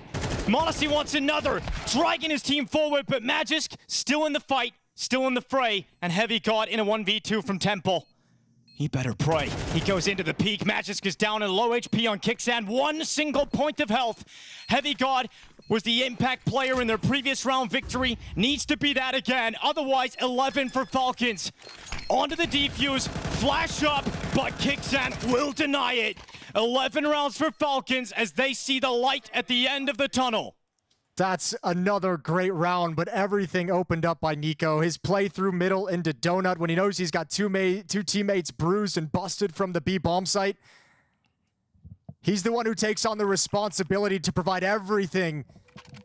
And getting Hunter with the late rotate into the bomb site is exactly what they needed. Falcons have such a strong grip on this series, 11-6. Falcons have shown conviction to conquering the Counter-Strike world. They've spent so much trying to build roster after roster. They finally get Nico. No way. And it is going to be enough.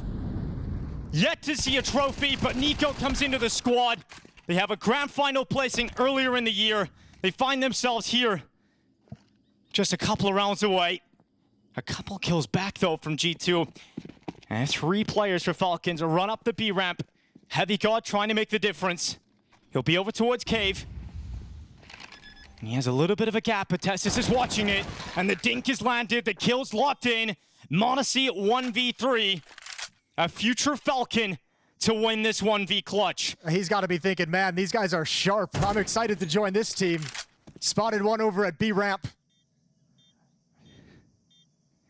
There's no chance of this retake. m0NESY just wants the weapon because all that money that G2 won themselves on a low buy a couple rounds back, it's gone. It's depleted. This AK will once again be the most powerful weapon they have in the round.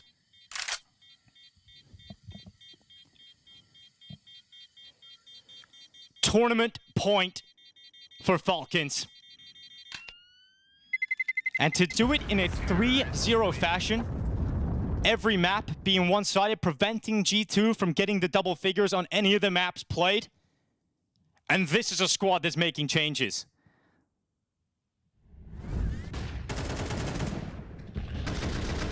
Well, this Falcons team, you touched on it, struggled to find success from entering in. They had that full French lineup a while back. They had that crazy international lineup with Boros and NBK. Yeah, crazy. And then obviously brought in the Duprees, the Magisk, the Sunpius, the Madden, the Ents roster when they picked up that core after bringing Zonic over. MongolZ defends mid, but he loses a lot of his health. There's been great expectations around this Falcons team considering the wallet, the purse they're playing with, and the lineups and the cores they've picked up. And all of the disappointment, but Heavy God off the top. Some life in G2 yet, thanks to that play from Heavy God. Tames the beast of the M4, and he'll not stop. 4th kill sent through the smoke. All right, little bit of life there. Heavy God, 19 kills now. Just 1 frag behind Nico, topping the server. But once again, we have to say, I mean, that just has to be the moment. And it really is, because it's the last chance you'll get. And it's Heavy God both times. Throughout the day, it feels like he's been the name called upon the most when G2 need a round. I mean, you're looking at the future of G2 now. That he is one of the pivotal players for G2's future. Putting in a shift despite the losing effort at the moment. Tess is Deagle running up towards the top of the ramp. So Falcons take a moment to breathe. Surely there's no way they would have tournament like this. So MongolZ will grab the first. Heavy God to follow up, and they'll keep it relatively clean. Very clean, in fact. As Hunter holds on, the Magic's push, no one goes down, and we're looking at a 12-8 scoreline. But the buy returns for Falcons. And it just feels like a matter of time before this one is closed out. Think about the start in the tournament from Falcons. Yeah, the way this has progressed, but we thought they'd be knocked out potentially 0-3. It felt like they were coming to this tournament with all the news surrounding them that they were just going to phone it in, get job done. Even Nico came in with an interview that was like, yeah, this event's actually really important to us. We had a talk and we want to go deep, we want to have good results, and we're sitting at 0-2, and I don't really know why. But boy, did it turn around from there. Able to grow, find the energy required to get into the final. And now 1 round away from securing the title. Nico flashback, held at bay at elbow. As good as Heavy God's played, he cannot carry you into overtime. You need someone else to step up for these last 4 rounds of play. And Snacks doesn't want the round dictated in that fight, so he backs off. Gives the space over to Falcons. 1 minute and 10 seconds left on the clock. MongolZ and Red Room, Hunter at A, MongolZ and Donuts, Snacks and Heavy God at the B bomb site. For Falcons, Nico lurking elbow, and the other 4 over towards the B site and B lane.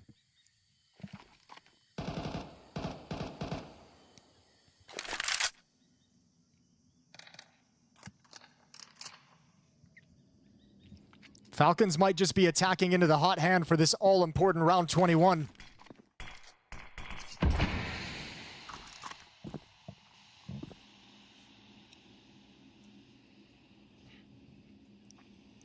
"30 seconds. All that's left. Snacks playing on the fade of the smoke. Here comes Kixan right in towards him. Touching in the smoke. Snacks has got the kill. And the bomb's going elsewhere. It's going back to the Donuts. It was MongolZ to try and hold on. Gotta come through. Hunter's rotating over. Tess says, what? How has he done that in this crucial round? Opens up with a brilliant headshot. Hunter up next. Magic's got the kill. And surely now this is it. G2 sent bodies through, but it won't be enough. Surely not enough. And it's MongolZ, their future teammate, to prolong play in his final map as a G2 player. Perhaps his final round. Hunts down Nico. He's collected him. And it's up against the man who MongolZ is taking the spot away from. The AWPer that Falcons do not want. And he stays alive to grab it, but MongolZ to the headshot. There is no time, and Falcons have taken it. They have come out on top. Look at Dexter as well. The jumps, the little leaps of joy. It's got to be a bittersweet moment, but Nico telling him, you've done it. You've got your first trophy, and we can tell by the way he reacts how much it means to him. A guy who's poured so much emotion and energy into Counter-Strike, and Dexter finally tastes success. With his in-game leader down on the other line as well, kicks in for the first time, will be lifting a trophy. Handshakes under the awkward circumstances, but Falcons at this event have proven to be the best team. From starting in a dire situation, having to recover from 0-2 to come back in the group stages, the Falcons are here. And the future, we know what they are here for, is to lift more and more of these. This is the promise of first of many to come. And they have got the greatness in the squad now. Handshakes all around as well. Over to G2, the teammates that are going to be looking for things new. Well, suffering has been stronger than all other teachings for Falcons. They have committed to collecting the greats. And where greatness walks, results follow. Your champions are the PGL Bucharest 2025. It's Falcons!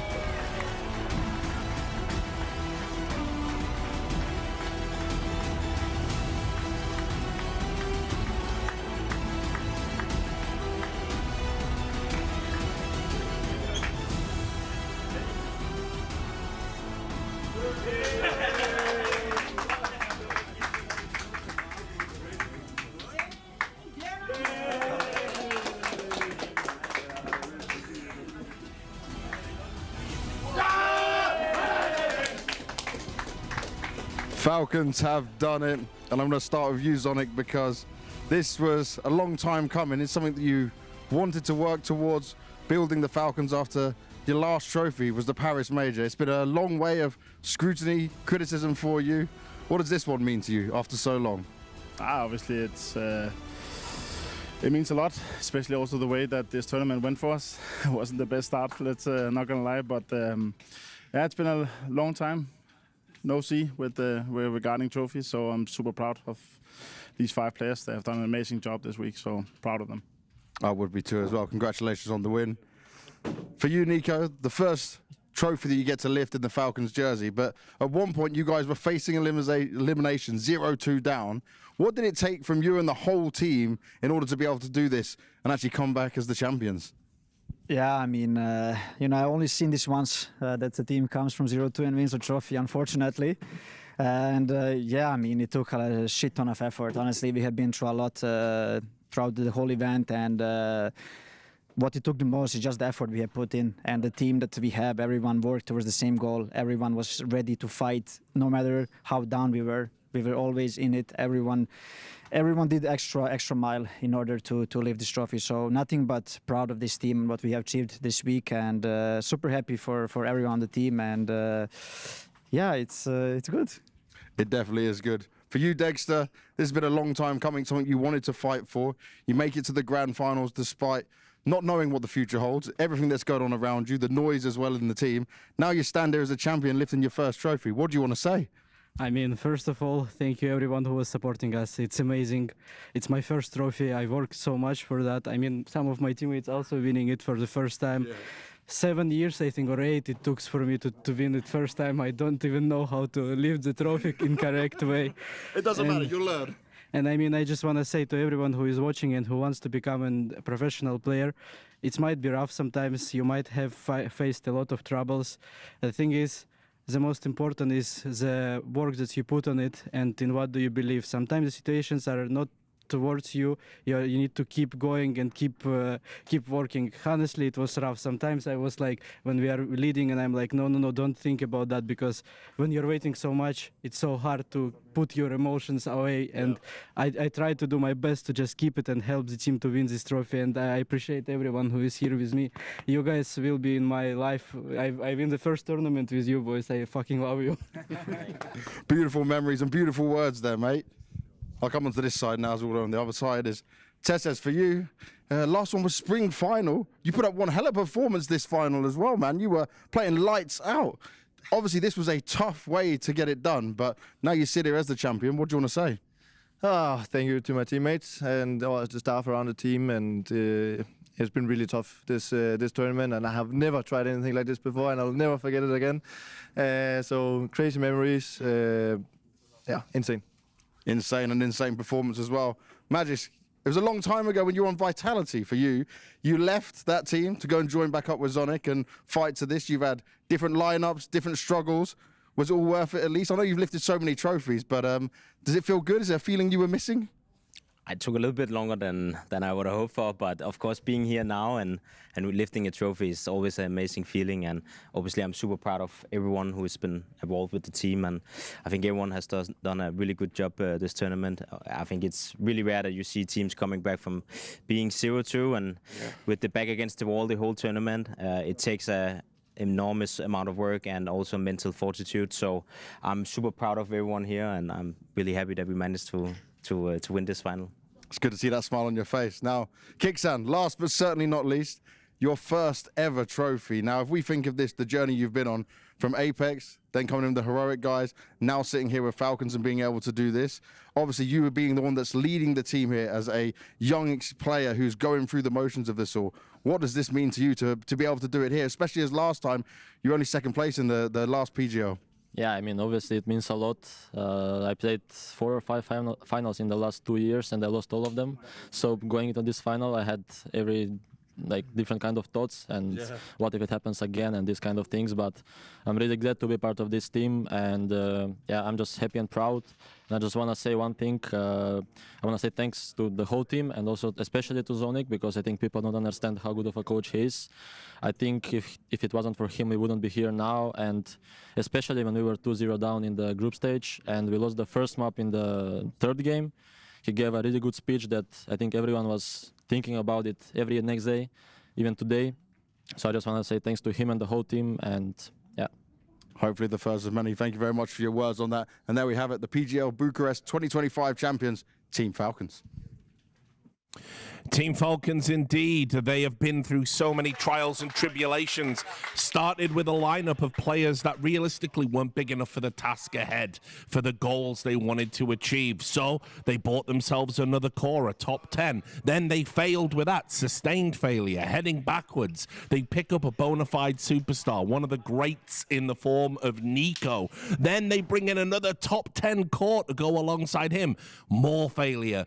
More disappointment. Then they get a taste of it in Cluj, making a final, and now they finally lifted the first trophy in their history. They've done it by going the scenic route, but I think if you know how many resources they were putting into it, you had to believe they were always going to get there. Despite what people will have you believe, winning a trophy in Tier 1 Counter-Strike is no easy pickings, right? And with the amount of changes that happened in the Falcons roster, you know, a new core, a different coach, a superstar player, a guy who's been there the whole time in Magisk, managing to lift one within the first 3 months of the roster forming is impressive. And especially looking at how well oiled and well drilled they look as a team. And I also want to say, you know, with Kixan, nobody let him know that Zonic is a fraud, that he doesn't know what he's doing, right? Or Dexter, nobody let him know that he should be dejected and just give up once, you know, he's going to be out of the team. It's almost as if people who are the loudest have no idea what it is to compete at the highest level and know nothing about what it takes to win at the highest level. It is exactly because of the attitude of the players and who Zonic is as their coach, and because of the approach from Dexter and how much this meant to him and the work he put in, that Falcons were able to recover from being 1 map away from elimination to win 6 series in a row, 21 maps total in this tournament, and come out with a trophy. The Dexter speech, Maui, especially poignant. He said, look, like, you know what he's alluding to if you read between the lines. You are always going to be in my life. I love you guys. I got my first trophy after an 8-year career with you. I think the way he handled himself and handled this situation, I think it was exemplary. Putting himself on the map with the Espada lineup that he fought with, the Spirit team that made it into the playoffs of the majors in the past, the fact that he was the bona fide star of the OG team, and now to see him lifting a trophy while on the way out of Falcons is more than commendable. Dexter on this team was not supposed to really be the focal point. In fact, if anything but that, they were trying to set up other people, but Dexter played some of the best CS that I've seen from him in this sort of environment, under this sort of duress, and was able to accomplish one of his biggest lifelong goals, to lift a Tier 1 trophy despite all of those conditions. And so on top of that, going back to what Yanko said, I mean, that's what you have to persevere through. You're not necessarily going to get a better opportunity if you're Dexter moving forward. So to do it here with this lineup that you have with you, it might not get better than when he's in the Falcons jersey. And this man who's got the MVP for that map, Nico, of course, this is what he's thinking about. This is what he's been thinking about the whole time. I don't need to tell Yanko about what he thinks, but it's about dynasty. It's about legacy. It's about building a super team, going and getting that major. Nico played in the first real super team we had in CSGO history. He's getting a second bite of the cherry, and he wants the biggest trophies to follow. It's no secret what Nico's missing, and it's silverware, right? Outside of 2023 with G2, the biggest trophies have eluded him. So what does he do? He teams up with one of the winningest coaches out there, a proven winner in Zonic, and also an organization that's willing to make moves and build a team that can compete at the highest level, right? And Nico delivered on his end, right? He was brought in as the superstar of the team, as the guy that's going to help them and be a crucial piece in building a championship-winning roster. Within the first 3 months, they have a trophy in their cabinet. And a trophy in the cabinet, and MongolZ incoming as well. Things looking very good. I have to say, Maui, the way the final went, Nico, MongolZ, they're going to feel very vindicated, I would imagine, because G2,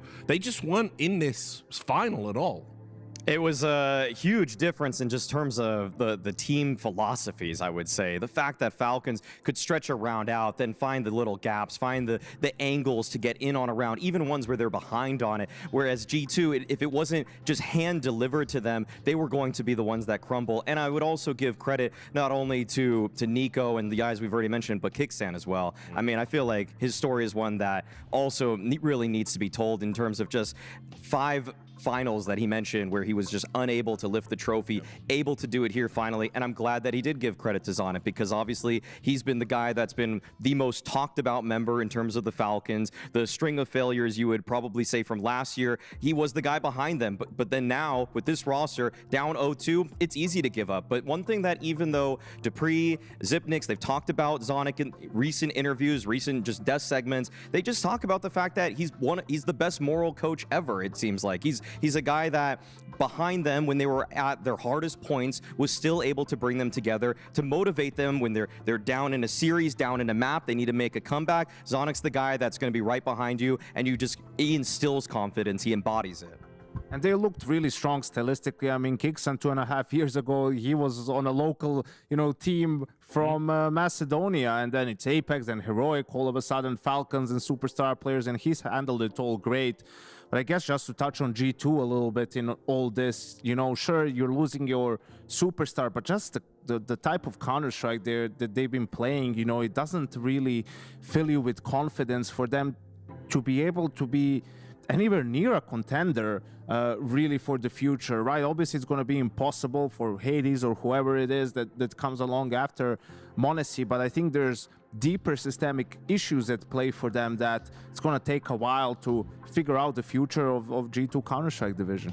Yeah, so 2 final thoughts before we close out the show. I mean, the first just has to be, where did G2 go from here? Because they were like the highest ranked or second highest ranked team here. They make it all the way to the final. We talk about how good they're looking, and then it's just insipid. In an actual power ranking of where I would have put G2, I had them 3rd coming into this tournament, behind the Mongols, behind Aurora. Regardless of that fact, the way they were defeated in this finals doesn't instill you with confidence, because Falcons looks like sustainable.